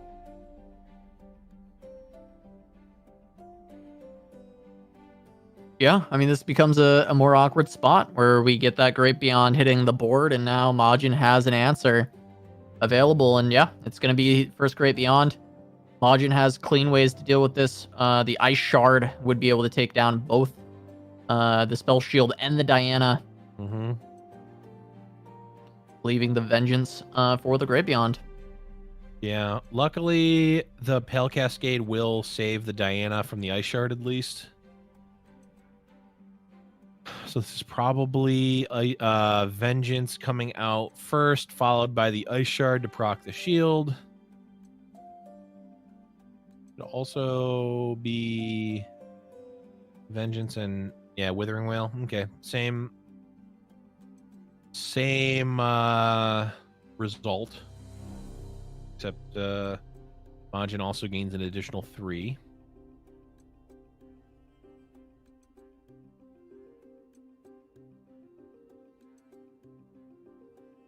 Honestly, pretty back and forth here. Back and forth here.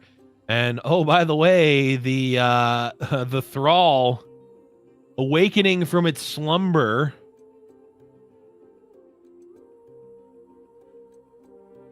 And a Trundle. So potentially quite a bit of damage coming through here on the side of Majin, which is certainly scary. I wonder if Hanneke just has to rip the Great Beyond. It's tough because I think there was a bit of a stare down last attack token from Majin, and it seemed like Majin kind of got the better of it and just passed an 8-9 of Hanneke's mana. Certainly isn't helping them now.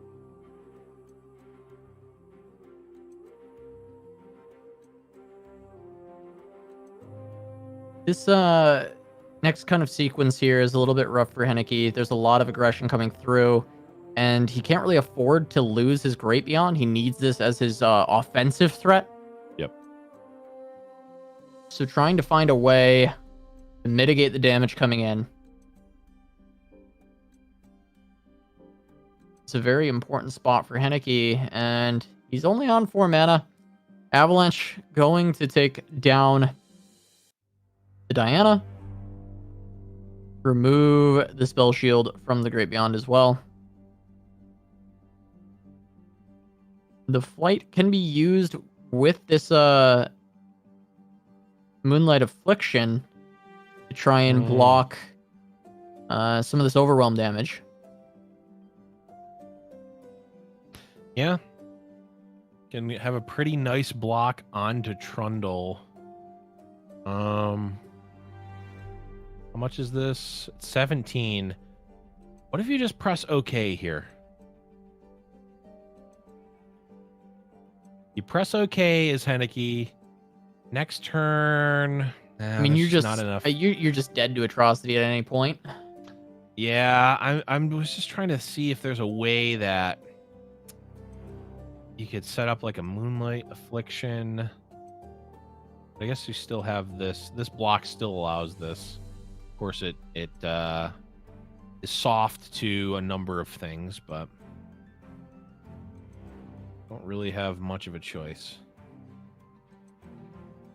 Oh, right, the Fury off of the Great Beyond. actually being pretty relevant here, as now Yeah. Ice Shard does not kill it. Yeah, but there is a Trundle's second Ice Shard. Yeah, and Trundle's Ice Quake. See, an Equinox picked up instead of the Moon Glow that was offered.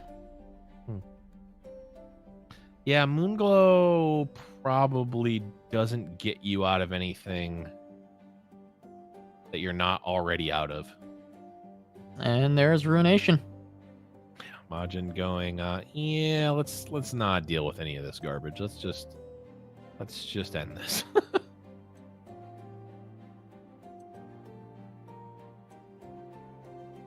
Okay, Fangs picking up what I'm guessing is a Cosmo. Yep. Yeah, gotta try and find something. Helios. Oh, that is something.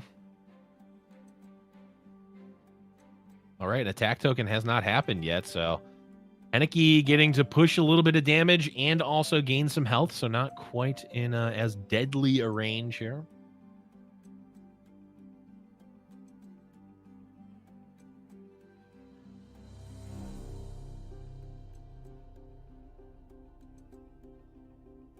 Okay. Revitalizing Or Roar.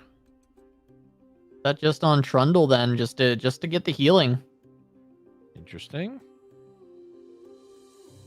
Also allows the 2 Ice Shards to be played this turn if for some reason needed. Huh. Using that to cycle first and then playing Aphelios.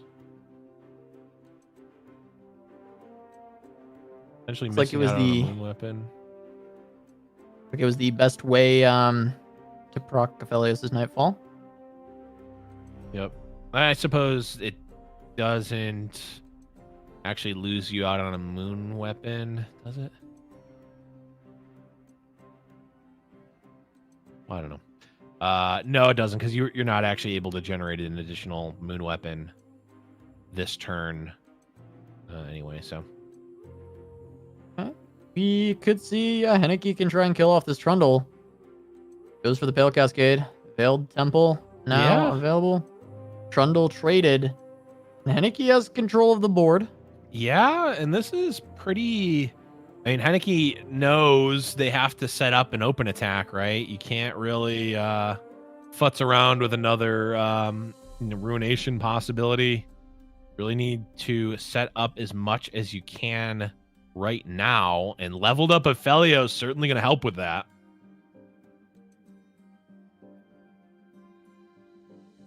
It does notably, I think it resets the moon weapon trigger, maybe not. I wonder if there could have been an additional generation of a moon weapon, but I'm not sure. You do get Infernum though. Can be aggressive, but like you said, open attacks generally are king against Shadow Isles and Freljord.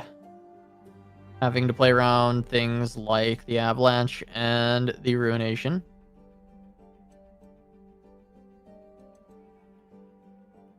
Eight damage potentially put forth here. Yep. Majin just presses the OK button.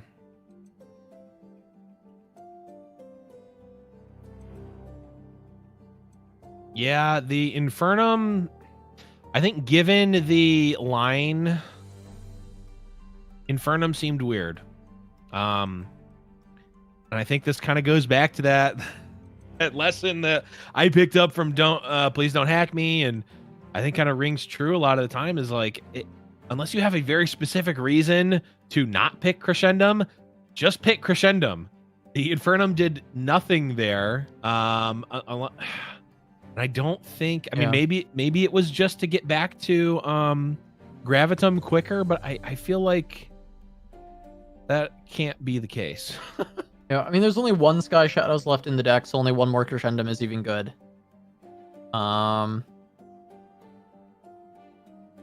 Let's see, Unspeakable Horror, just gonna go face. Yeah. Aphelios is getting very big. Doom Beast, that is a very big pickup. Yeah, Doom Beast is huge as a potential post you know, you can kind of commit a little bit here. No, but Hanneke just going for the open attack instead. This will likely prompt maybe a Harsh Winds or Could be Three sisters. Yeah. There's multiple of those. Oh no, there's only the one. The others are yep.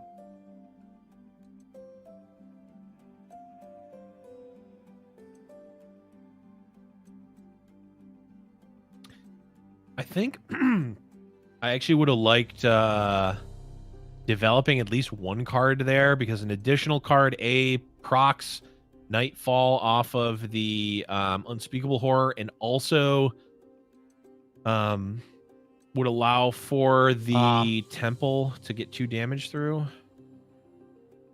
Well, that is a free Watcher in hand. Sure is. Luckily, But the Equinox does have does have an answer to the ability at least. Oh, and this is interesting because the Aphelios is frozen. The Flight is now getting the buffs, which would, under some circumstances, be awful, but in this case, is actually pretty good. Yeah, not bad to get that buff on the Elusive. Send it over the top. It also makes it dodge out on these double ice shards. Yeah. Another Veiled Temple.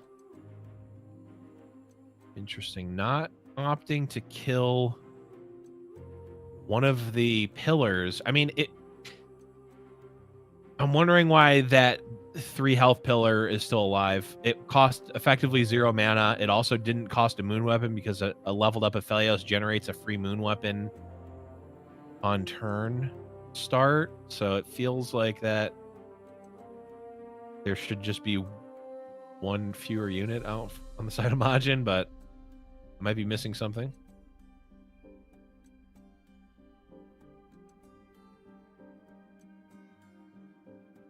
It's because that is Infernum, not Calibrum.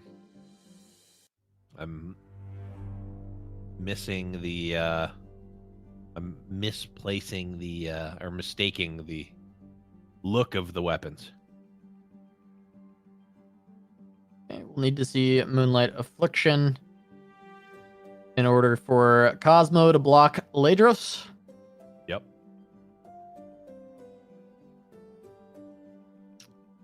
Oh, wait, why would we... Oh, is it followers only on Moonlight Affliction? Nope. Okay, so why are we not silencing Lysandra here? Great question. Okay, well, no, as long as we're on the same page. I don't think it really matters here, but no, I do think that silencing the already silenced. Because Lysandra's making the Nexus tough. And by silencing her, you can deal additional damage with your Doom Beast. And you can use Unstable Affliction to the face, allowing you to drain. So interesting. Matter. Yeah. I was like, I didn't think Moonlight Affliction was followers only, but no, it's definitely not.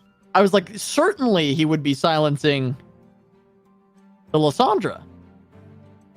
I mean, it certainly didn't benefit silencing the already silenced Watcher. That's for sure.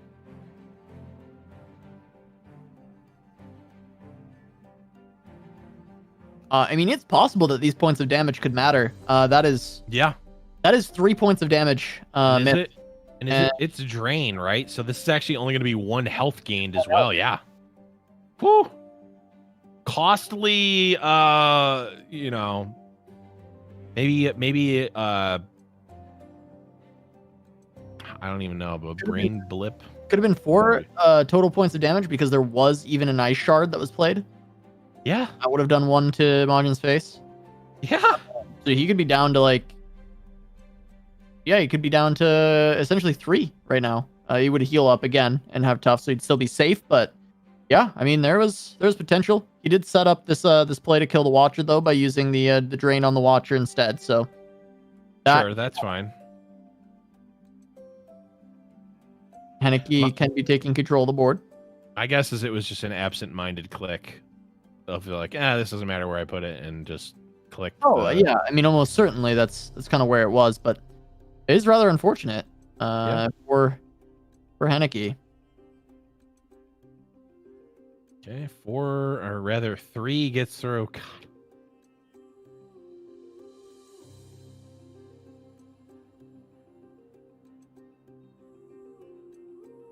And I mean, Hanneke,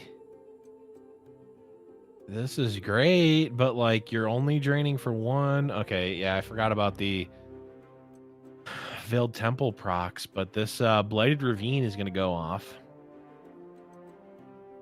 Yep, Blighted Ravine.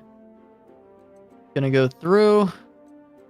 Take out the Watcher, deal some face damage. Majin's down to 5, finds the Atrocity. But there's no targets. Yep. However, with these ice shards, the Atrocity can actually do it. Yeah. Of course, there is the Vengeance on the side of Hanneke. An additional Atrocity. The Springer coming out. Hanneke probably just looking to bait out that first ice shard. Of course, we know it's not going to be enough. There are multiple others.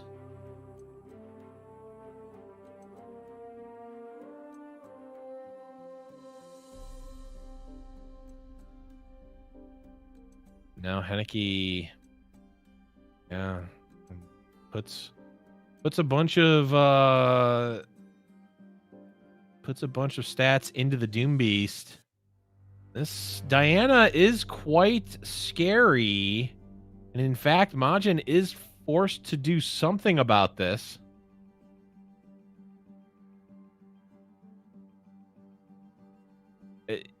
I mean, this is one of those.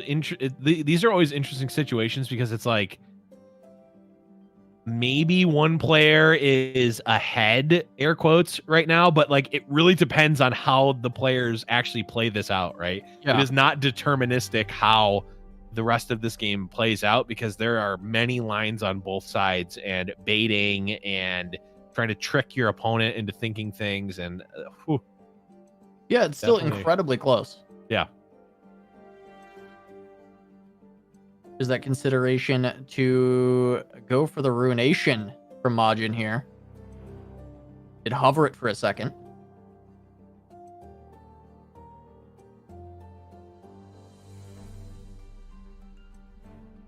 Seems very scary on 5 health. It does have the sisters to get a freeze for 1 unit. Mm-hmm. So we're to hit the board. And unfortunately, this Lunari Dustbringer does not get any of the buffs. It's going to be an Ice Shard. Still does 1, Majin. Also does 1 to Hanneke. And now we're in a bit of a top deck war. But the issue being that Majin has a sleeping 8/8 that will awaken. Yeah. It's a timer here. Star shaping. Star shaping. That is a big hit. There is Vengeance on the other side. There are ways to counteract the spell shield. Destroyer. I mean, it. Oh, Great Beyond can be cast because of the Dust Petal dust, but it's not going to get the buffs. I mean, it had to be Destroyer here, right? It feels like you would want to set up an open. Or just attack that turn. You'd have a however many buffs the Destroyer got, plus 3 additional buffs from the temples. You'd have full mana. You have a Vengeance as well in case there's a blocker. Yeah, I mean, this is interesting. I mean, Majin did have the ability to counteract that. But now, like, the fact that an additional turn is happening is, you know, the difference is now there's an 8/8 overwhelm on the side of Majin here. Yeah, I mean, theoretically, Hanneke can deal with this by buffing Diana, give her challenger by using the Nightfall, or using the Unto Dusk. With that challenger, should be able to remove that, or at least force out something. I mean, this is a spot where Atrocity is putting threat of lethal. Mm-hmm. Hanneke has to be prepared for that with a vengeance, but then second atrocity is available. Yeah, and this feels like it could potentially just be over at this point. Again, like it's not definitely over because Majin has to think about what could be in Hanneke's hand, not what's actually in Hanneke's hand. So it is a much trickier situation than, you know, caster vision might dictate. I mean, Hanneke probably just has to decide if he's going to go all in, or if he has to wait and play for the vengeance. Oh, he actually still okay, because of the Veiled Temples, he actually does get the vengeance back up. So now it's actually Majin just needing to commit. Well, he has double atrocity, so he has to just commit and hope there's no healing.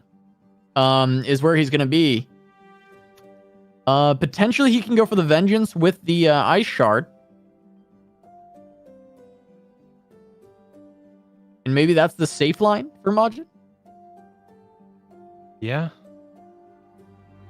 Or does he have vengeance plus fury with 3 sisters? That would be 6. Yeah, he could.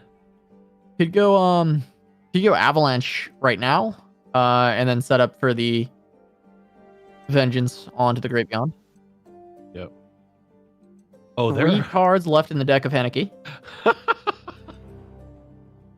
11 on the other side for Majin. Even more reason for Hanneke to have been more aggressive last turn, but which is neither here nor there. Okay, notably no longer has double atrocity mana. But there is going to be the vengeance available. Yep. Now, the thing is if this vengeance is cast, then Hanneke can counter vengeance the other side. So instead, this is going to be 3 sisters into a flash freeze. Smart. Wait. Hush your own unit. Wait. Oh! He could have hushed his Great Beyond. That would have done it too. Wait, that would have done it. It would have forced atrocity to come out defensively. Oh wait, Right. how big is Great Beyond? Oh, but base? Is it 9/9 or is it 6? It's enough, but you're right. Then there was enough mana for atrocity. So if he hushed, he would have lost because the atrocity would come out and there wouldn't be enough mana for vengeance. Yeah. Oh my god. I don't know if but Hanneke snap chose it. I guess he just knew that it was. Yeah. Huh. Hanneke just quickly knew that he didn't have enough mana. But now there's an atrocity for Hanneke. Yeah. Yeah, there is an atrocity for Hanneke. Wow. What is that? Was like a shocking moment because it felt like a huge misplay, but no, Hanneke was in the right there. Yeah. Playing around atrocity. What in the world is this game? Yeah, I mean, with caster vision, there have been many opportunities where you could call a missed win, but it's just because we have caster vision. There's so many things that they're playing around right now. Well, now it's I feel like this is very much bad. This is in Hanneke's favor heavily right now because it's whoever blinks first loses. Except Hanneke gets a free blink with an attack with the Great Beyond here. 1 card left for Hanneke, and the freeze is here. Hanneke will have to commit first because he's going to deck out. 1 card left. He's going to deck out. He has to commit first. We could see the hush on the Great Beyond now. Yep. Then it's 8. And then that's enough. That forces either vengeance or atrocity, and then Hanneke has it. Then Hanneke, has atrocity. Wow. He finds it in the 11th hour. Wow. 1 card left. What is this? Majin only has the ability to cast 1 additional spell. Hanneke has the ability to cast an additional spell. He only needs to cast 1 additional spell.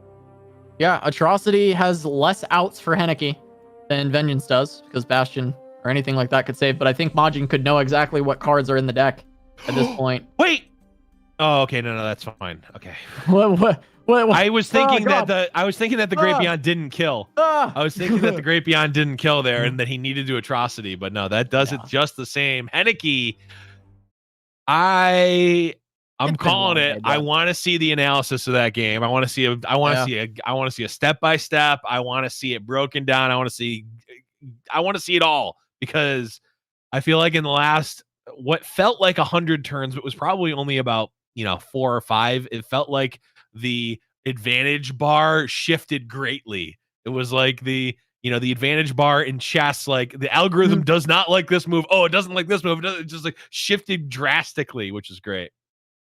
Yeah, I mean, it was an incredible game. It definitely it came down to the wire.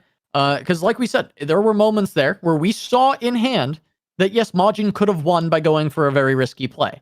Yeah. But there were plenty of outs that exist in the game, but it comes down to maybe deck tracking. Because if you think about it, there were only 2-3 cards left in deck for Hanneke. Yeah. So I'm not saying that like I can't believe Majin didn't track all 40 cards that were played that game. Right. But I think there was actually a possible opening for Majin to have known that double atrocity would win there. I think it's feasible. That's all I'm saying. I don't know for a fact. I'm not saying that. I'm not claiming 100% that Majin could have won with perfect, deck tracking. But it does feel like there was a possibility that was there because there were so few cards remaining. And there is only one vengeance in this deck. There is only one atrocity. And maybe it needed to be exactly those 2 cards to answer it. And maybe those did exist. We knew that they did exist. The atrocity was drawn pretty late. It was drawn after the turn that there was the opening. So there's just so many levels. There's so many levels. I think with proper perfect deck tracking, there might have been a moment where Majin had a guaranteed win. But it was so tough. And at the end of the day, Hanneke's the one who picks it up in a very grueling match. And he's going to kick off with TF Fizz, going with a suit-up Fizz. We've seen this so much, actually, today. TLC versus TF Fizz. Fizz into suit-up early game, taking control of the game. And once again, it's happening. Going to be able to push a good amount of damage overall throughout. So I think Hanneke's in a pretty solid spot. And this is pretty much exactly how you draw it up, right? You get your Fizz plus suit up. It's pretty great. The Poro Cannon, not necessarily the highest value, but Hanneke was able to get one of them out. Actually just gonna rip a Twisted Fate here. Potentially opens himself up to an Avalanche, which is probably just fine. I mean, I don't think if you're Hanneke, you're not expecting to get in with anything except for this Fizz here. So anything else is just gravy. I guess you might as well attack with this Twisted Fate. Huh. Oh, the Fizz didn't have elusive. Yep, did not have elusive. Block comes out from the Sonder, though. Yeah. This board is gone from Hanneke now. Certainly is. Poro Cannon, actually a great draw here with the stress testing in hand. Yeah. Free card draw, but Majin getting the Kindly Tavern Keeper. I mean, we could send this to the Dome. Start getting burbles down. Casting another spell. Could just take care of the Tavern Keeper. We are going to see. Yeah, I'm kind of interested as to why the Tavern Keeper was targeted. It's not blocking anything. I don't know that you necessarily care too much about getting hit by it, but nonetheless. Well, okay, well, almost maximum burble. Yeah, burble fully loaded. Ready to go. Yep. Play the jailbreak just to reduce the cost. Ooh. Ugh. Don't really want to draw. Well, actually, maybe drawing the Yetis is not bad in this deck because of the fact that you just draw so much. getting some 1-mana 5/5s out and just putting on the pressure isn't necessarily too bad. Yeah, Yearling. Can block Ledros.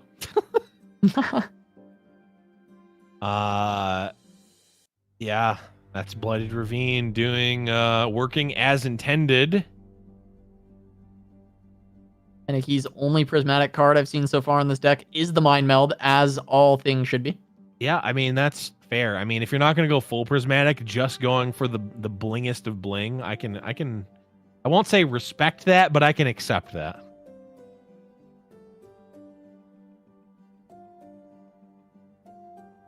All right, Hanneke has to walk the line of how much to commit versus not, because obviously Majin's deck is basically built to beat exactly this. Yeah, and he's got everything he needs in hand to answer all these burbles. Yeah.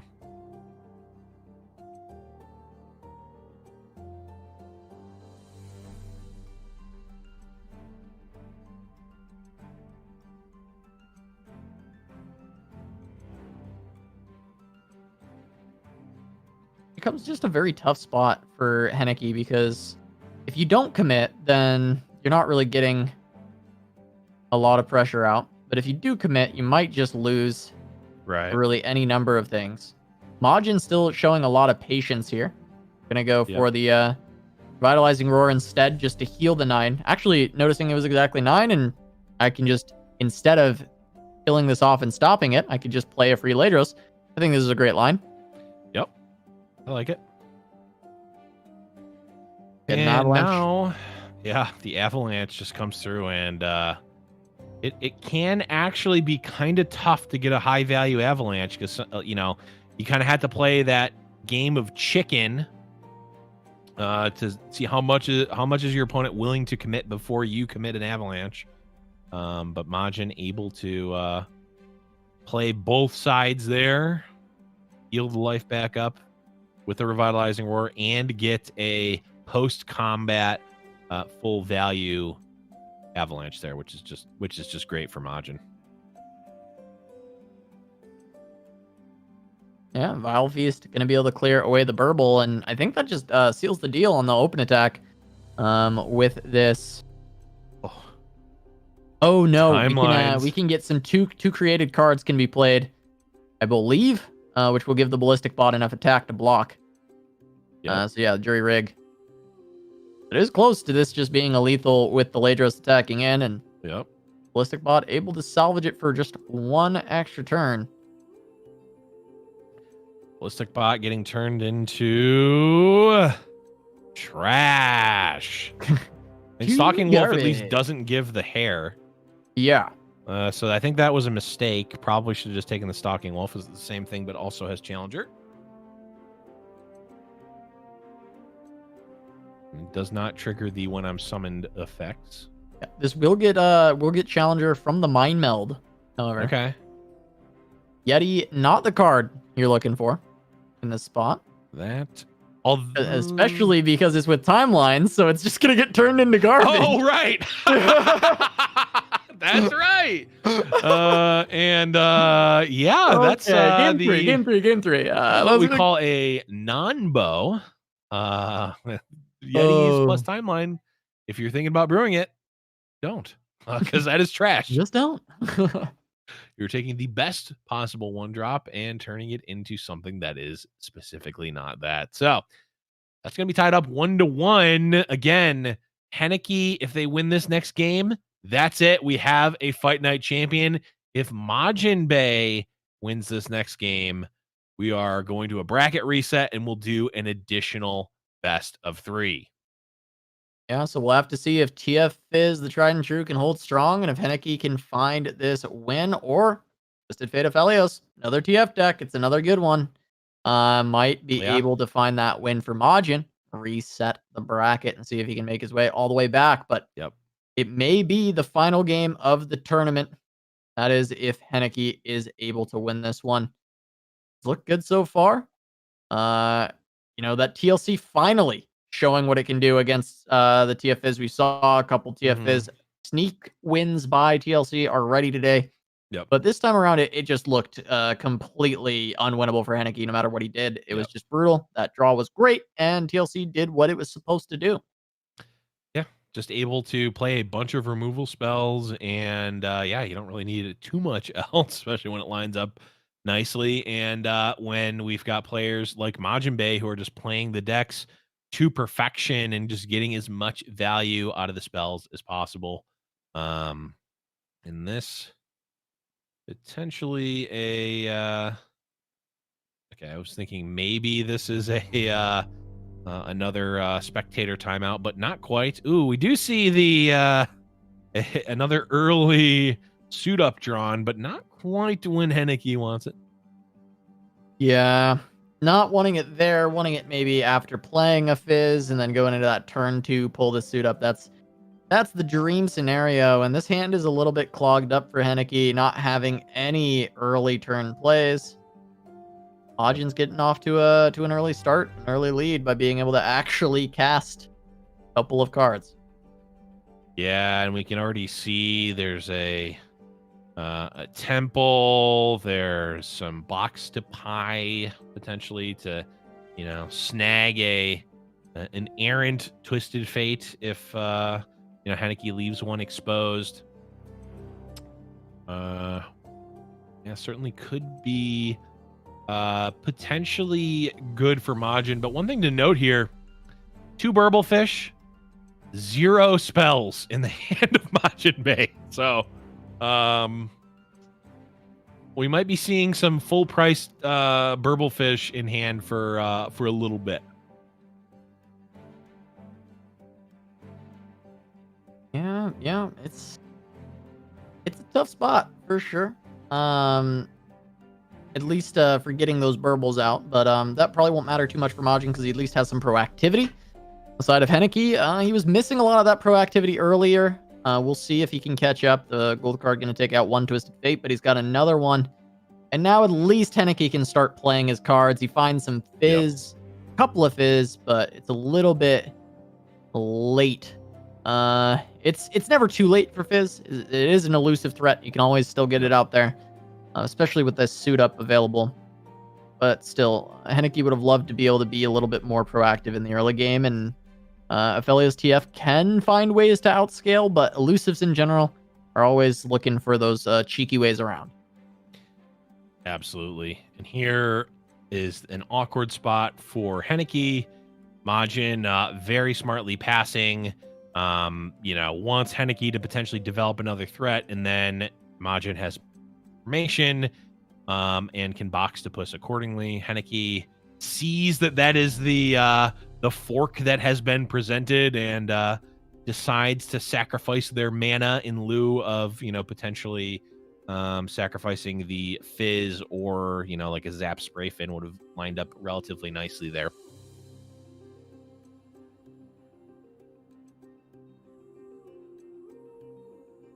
All right. See kind of a pass back and forth, a little bit of a lull in the action. Veiled Temple going to come down for Majin Bay. Finally going to start getting those buffs out as Hanneke not on the attack token. This will look to be kind of more of a development turn. We see the Boxtopus hit the board, and that is pretty threatening with that Veiled Temple available.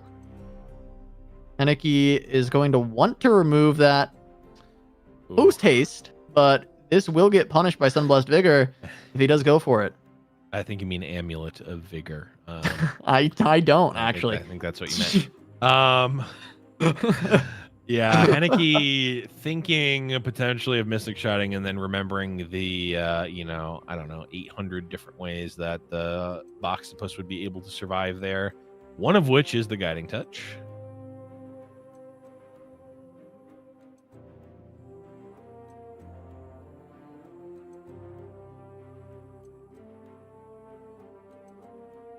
And we finally see the first spell cast from Majin Bay as the 5-cost burbles. I don't know if I've ever gone this late into a game that wasn't an expedition and had burbles this expensive.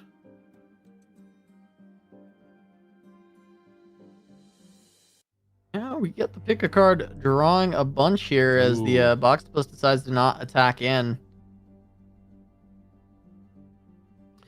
Yeah, it's lines right there that like it's a staring contest. It's rock paper scissors. It's a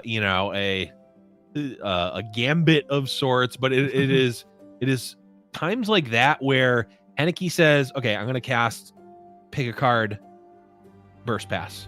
Majin Bey then has the opportunity to develop more, give Hanneke another option to play additional cards, or Majin can just pass and burn Hanneke's cards.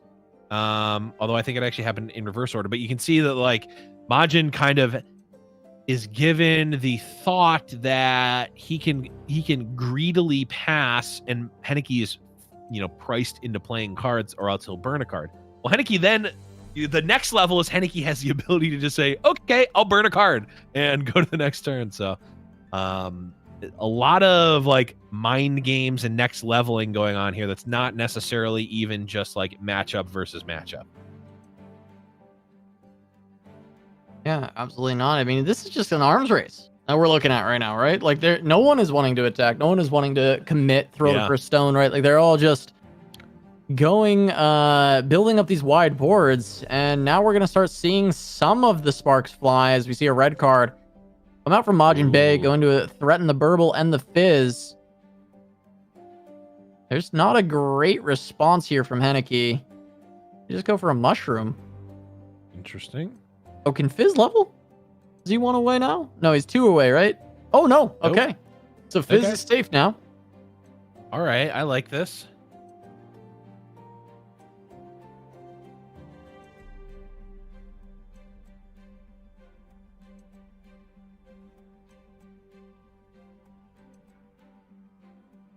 All right. I mean, this is a pretty wide attack. It's possible. There's the value trade available for the Trickster, but it does want to take out the Fizz. Sunblessed Vigor can still make it a value. And we're going to get 6 pushed towards Majin. But the board advantage also going in favor of Majin, as a couple fleeting cards are lost here.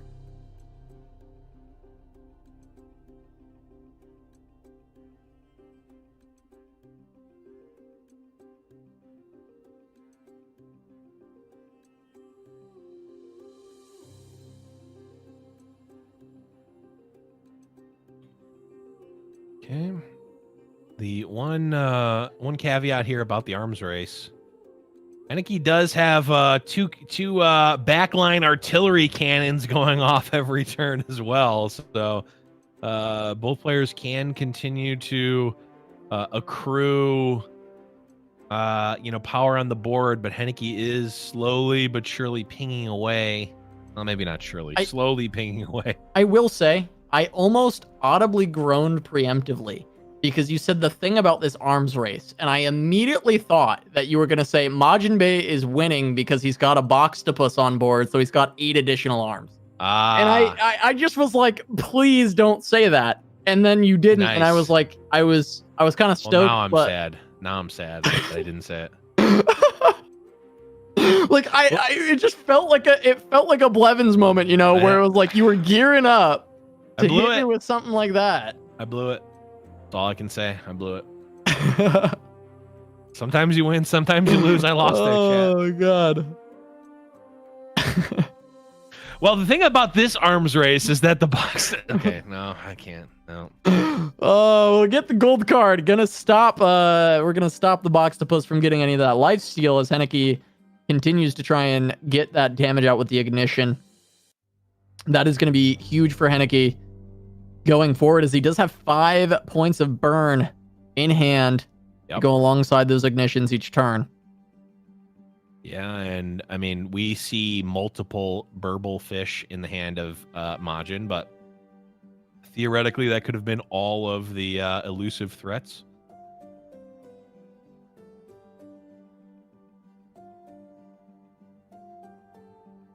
Oro Cannon. It does give ways to block the burbles. We're seeing the jailbreak played out. I actually thought that was going to be the planned discard fodder. Yeah, I was thinking the same thing. What can you get that's really potentially good crack shot Corsair? It's our first Like, no one- Shurima card on stream. It actually is. Unironically, the first Shurima card that we have seen today is the Dune Weaver from the Jailbreak. Yep, of course, the Twisted Fate Fizz didn't have enough of the spotlight, also needed to be the first deck to play a Shurima card. Oh boy, it's just one of those days, isn't it? It really is one of those days, Blev. It really is one of those days. I mean, we've gotten some great Runeterra, but we just didn't get Shurima. So I just, But now we can't even say that. We can't even say that this is the first fight night. We can't even say that it was a fight night without Shurima. It had it, technically. Yeah, it did. It did have Shurima. The Dune Weaver hit the board. So I guess we can't complain anymore. Well, I will always complain. That is that is just a fact of the universe. Yep. Yeah. This is interesting. I guess maybe just sending the Poros in. And the Fizz. See, this gets 1 damage in theoretically. But also another thing that got 1 damage in was casting Ignition. Yeah. I mean, this is like a suit up line, right? This has to be. Yeah, that's true. Yeah, that would make sense. Of course, that is going to be thwarted by Hush, I believe. Yeah, I mean, it will be an option. It's like take 4 damage or play your Hush, and I think the Hush is generally going to be the acceptable option here. I mean, so this is a case of the way that this turn played out. It feels like Hanneke changed his mind halfway through the turn as to what he wanted to do. He cast that the 1 mana spell, got the Dune Weaver or the Dune. What is it? Dune? Is it Dune Weaver? I mean, I think Dune so. something. I'm pretty sure, but could be a different card. Who knows? I don't even know if Shurima is out at this point, considering how this tournament is played out. But Shurima's out. Maybe. Is it? We saw a card get generated. But like both parts of the Dune Weaver ended up getting replaced by Poros, and an Ignition was discarded. So it really makes me wonder why wasn't the other spell just discarded in the first place? But neither here nor there. This one looking like it is slowly, or maybe not so slowly, moving out of getting out of hand for Hanneke here, as there's really not that much interaction going on at this point.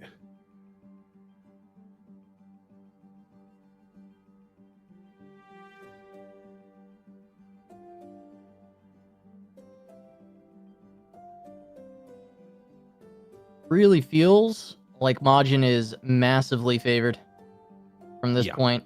He's got the Infernum onto the big Boxtopus. Got the level to Philios.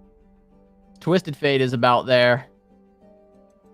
Hanneke's trying to find the burn down, finish this off. Yeah, I mean, best case scenario, even if you drew another Get Excited, it's not even castable. Or it is, but it's actually only increasing your damage by 1 because the Mystic Shot would have to get discarded. So, like, that's 6 damage possible. Even if it was just a Mystic Shot or a Get Excited that you didn't need a discard for, that's still only 8 damage. Not even enough. Yeah, I mean, that's it. That's set 1 going over to Majin Bay. He's reset the bracket. We are getting a bracket reset, a second set in this grand finals between Majin Bay and Hanneke. Majin trying to bring it all the way back. He's trying to go seasonal champ to fight night champ, all in the span of a little over a week. So really excited to see this. I'm curious if he can pull it off. This would be definitely an impressive feat. Yeah, certainly. And there's the breakdown of this first set. Of course, this is the bracket reset, and I don't recall exactly, but did Majin 2-0 Twisted Fate Fizz against Ian too? I think he did, actually. I believe he did.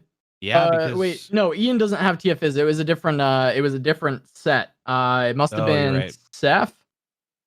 It might have been. Seth was definitely running TF Fizz, so yeah, very I think it was possible. Seth's TF Fizz that he was able to do. Anyhow, we're running it back. We have seen Majin have success against Twisted Fate Fizz, which is certainly a feat in and of itself. Fizz starting off, though, or Hanneke starting off with the Fizz and that early 2 in. Yep, Hanneke grabs the early 2. He's got the Poro Cannon to help dodge some spells later on, but that is going to be Ice Shards available for Majin to deal with the Fizz. Not going to, though. Just going to take another 2, heal it up with Kindly Tavern Keeper.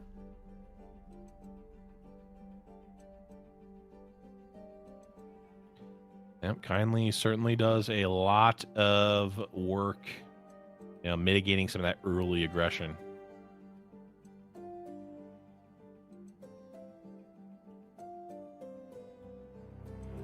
Poro Cannon on one of the Mystic shots. Just going to, go wide on the elusives, but TLC, we saw just how dominant this deck can be in this specific matchup. Yep. And most of the tools are there once again, right? We see Avalanche. We see the Ice Shards. It's all ready to go, ready to stop the onslaught of elusives. Yeah, we see the power just of the deck and the knowledge of the cards in the deck. Hanneke on 4 mana, just unable to play anything. Unable to play anything because the knowledge that there could be an avalanche or a blighted ravine, just completely thwarting what Hanneke's able to do, and then also still kind of has to play into it and gets blown out there. This is exactly what Majin is looking for. It's just commit some more resources, please, so I can take him out. There's a Babbling Bjerg. I believe it is guaranteed to draw Ledros before Trundle levels up.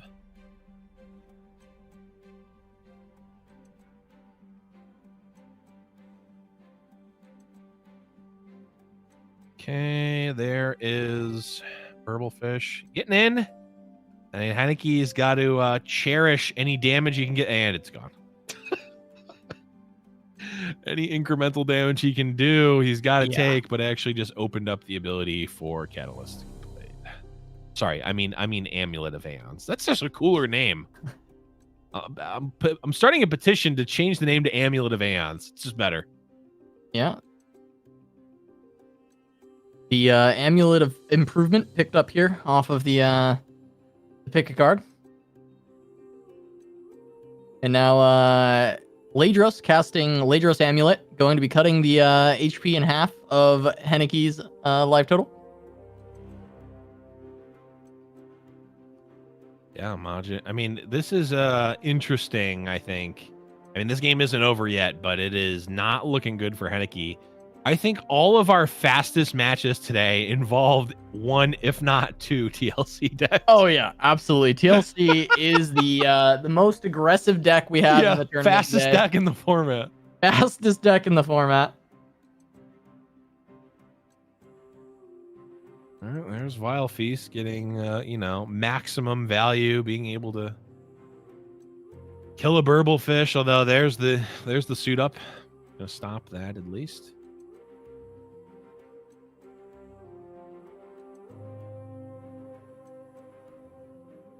Oh, another suit up could do something here, maybe. It can. Well, I mean, There's Atrocity. This one's over. I mean, it's. I mean. Although actually, Atrocity, Ledros is only at 2 health, so Atrocity's not safe. Okay, we've got the big burble open attack. The big bad through. burble. Of course, 2 ice shards will deal with that entirely. That it will. Do you fire off the cheap suit up now? I think it still, because if you're planning on casting it, it basically saves you mana over the course, right? It would, yeah, it would. But if you're not necessarily going to play it, it's not always good.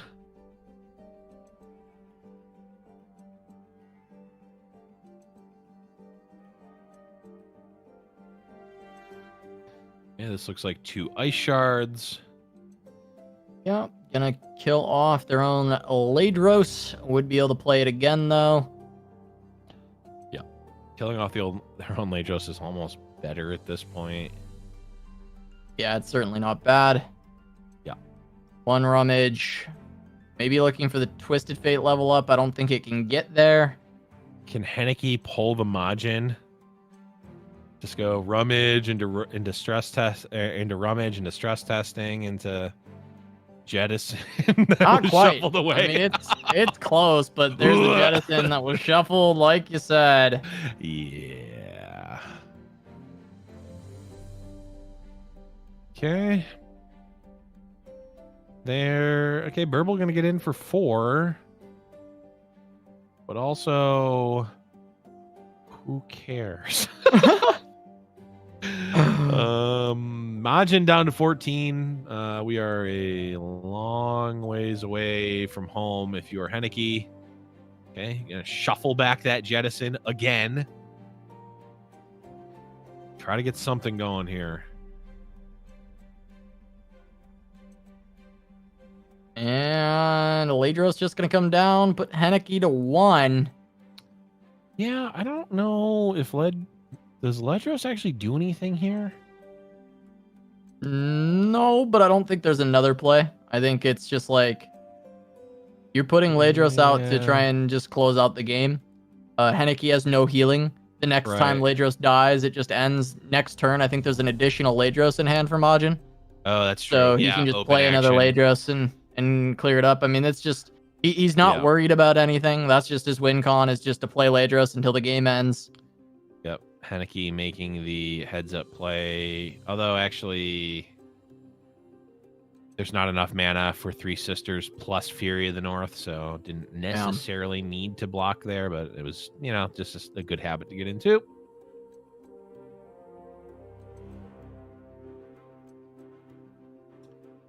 Yeah, so Hanneke needs to win on open action. Yeah, I mean, trying to go as wide as possible here. Now, hold on a second. Well, I think if we take into account Majin having no cards at all, Hanneke almost gets there. But unfortunately for Hanneke, Majin does have cards. Yes, does technically have cards. That is true. Yeah. But if we go like... Yeah, the thing is that all he needs to do is not die. The rest of it doesn't matter. He just needs to not die. Although 3, 7, 8, 12, 16. So, I mean, Majin does need to do stuff. Yeah, he could go for the Atrocity. If it gets answered, you just go with Harsh Winds. Then you play Ledros on next turn. Yeah, so now we see the Get Excited to stop this. Yeah. And then we'll get the Harsh Winds for Majin to stay alive. Right. Oh, goes 3 Sisters instead. Oh, yeah, that also works. Yeah. Just Fairy of the North. That's right. Yeah, that's better. Fairy of the North is a good card. Getting used to 3 Sisters. And, 3 Sisters is a good card, yeah. 3 Sisters is great. I really love the versatility. And that's going to find it for Majin. Going to be able to clean that one up, pick up game number 1 on TLC against TF Fizz, finally finding his groove with it, being able to pick up all these wins. I know we saw TF Fizz pick up a couple of them against TLC earlier, but now it's really starting to shape up as to why this matchup should be so good, as we see repeatedly these Ice Shards and Avalanches just decimating the TF Fizz boards. Yeah, and it wasn't even like the TF Fizz hand bricked, right? It was a perfectly reasonable, arguably maybe even a good draw from the TF Fizz deck. But like when your deck is nothing but avalanches and fast speed half avalanches, doesn't matter. When ice shards, like you're able to actually deal with a lot of the scariness on the side of Twisted Fate Fizz. Now, Felios TF versus TF Fizz. Got the rummage with the stress testing and the Twisted Fate, so there is a lot of room for that TF level up to come out in this game. Need to see, pick a card. Majin content on passing here. Also get some more information. Hanneke, certainly is, benefits from developing here. And if they don't develop, I think from Majin's side, you're pretty okay with that.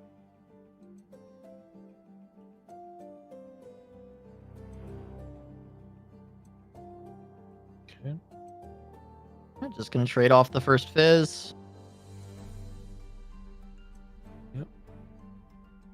Gotta feel pretty good if you're Majin if you get to, trade a generated card from Spacey Sketcher for a Fizz. Now we get the blue card into the TF hiding in the hand again. Yeah, good old. He has never lost a fair game or played one, so he is straight up cheaty facing back in the hand. He says, no, you don't have. Nope, that's just a wiggly burblefish.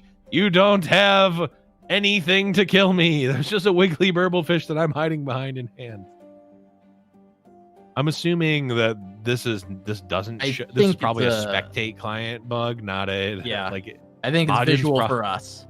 Yeah, Majin's probably not looking at the board like, where's the Twisted Fate? Hiding. Very sneaky Twisted Fate. Yes, this is what originally, I talked to Steve Rubin offline. He's probably going to yell at me for saying this, but this is what elusive originally was. It was just literally invisible cards. Just hide in your hand. Yeah. You can't even see them on the board. That's how elusive they are. Well, we will see what this next step is for Hanneke. He does have the suit up that he could potentially play. Oh, there he is. There's Twisted Fate.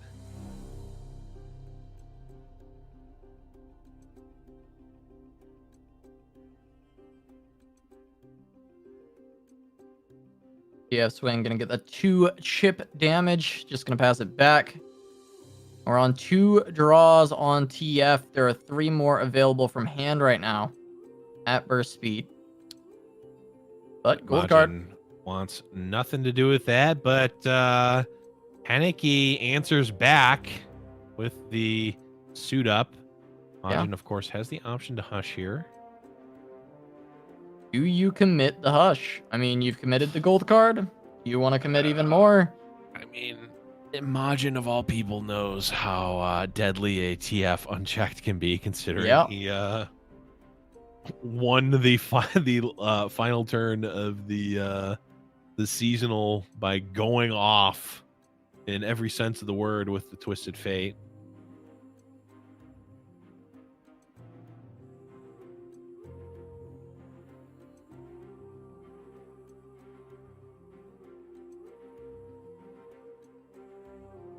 Yep, Hanneke, I believe, could, if he rummages into another suit up. Ooh, the mind meld hit off of the stress testing. Not exactly what you're looking for. Majin able to even counter the get excited And this is all of a sudden looking like nightmare scenario for Hanneke. Gonna take potentially taking 5 chip here if he doesn't want to throw away his Fizz. And an active Twisted Fate on the side of Majin Bay. And there's a get excited to potentially answer it, but it is looking grim. You are so behind if this get excited has to be used to get rid of this TF and discard yet another card that you don't want to get rid of. And there's these pick cards available for Majin. He can kind of force the issue. Yep. Go for the TF level up. And, you know, if he gets it, I just feel like Majin is in such a great position to just close it out. Oh, yeah. Leveled up Twisted Fate is just not it. I mean, we talked about how this is maybe already nightmare scenario for Hanneke. Boy, oh boy, leveled up Twisted Fate. That is nightmare scenario.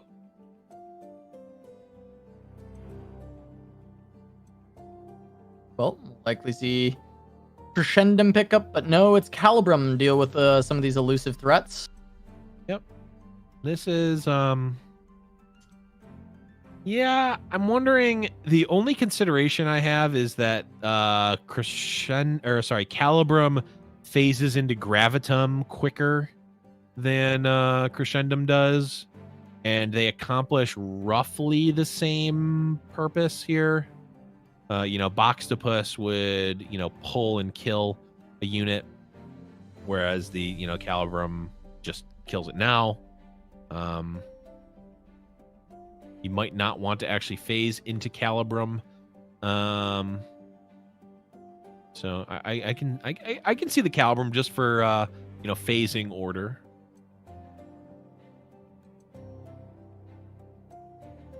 Yeah, open it up with that Calibrum.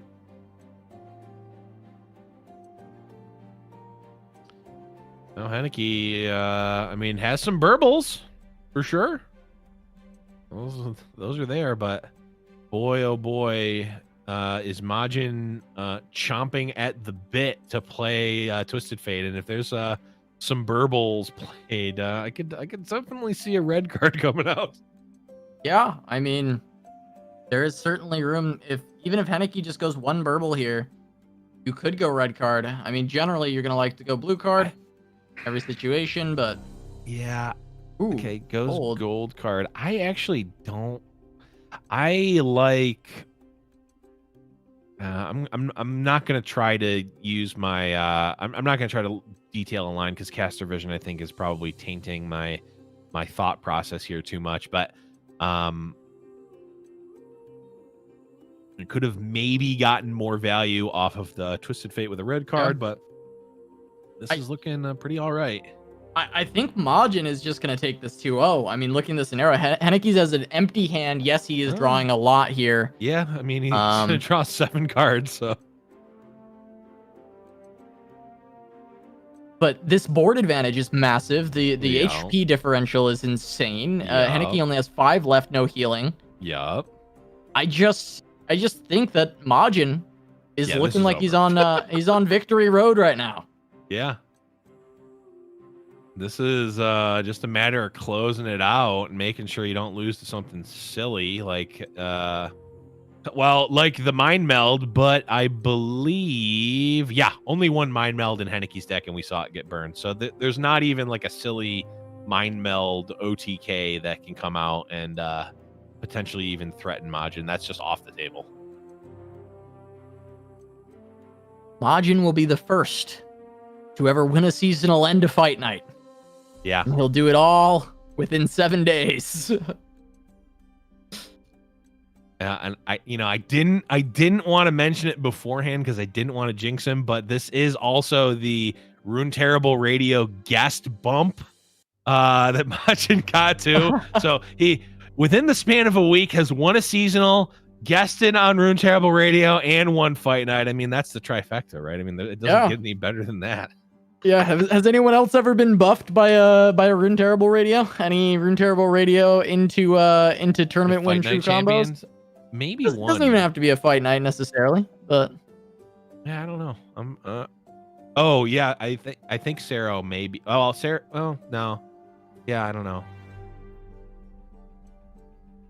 No, we haven't had Sero on. We were gonna have him on, I think. Yeah. Regardless, Majin Bay on cloud 9, not the team, but you know, the figure of speech. Right now, I would imagine, as this one is just it's just cleanup time at this point.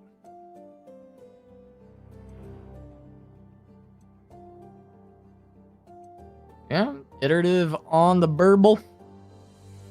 Rummage can get rid of the remaining 2 fleeting cards, or, well, Suit Up can be playable here. Yep. Okay. Get a couple burbles out. Sure. I mean, this is almost scary. And is it actually scary? I don't think so. Not with the star shapings, I don't think. The star shaping, I think, keeps Majin safe. It's close to being scary, but Majin's got a burble of his own to block. He's got the star shaping. Yeah, an additional, you know, the trickster now can come out too. Yeah, I mean, this is a pretty disgusting turn that Hanneke just had. This is crazy. Turns out drawing to get this 7 on cards board. is pretty good. Oh, absolutely. Just getting a brand new hand. But Spell Thief, see what that's gonna steal away.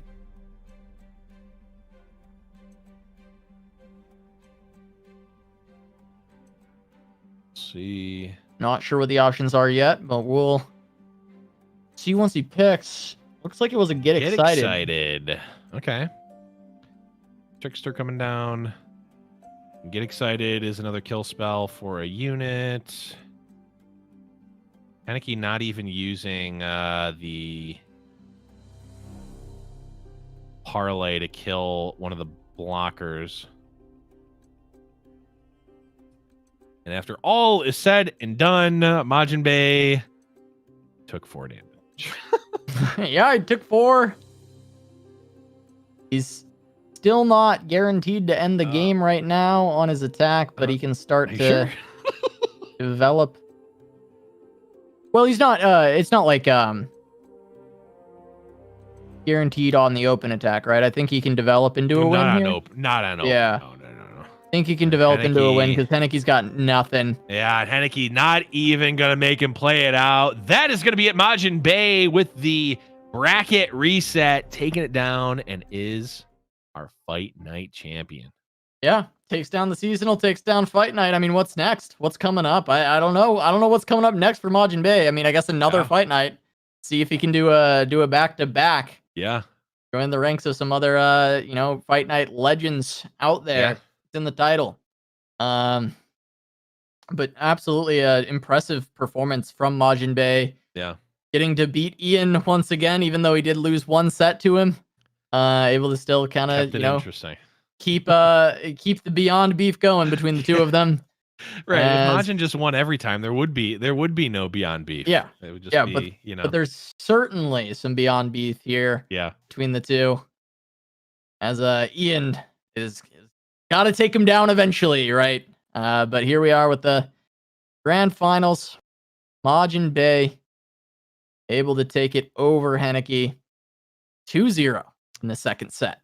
Yeah, Majin Bay doing what many, myself included, I will take the fall here, thought was impossible, which is 4-0ing Twisted Fate Fizz. Yeah. Holy, 4 in a row, Twisted Fate. Wow. The mighty has fallen.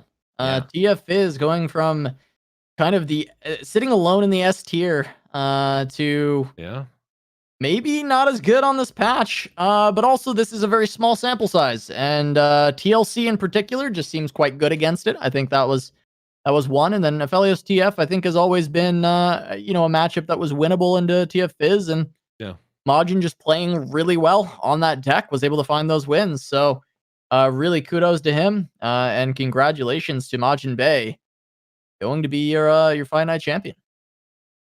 Yeah, super strong. I mean, really great performance. I mean, we saw, maybe later on in a couple of spots, maybe a little tiny ounce of loose play, but the overall absolutely stellar play, especially the match against Ian.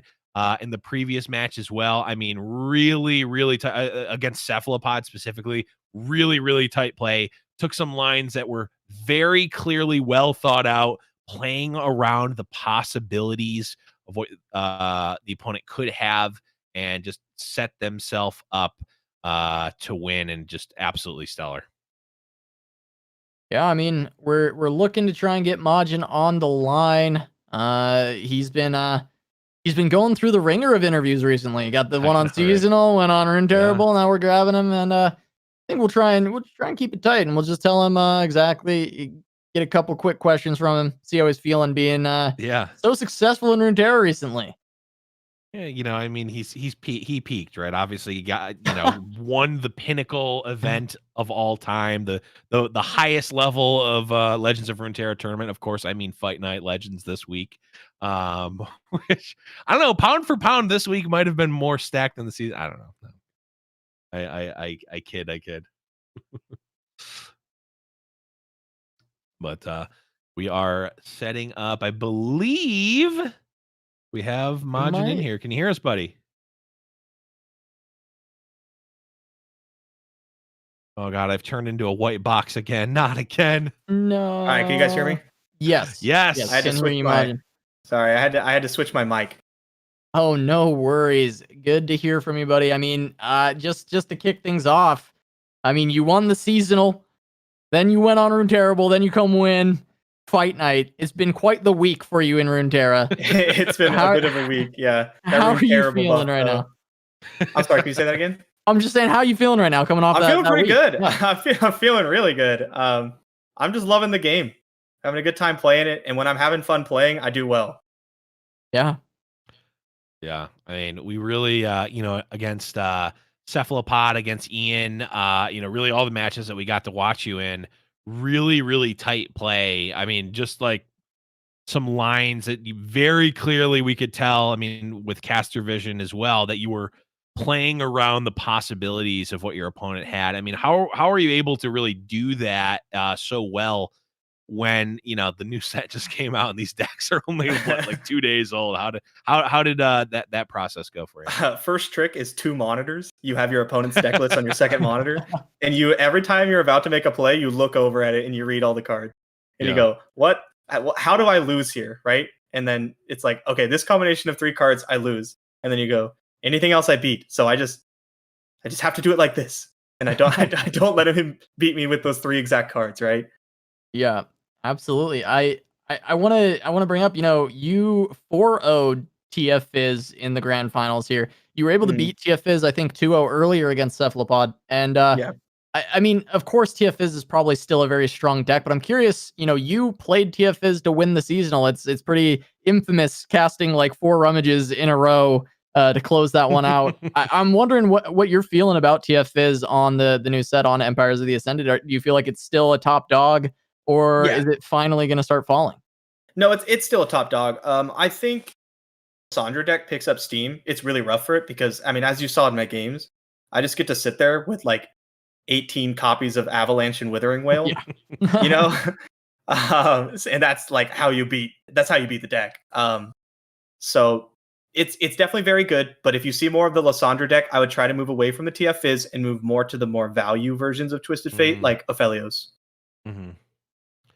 Yeah, and obviously we saw you do pretty well with the Aphelios Twisted Fate. Now, we unfortunately, I think 2 players actually brought Shurima cards to the to the event today, at least for the Americas region. Are there any Shurima or even just like new archetypes that you've been playing around with that you've had any sort of success with that you maybe are considering bringing in a future week? I thought about bringing all in Shurima Lee Sin. I really considered it. That deck kills people on like turn 6 sometimes, which is awesome. But sometimes they cast Flash Freeze and you lose the game. So it's like, do I really want to do this? And I decided it was like 2:00 in the morning, the night, so like what? Not that long ago, this morning, 2:00 this morning. And I was like, fine, just submit the Lysandra deck and play like, I don't know, TF or something. Yeah. And that's what I did. Oh, well, it worked out for you. You're able to pick up the win, and we'll be seeing you, and also Hanneke, we'll be seeing you both returning for next week's fight night. So with that, we'll make sure we get the normal question. Do you have someone you'd want to call out that maybe wasn't on this week that you didn't get a chance to play against that you'd want to play against next week? I mean, I would always love to see Hever or Raptor in the lineups. I think they're two of the strongest players in the game. You had some of the strongest players in this lineup. This was the most stacked fight night lineup I think I've ever seen. But would love to see those guys or really any of the people from today back. Yeah, of course. All right. Well, thank you so much, Majin, for taking the time to talk with us after that victory. But congratulations once again, and we'll see you next week, buddy. Yeah, thanks so much for having me. All right. So with that, Blevins, that's our tournament. That's our fight night. We've got another one next week. You got any final thoughts before we send everybody away?